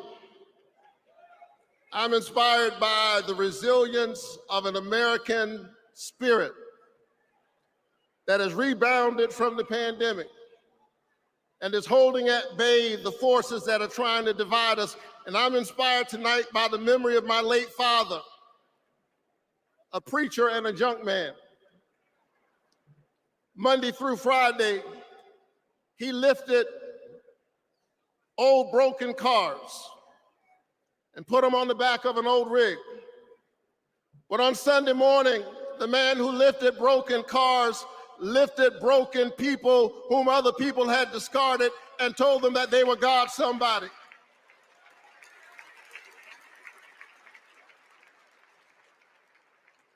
My dad discovered strength in the broken places, a power made perfect in weakness. And so I'm convinced tonight that we can lift the broken even as we climb.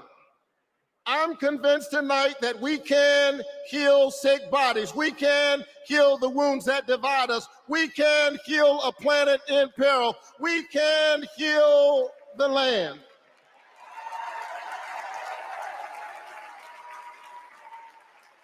And in a strange way,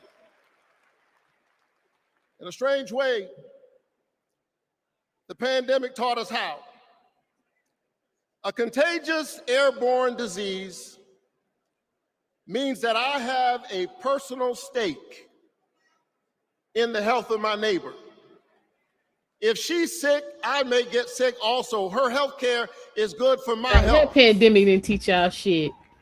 I'm Y'all just doing trying the to tell same you that bullshit we y'all was are doing. as close What's going on, Keelan? How you in doing? our humanity as a cough. Yeah, he not delivering. You right. I need my neighbor's children to be okay so that I my don't care about your children neighbors. will be okay. I need all of my neighbor's children to be okay. Poor inner city children in Atlanta and poor children of Appalachia. I need the poor children of Israel and the poor children of Gaza. I need Israelis and Palestinians. I need those in the Congo, those in Haiti, those in Ukraine. I need American children on both sides of the track to be okay. It's too much. Because we are all God's children. And so let's stand together. Let's work together. Let's organize together. Let's pray together. Let's stand together. Let's heal the land. God bless you.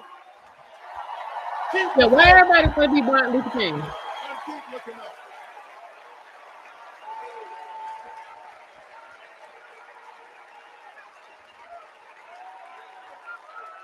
I just don't understand. Please welcome Delaware Senator Chris Coons.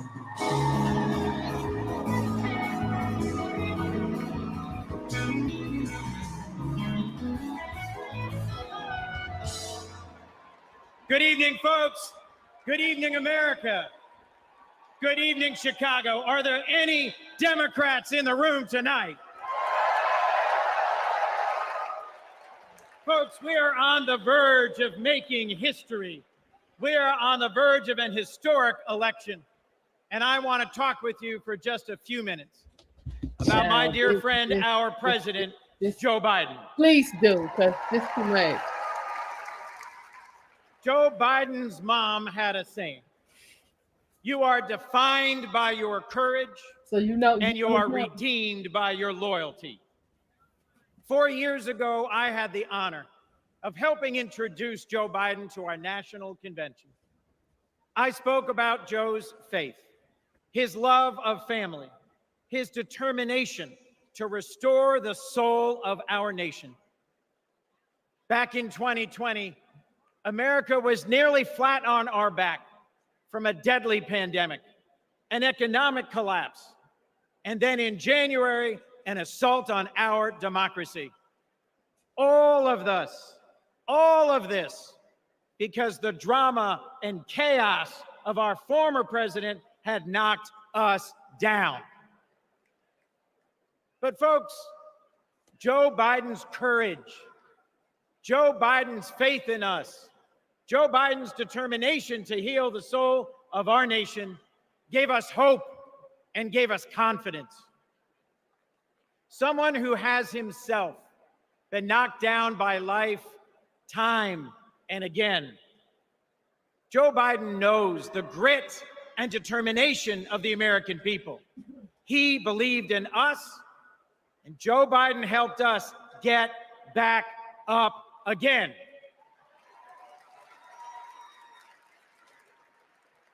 Using the incredible skills he developed in many years in the U.S. Senate, Joe got passed and signed into law the most consequential legislation of any president in 60 years, helping our veterans, advancing gun safety, cutting prescription drug prices, fighting climate change, rebuilding bridges and broadband, bringing manufacturing back to America. Together, Joe and Kamala help rebuild our economy. Yeah, they ain't talking about that. From the middle up, not at all. From the bottom up and the middle out, not from the top down.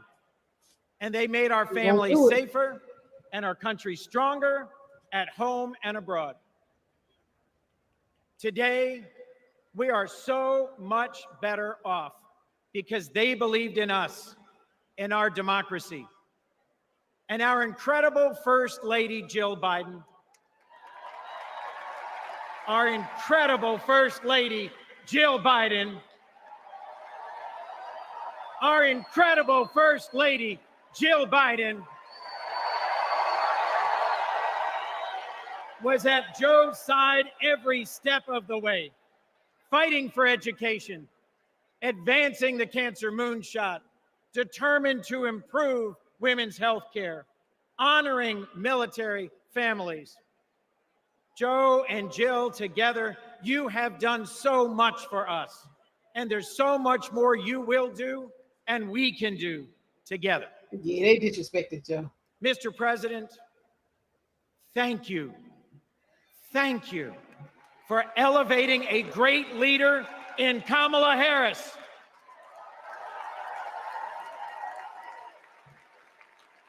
Vice President Harris, thank you for choosing a great running mate with a heart for the middle class like yours in Sergeant, Congressman, Coach, Governor Tim Walz.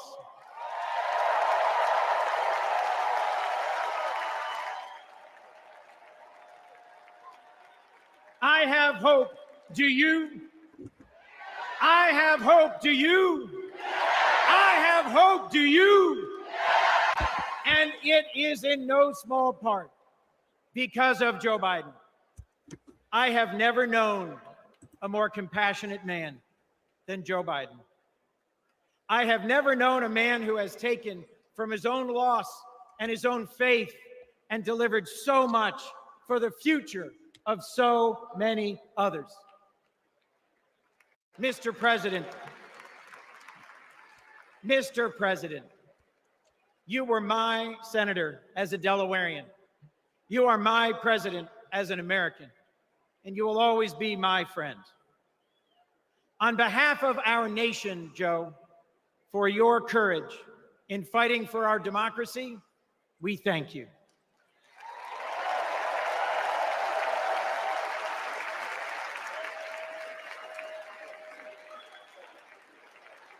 On behalf of our Democratic Party, for your loyalty in fighting for our democratic values, we thank you.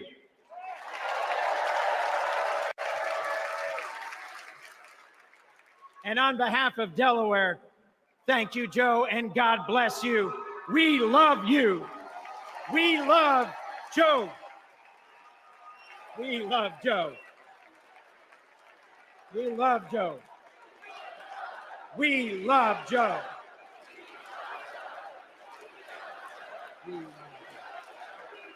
Thank you all.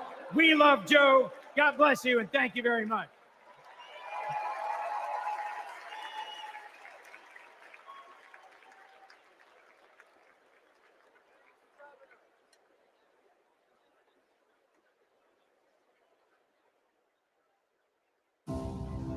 Hi, I'm Vivian Weirwell, and I'm a 4th grade student at Kristen McAuliffe.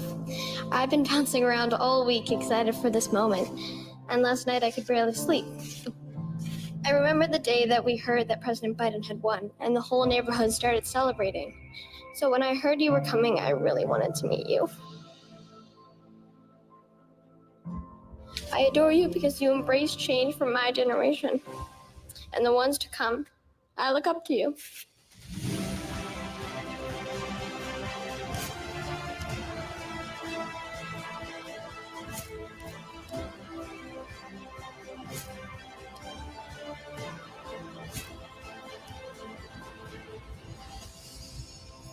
Now it is my honor to introduce our First Lady, Dr. Jill Biden.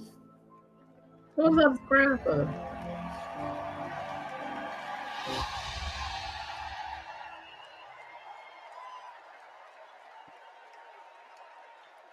Please welcome First Lady of the United States, Jill Biden.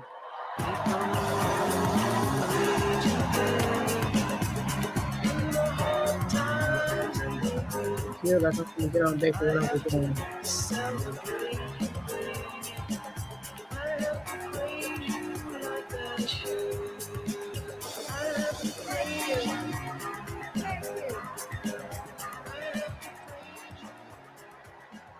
Thank you.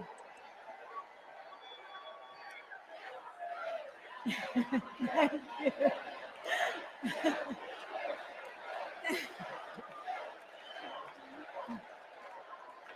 Thank you. Thank you so much. Love you too. Joe and I have been together for almost 50 years. And still, there are moments when I fall in love with him all over again. Like when I handed him our baby Ashley for the first time and saw the smile that lit up his face. Or on nights after an exhausting day working in the Senate, when he would read one more bedtime story just because it's asked. When he stops on a rope line because he sees someone grieving who needs to know that everything is going to be all right one day. Or to encourage that child with a stutter to find the confidence she needs. Those moments when I'm reminded of all he's accomplished in the name of something bigger than himself. Receiving the Medal of Freedom with humility.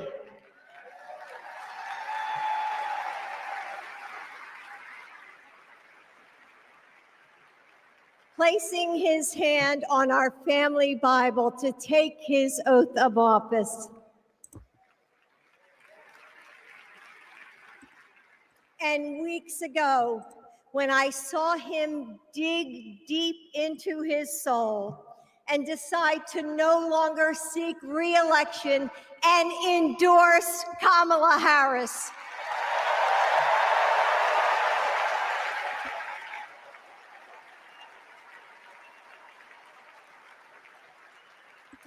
With faith and conviction, Joe knows that our nation's strength doesn't come from intimidation or cruelty. It comes from the small acts of kindness that heal deep wounds, from service to the communities that make us who we are, from love of a country that shines with promise and renewal. Kamala Harris knows that too.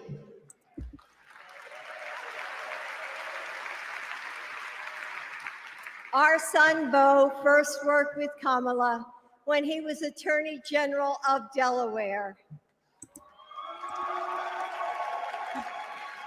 He told me at the dinner table one night, "Mom, she's special, someone to keep your eye on." And he was right. Joe and I know Kamala. We have seen her courage, her determination, and her leadership up close. Kamala and Tim, you will win.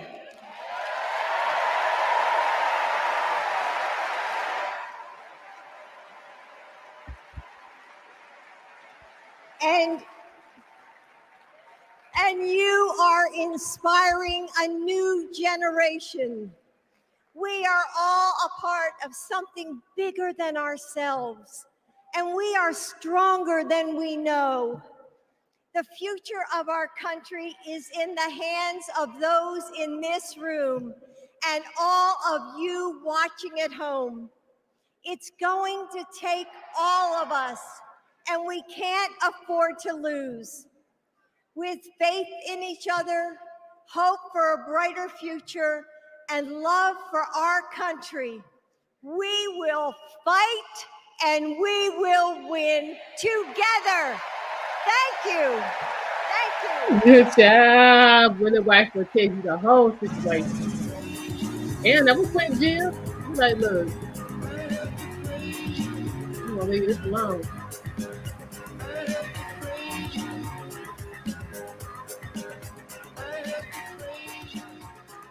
Please welcome first daughter, Ashley Biden.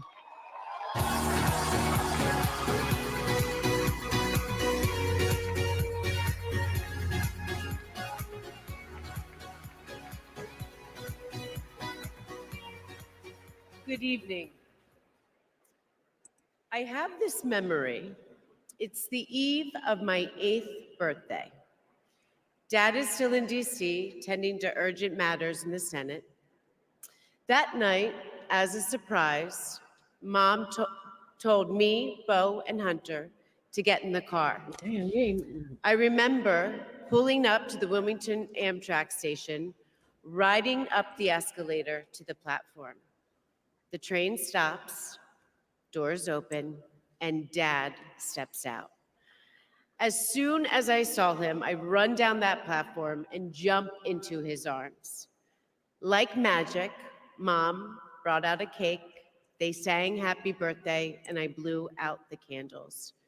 Dad hugged me, and he said that he had to get back to work. He crossed to the southbound train, and off he went to DC.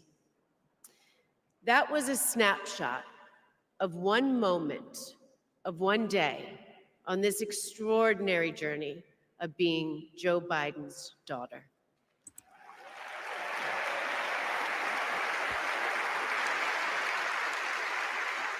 Joe Biden is the OG girl dad. He told me I could be anything and I could do anything. As a child, I would sit on the leather chair in his office doing my homework, and he would sit next to me doing his work, drafting the Violence Against Women Act.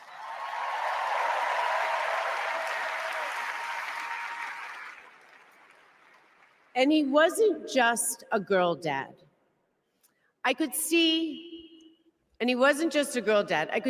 he valued and trusted women. How he listened to his mother, how he believed in his sister, and most of all, how he respected my mother's career.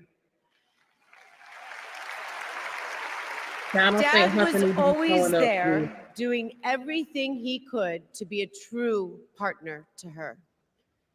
Dad, you always tell us, but we don't tell you enough, that you are the love of our lives and the life of our love. I don't think he was with me.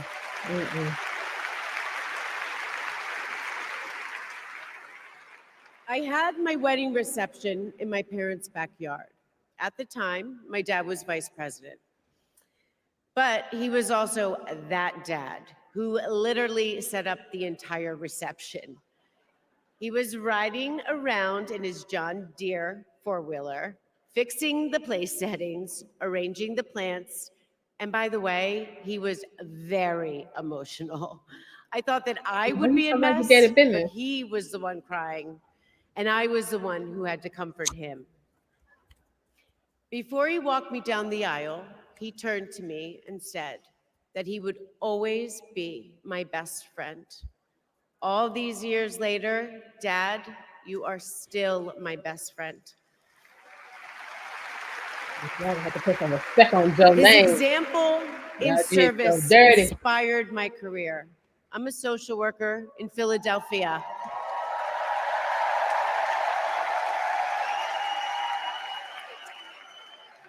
I support formerly incarcerated women as they heal from past trauma up there to and talk they about reclaim policy. their She lives. big up her daddy, so. Dad always told me that I was no better than anybody else and nobody was better than me.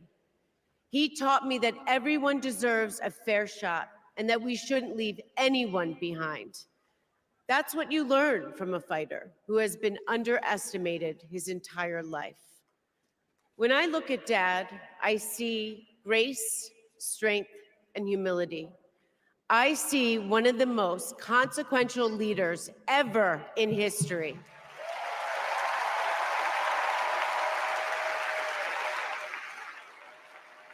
And I also know that he never stops thinking about you, about your dreams, about your dignity, about your opportunities, about your family. Dad knows that family is everything. When Hunter and I lost our brother Bo to cancer in 2015, the grief and the pain felt like it might never end. Dad had the capacity to step out of his own pain and absorb ours. And I know that Bo is here with us tonight, as he is always with us.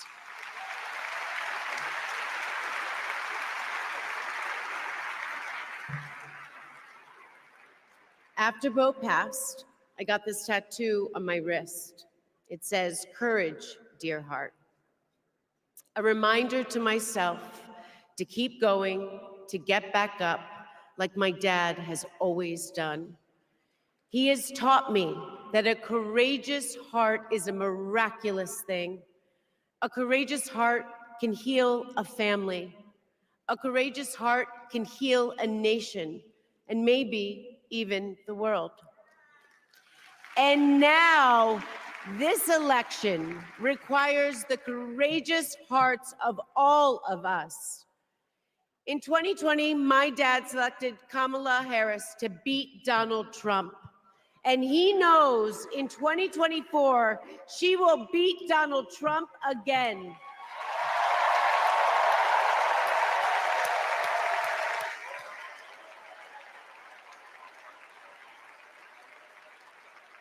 So tonight, I am asking you, if you stood with us in 2020, call upon your courageous heart. Stand with us today. Work harder than you have ever worked before in your life. This is the fight of our lifetime. Our freedom, our democracy, our reproductive rights. All of this, all of it is on the ballot. And I know together we can do this because my dad helped show us the way.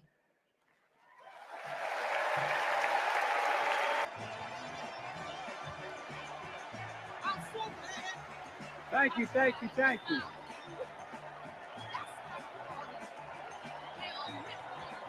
Thank you.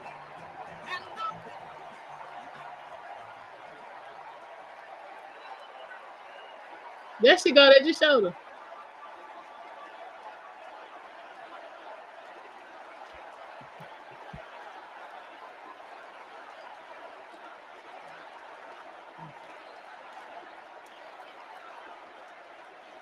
Thank you, thank you, thank you.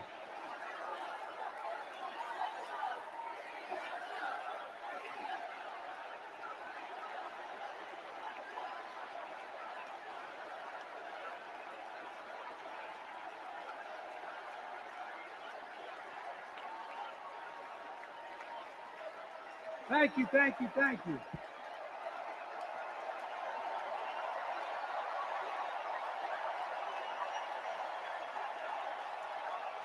you.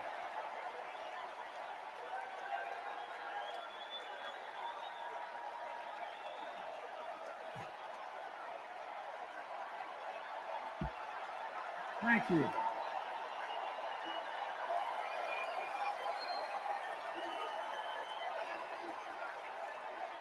Thank you. I love you. Thank you.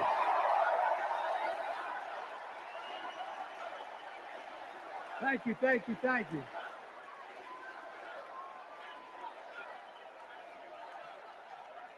That was my daughter.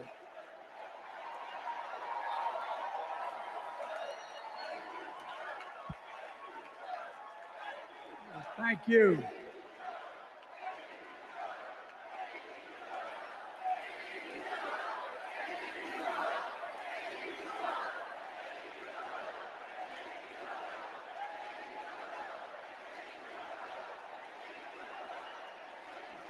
Thank you, thank you, thank you.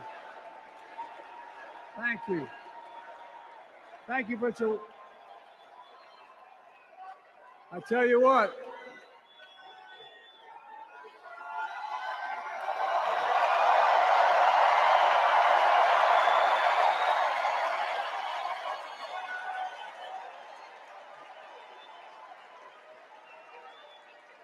To my dearest daughter, Ashley, God love you, you're incredible. Thanks for the introduction and for being my courageous heart, along with Hunter and our entire family. You should, and especially our rock, Jill.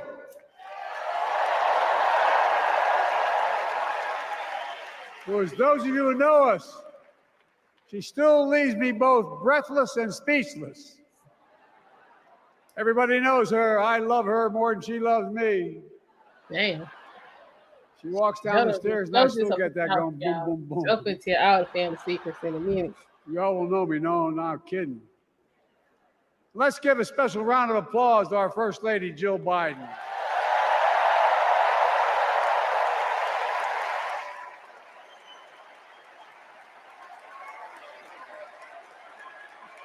My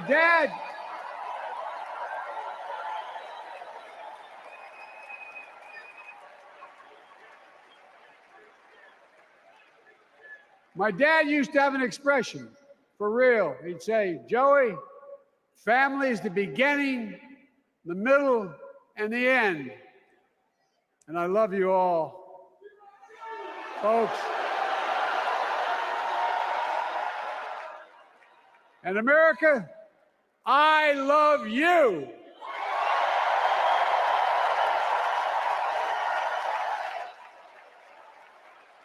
Yes, Draco. Folks, let me ask you.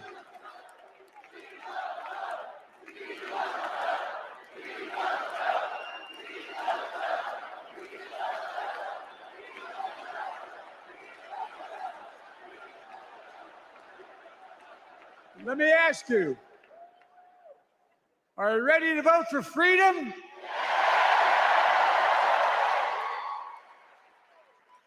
Are you ready to vote for democracy and for America? Let me ask you, are you ready to elect Kamala Harris and Tim Walz, President and Vice President of the United States?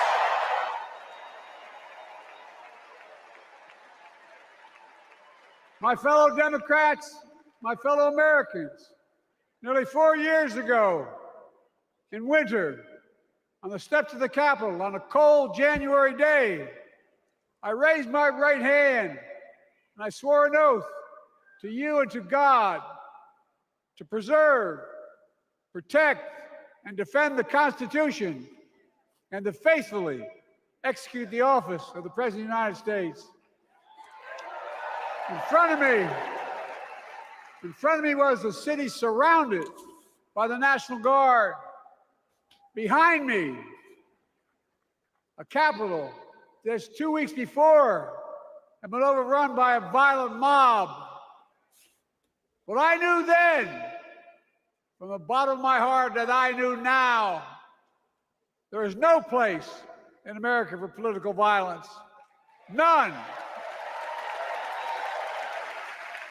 You cannot say you love your country only when you win.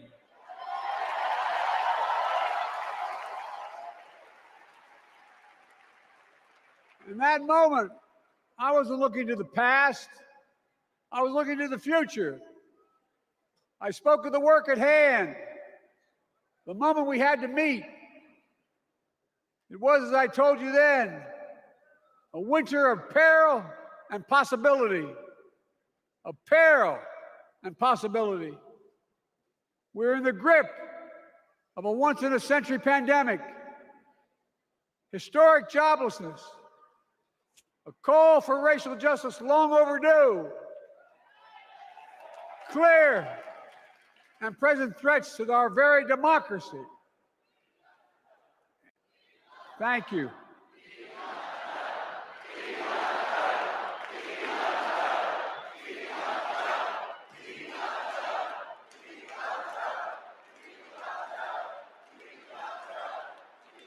And yet I believe then, and I believe now, that progress was and is possible.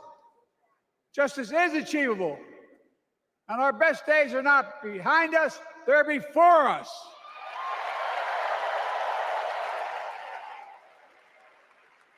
Now it's summer. The winter has passed. And with a grateful heart, I stand before you now on this August night to report that democracy has prevailed. Democracy has delivered. And now democracy must be preserved.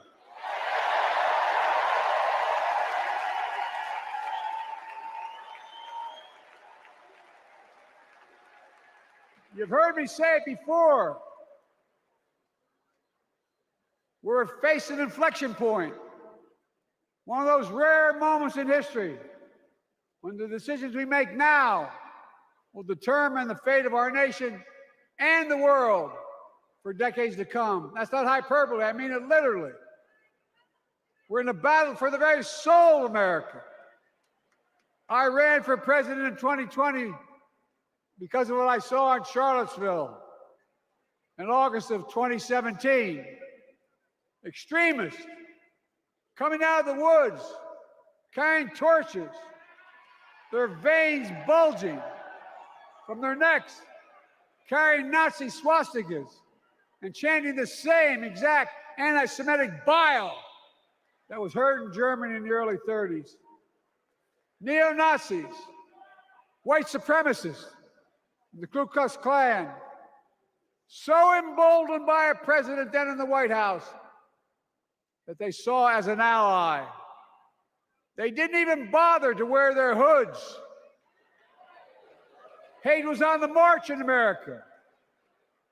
Old ghosts and new garments, stirring up the oldest divisions, stoking the oldest fears, giving oxygen to the oldest forces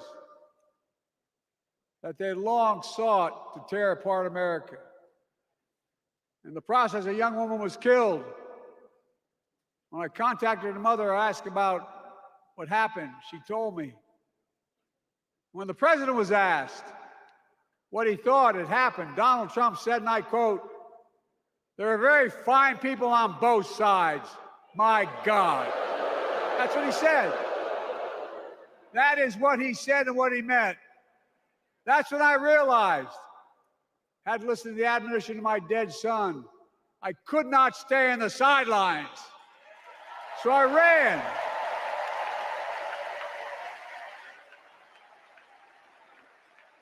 Because I had no intention of running again.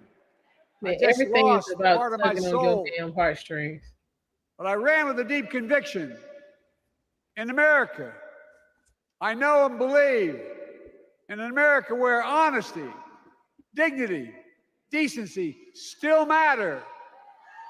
An America where everyone has a fair shot and hate has no safe harbor.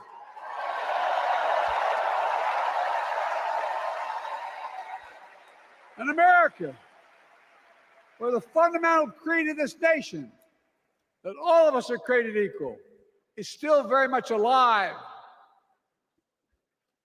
And a broad coalition of Americans joined with me. 81 million voters voted for us, more than any time in all of history. Because of all of you in this room and others, we came together in 2020 to save democracy.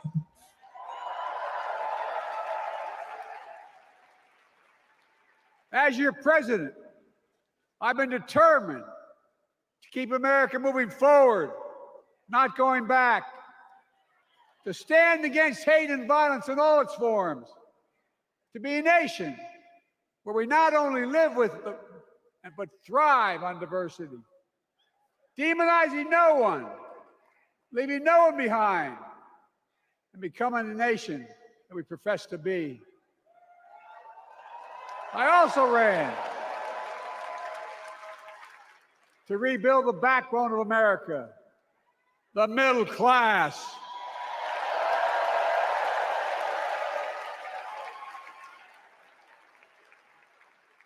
I made a commitment to you that I be a president for all Americans, whether you voted for me or not.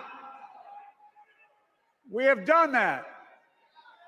Studies show the major bills we have passed actually delivered more to red states than blue, because the job of the president is to deliver to all of America.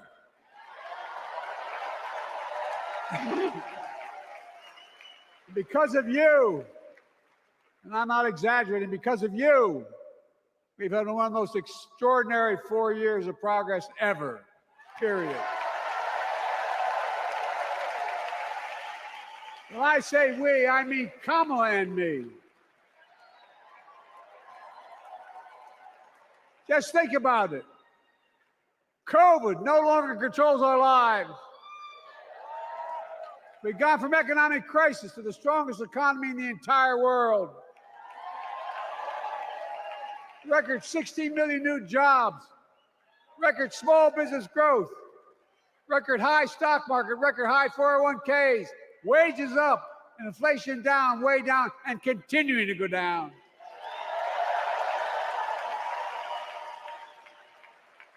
The smallest racial wealth gap in 20 years. And yes, we both know we have more to do, but we're moving in the right direction. More Americans have peace of mind that comes from having health insurance. More Americans have health insurance today than ever before in American history.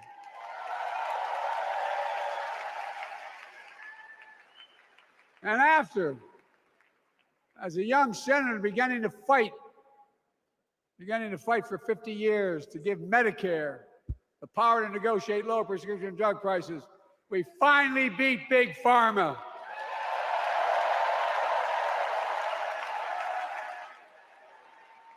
And guess who cast the tie-breaking vote?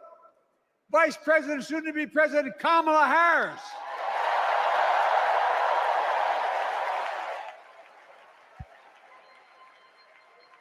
And now it's the law of the land. Instead of paying $400 a month for insulin, seniors with diabetes will pay $35 a month. The law we passed already includes, starting in January, every senior's total prescription cost can be capped at $2,000 no matter how expensive the drugs they have. So he done had it twice, Devno. What we don't focus on, and our Republican friends don't seem to understand, our reforms don't just save seniors money, they save the American taxpayers money.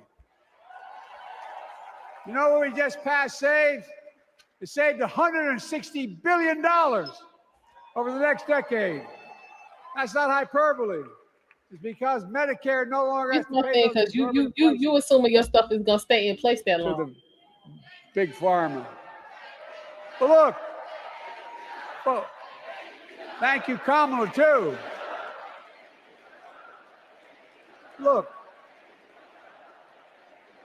folks, how can we have the strongest economy in the world without the best infrastructure in the world. Donald Trump promised Infrastructure Week every week for 4 years, and he never built a damn thing.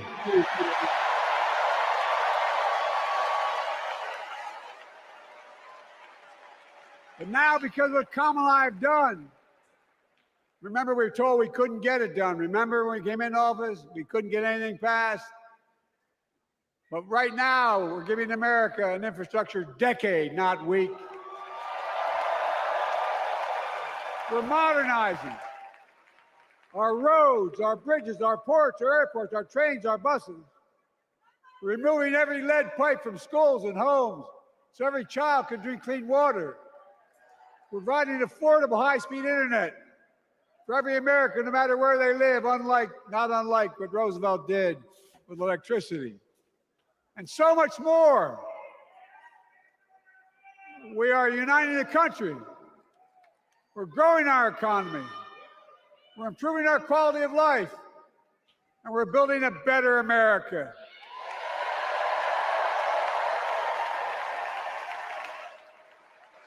Because that's who we are. How can we be the strongest nation in the world without leading the world in science and technology? After years of importing 90% of our semiconductor chips from abroad, which America invented those chips. Our Chips and Science Act meant that private companies from around the world are now investing literally tens of billions of dollars to build new chip factories right here in America.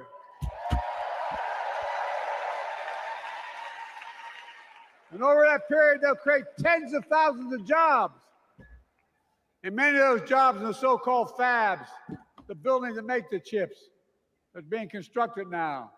And guess what? The average salary in those fabs, size of a football field, will be over $100,000 a year, and you don't need a college degree.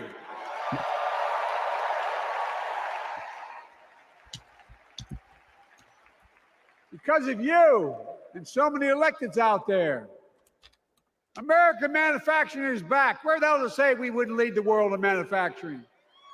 800,000 new manufacturing jobs.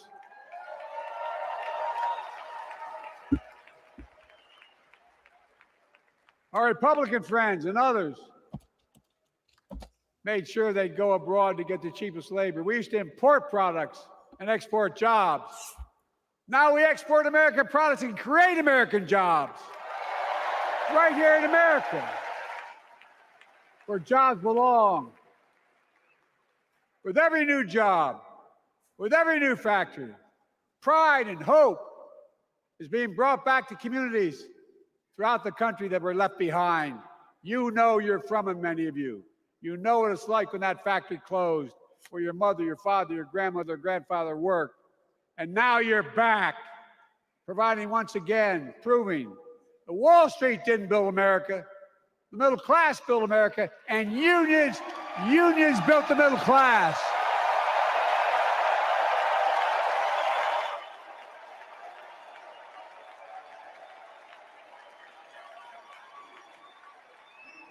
It's been my view since I came to the Senate. And that's why I'm proud to have been the first president to walk a picket line.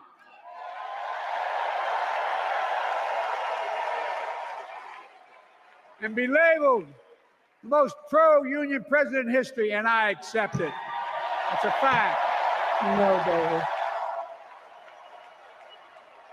Trump had already signed off. Because when unions do well, we all do well. Joe took off. Of course, they're taking credit for it, but it was already in the pipeline.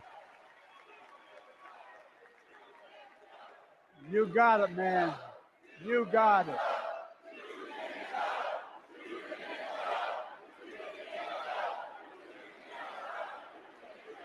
I agree. I'm proud. Look, remember we told we couldn't get anything done because we couldn't get anything done in the Congress? Well, with your support, we passed the most significant climate law in the history of mankind.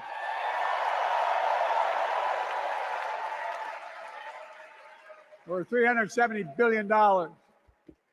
Cutting carbon emissions in half by 2030. Launching a climate corps, similar to AmeriCorps and Peace Corps, creating tens of thousands of jobs for young people of the future who are going to make sure this continues. Creating hundreds of thousands of jobs in clean energy for American workers, including the IBEW installing 500,000 charging stations all across America. And in the process, reducing carbon emissions. And we're seeing it. We're seeing to it that the first beneficiaries of environmental initiatives are those fence-line communities that have been smothered by the legacy of pollution.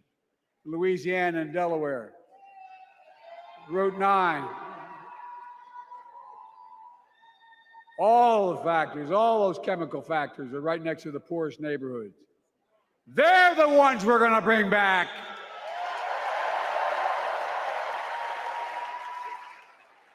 And how? How can we be the greatest nation in the world without the best education system in the world? Donald Trump and the Republican friends, they not only can't think, they can't read very well. Seriously, think about it. Look at their Project 2025. They want to do away with the Department of Education. Well, during the pandemic, Kamala and I helped states and cities get back their schools back open. We gave public school teachers a raise.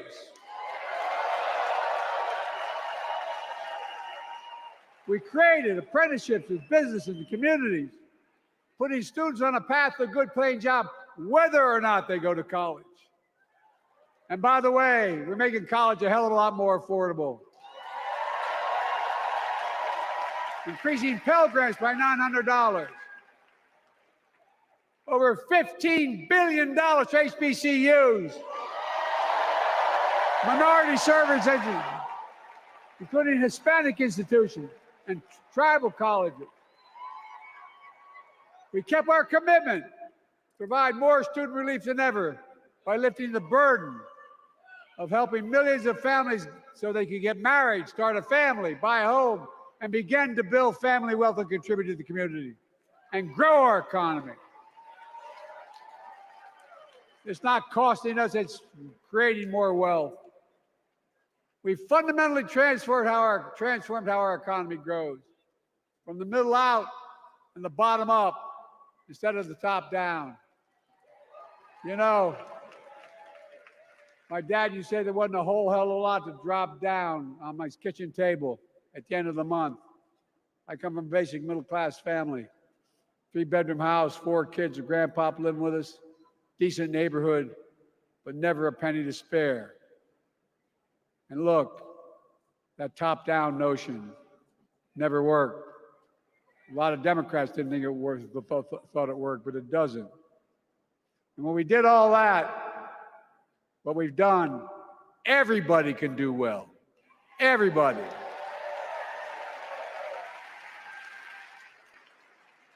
Donald Trump calls America a failing nation. No, I'm serious. But think about this. Think about this. He publicly says to the whole world, I'm going to say something outrageous. I know more foreign leaders by their first names and know them well than anybody alive. Just because I'm so damn old. But I'm not joking. Think of the message he sends around the world when he talks about America being a failing nation. He says we're losing. He's the loser. He's dead wrong.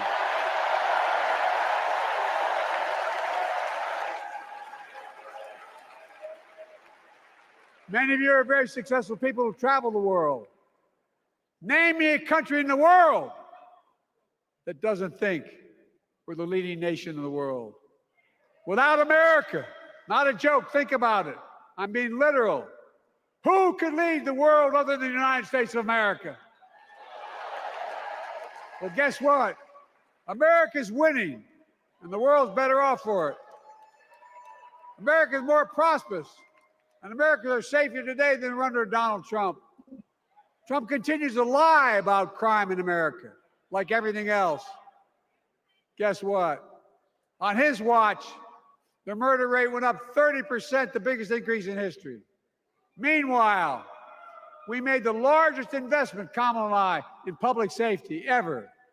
Now, the murder rate is falling faster than any time in history. Violent crime has dropped to the lowest level of more than 50 years.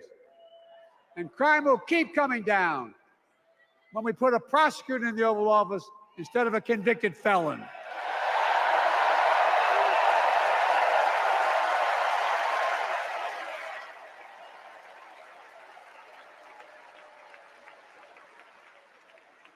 And folks, the distinguished senator from the C Senate from California and I passed the first ban on assault weapons.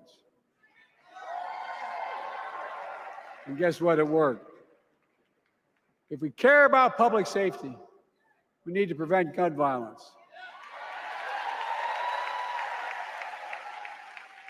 And what makes me ashamed when I travel the world, which I do, more children in America are killed by a gunshot than any other cause in the United States.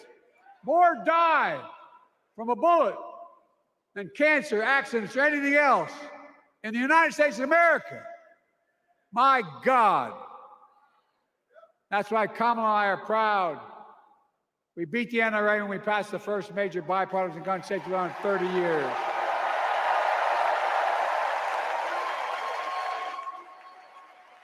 I'm serious. That comes from here.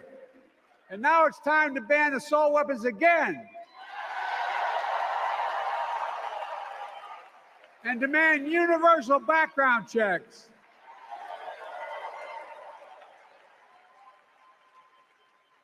It's hard. I never thought I'd stand before a crowd of Democrats and refer to a president as a liar so many times. No, I'm not trying to be funny. It's sad. Trump continues to lie about the border. Here's what he won't tell you.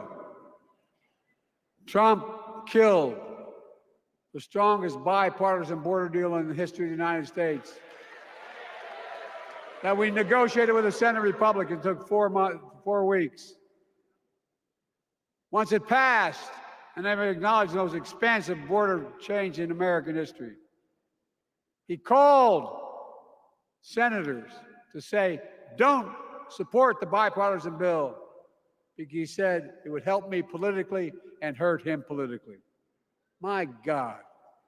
No, I'm serious. Think about it. Not a joke. Ask even the press who doesn't like me. They'll tell you that's true. Typically, Trump, once again, putting himself first and America last. Then I had to take executive action. The result of the executive action I took, border encounters have dropped over 50%. In fact, there are fewer border crossings today than when Donald Trump left office. And unlike Trump, we will not demonize immigrants, saying they're the poison of blood of America. Poison the blood of our country. Kamala and I are committed to strengthening legal immigration, including protecting dreamers and more.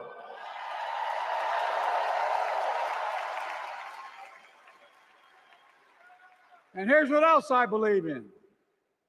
Protecting your freedom to vote, your freedom to love who you love.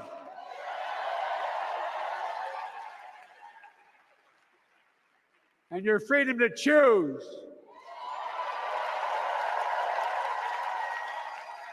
In its decision overturning Roe v. Wade that you heard earlier tonight, the United States Supreme Court majority wrote the following, quote, women are not without electoral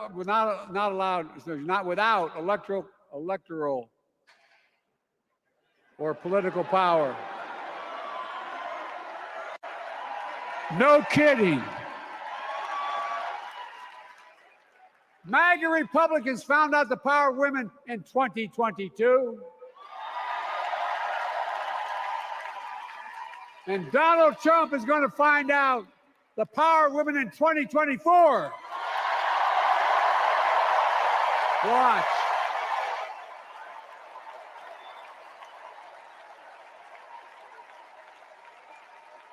And where Trump and his mega Republican right-wingers seek to erase history, we Democrats continue to write history and make more history.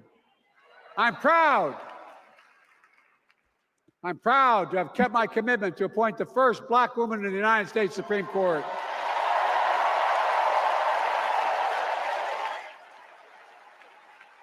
Ketanji Brown Jackson, a symbol for every young woman in America that you can do anything. I'm proud that I've kept my commitment to have an administration that looks like America and that taps in to the full talent of our nation. Most diverse cabinet in history, including the first Black woman of South Asian descent to serve as vice president. And will soon serve as the 47th president of the United States.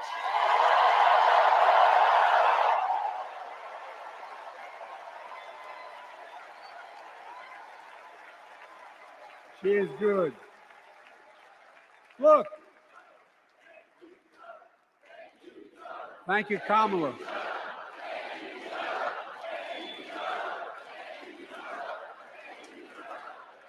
Folks, I've long said we have many obligations as a nation, but I got in trouble years ago for saying I'd make no apologies. We have only one truly sacred obligation: to prepare and equip those we send to war and care for them and their families when they come home and when they don't.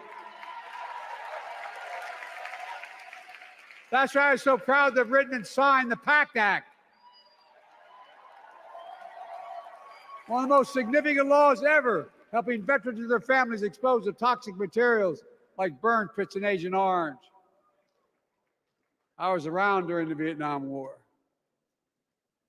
It's hard. Nobody was able to prove that their illness was a consequence of Agent Orange. And no one was able to prove initially that because they lived in burn pits like my son lived next to in Iraq for a year, that is the cause of their illness. But because of the PACT Act, a surviving spouse with 2 children is now eligible for a stipend of about $3,000 a month. And those children who lost a parent are eligible for tuition benefits to go to college and to get job training. It's already helping over 1 million veterans and their families just so far. Well, I love them, and I'm so proud of my son's service. We get it, but guess who doesn't get it and doesn't respect our veterans? We know from his own chief of staff, the 4-star General John Kelly, that Trump, when in Europe, would not go to the grave sites in France. The brave service members who gave their lives to this country, he called them suckers and losers. Who in the hell does he think he is? Who does he think he is? There's no words for a person. They're not the words of a person not worthy of being commander-in-chief, period. Not then, not now, and not ever. I mean that. I mean that from the bottom of my heart.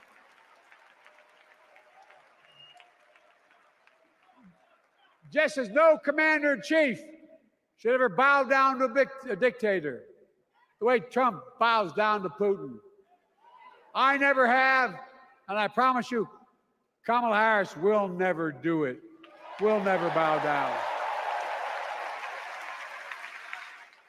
When Trump left office, Europe and NATO was in tatters. Not a joke. America First doctrine changed our whole image in the world. Well, they gave the hours, about 190 hours sum total. Then my counterparts were heads of state in Europe to strengthen NATO. We did. We united Europe like it hadn't been united for years, adding Finland and Sweden to NATO. 10 days before he died, Henry Kissinger called and said, not since Napoleon has Europe not looked over their shoulder at Russia with dread until now. Until now. Well, guess what? Putin thought he'd take Kyiv in 3 days. 3 years later, Ukraine is still free.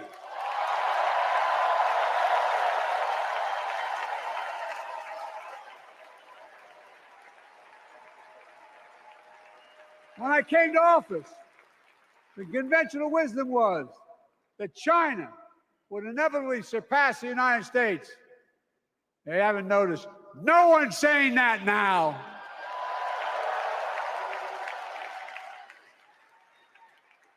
And we'll keep working to bring hostages home and end the war in Gaza and bring peace and security to the Middle East.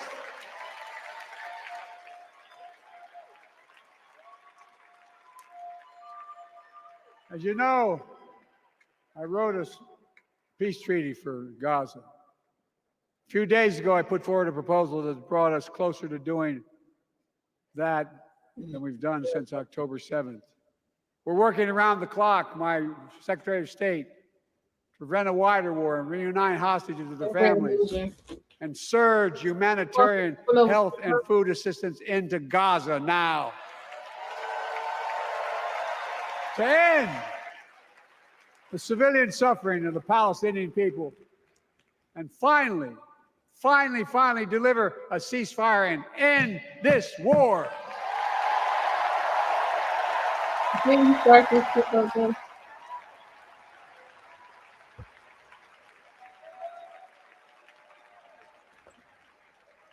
Those protesters out in the street, they have a point.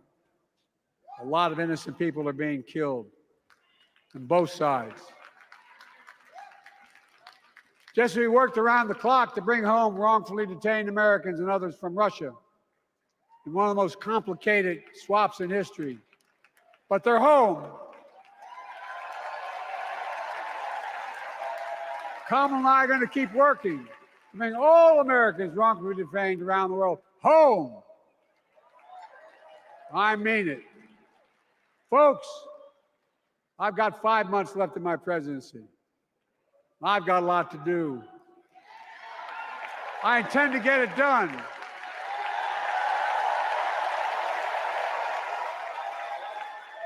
It's been the honor of my lifetime to serve as your president. I love the job, but I love my country more.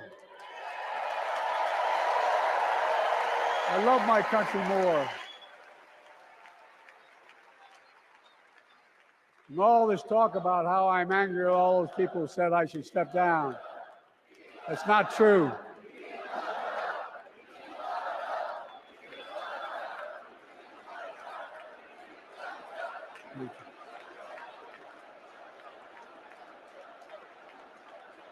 I love my country more, and we need to preserve our democracy.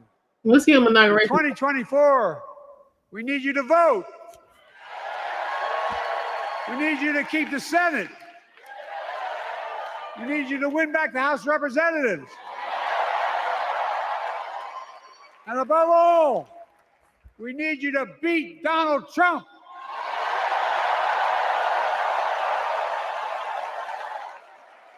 And elect Kamala and Tim, President and Vice President of the United States of America.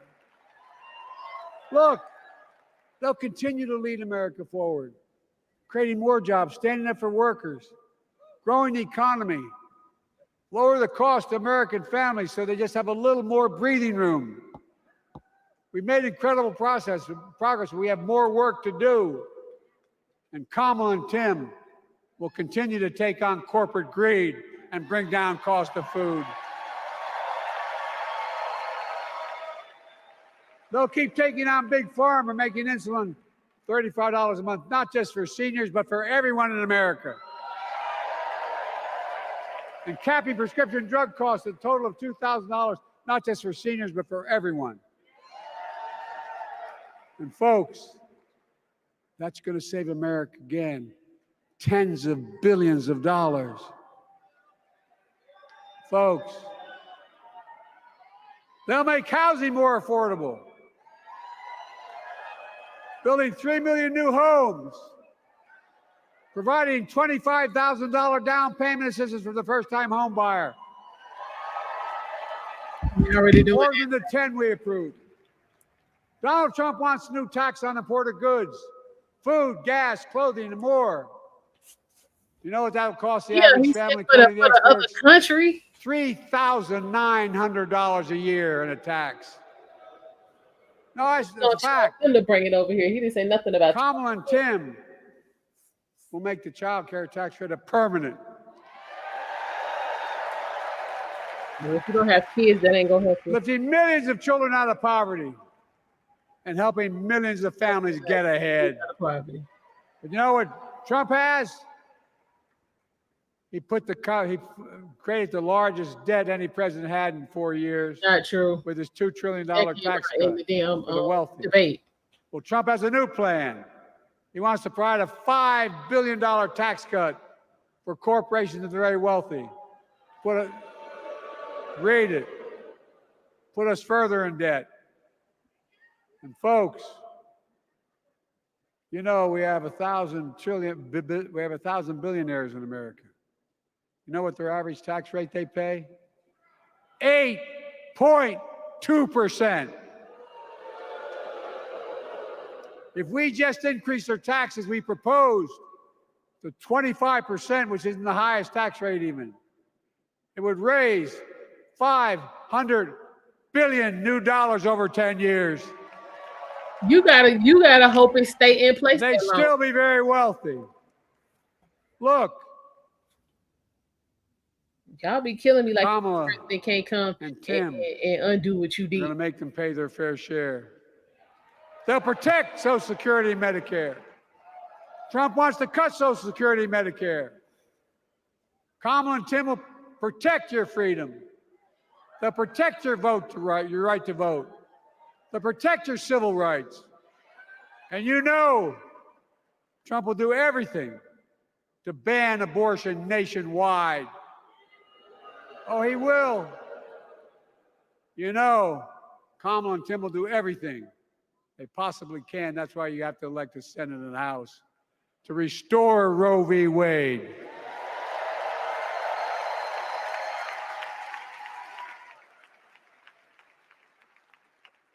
The ancient Greeks taught us that character is destiny. Character is destiny. For me and Jill, we know Kamala and Doug are people of character.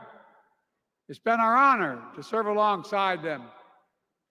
And we know that Tim and Gwen Waltz are also people of great character. Selecting Kamala I handled that in 2016. Was the very first decision I made when I became our nominee. 2020. And it was the best decision I made my whole career.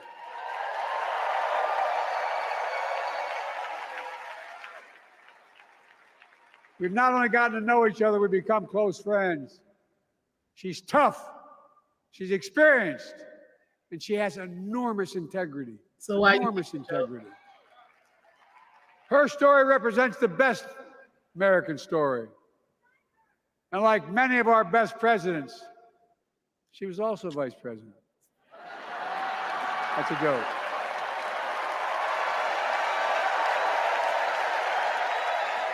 But she'll be a president our children can look up to. She'll be a president respected by world leaders because she already is. She'll be a president we can all be proud of. And she will be a historic president who puts her stamp on America's future.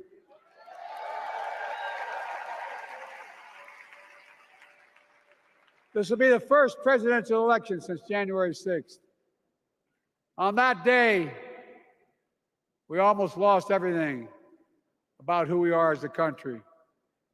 And that threat, this is not hyperbole, that threat is still very much alive. Donald Trump says he will refuse to accept the election result if he loses again. Think about that. He means it. Think about that. He's promising a bloodbath if he loses, in his words. And that he'll be a dictator on day one, in his own words. By the way, this sucker means it. No, I'm not joking. Think about it. Anybody else said that in the past, you'd think he was crazy. He is crazy, but you'd think it was an exaggeration, but he means it. We can't let that happen. Folks, all of us carry a special obligation. Independents, Republicans, Democrats. We saved democracy in 2020, and now we must save it again in 2024.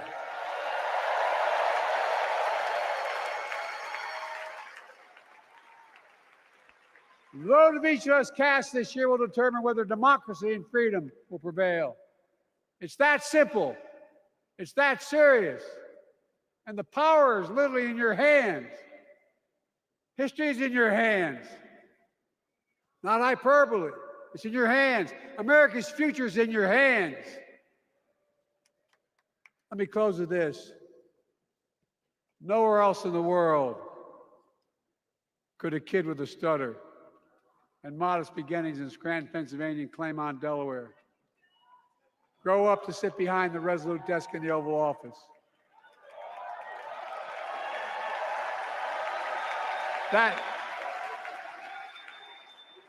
because America is and always has been a nation of possibilities.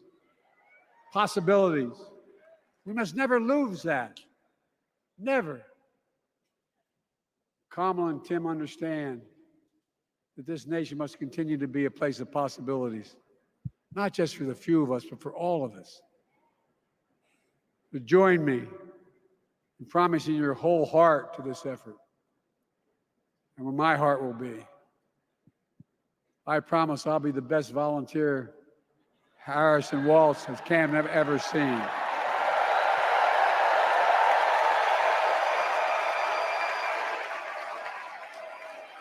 Each of us has a part in the American story.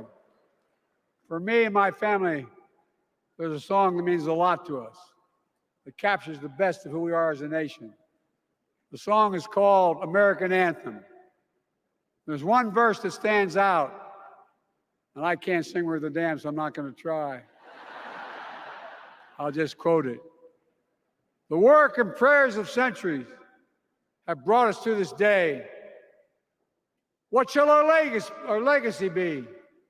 What will our children say? Let me know in my heart when my days are through. America, America, I gave my best to you.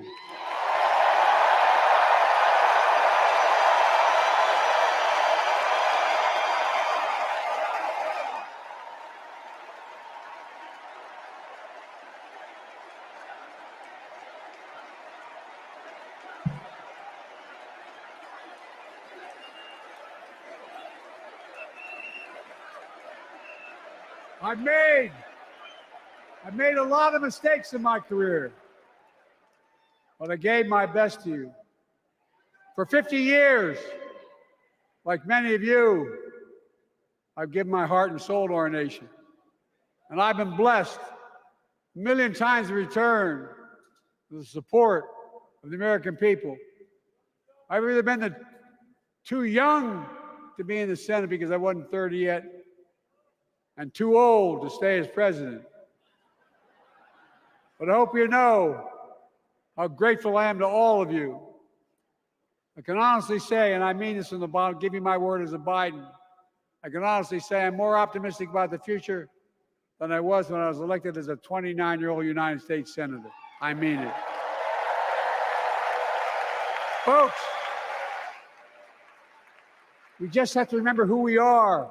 We're the United States of America.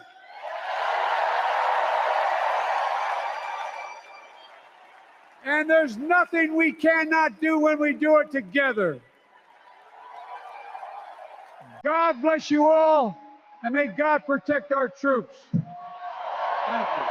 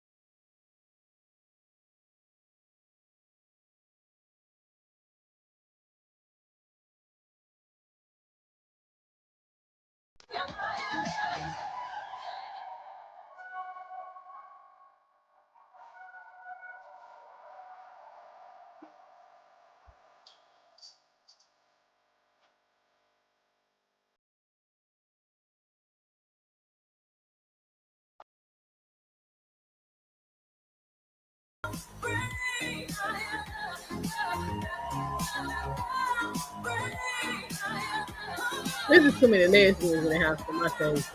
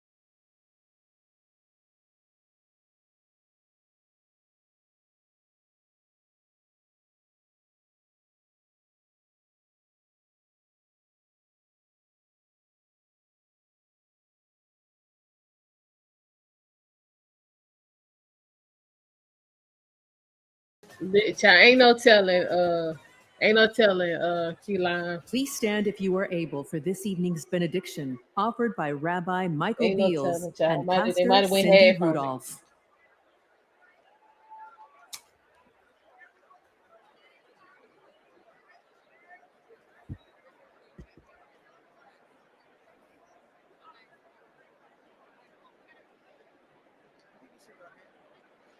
Tonight's convention theme, for the people. hint at the inclusive, bridge-building messages and policies the Democratic Party will require to succeed Joe was not the only only in one talking about some November, policy. but long after that. No prayer better unites Jews, Christians, Muslims, and others of faith, along with Democrats, Republicans, independents, and undecideds, than the threefold priestly Cohenite benediction presented in the Bible. It is divided into three in order to shower the following blessings of gratitude, hoda'ah, upon my fellow Delawarean, President Joe Biden, for more than 50 years of selfless, effective public service. Joy, simcha, in public discourse and policy encouraged by Governor Tim Walz. And light, or combined with freedom, cherut, inspired by Vice President Kamala Harris's vision for America. Welcome, Chat TV. Please respond in unity with a heartfelt Amen after each of these three ancient Hebrew benedictions. Yevarechecha Adonai v'yishmerecha. May God bless you and protect you. Ya'er Adonai panav elecha v'yichunecha. May God deal kindly and graciously with you. Yesadnai panav elecha v'yasem lecha shalom. May God turn towards you and grant you that most precious gift, the gifting of wholeness and the gift of peace. And let us say a heartfelt Amen.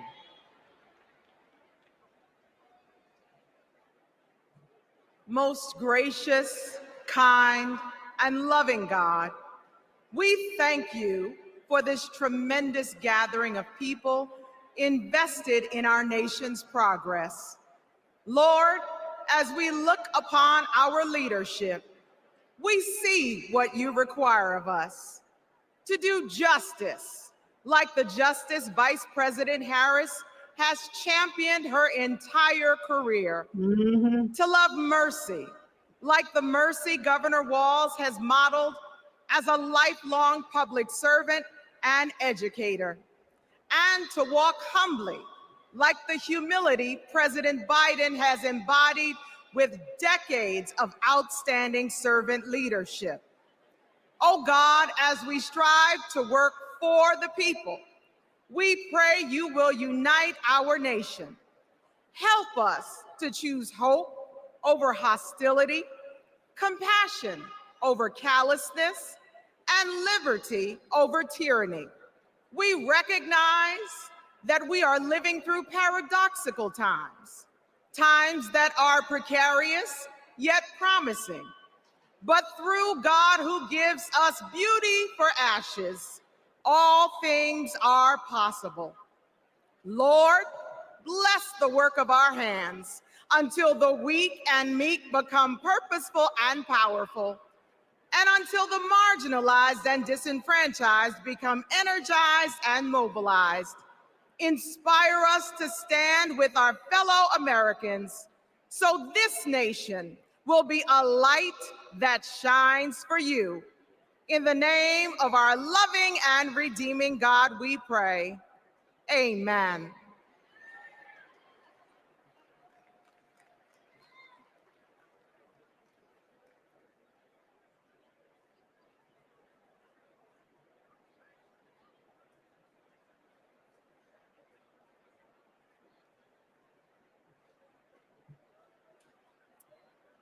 Night one of the Democratic National Convention has officially come to an end. What an incredible day. Thank you, President Biden, from the bottom of my heart. You have restored the soul of our nation. You have given us all hope. The chair will now entertain a motion to recess our convention until Tuesday, August 20th at 6 p.m. Is there a second? All in favor, please signify by saying aye. All opposed? The ayes have it. We'll see you tomorrow night, everybody.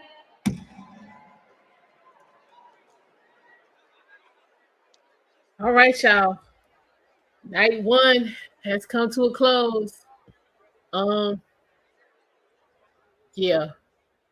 Night one has come to a close.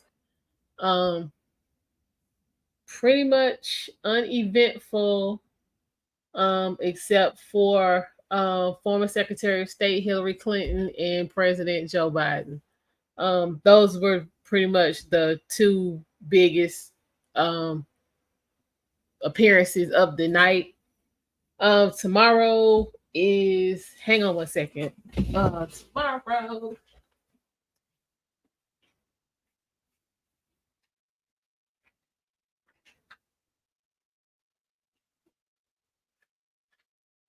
Tomorrow's theme is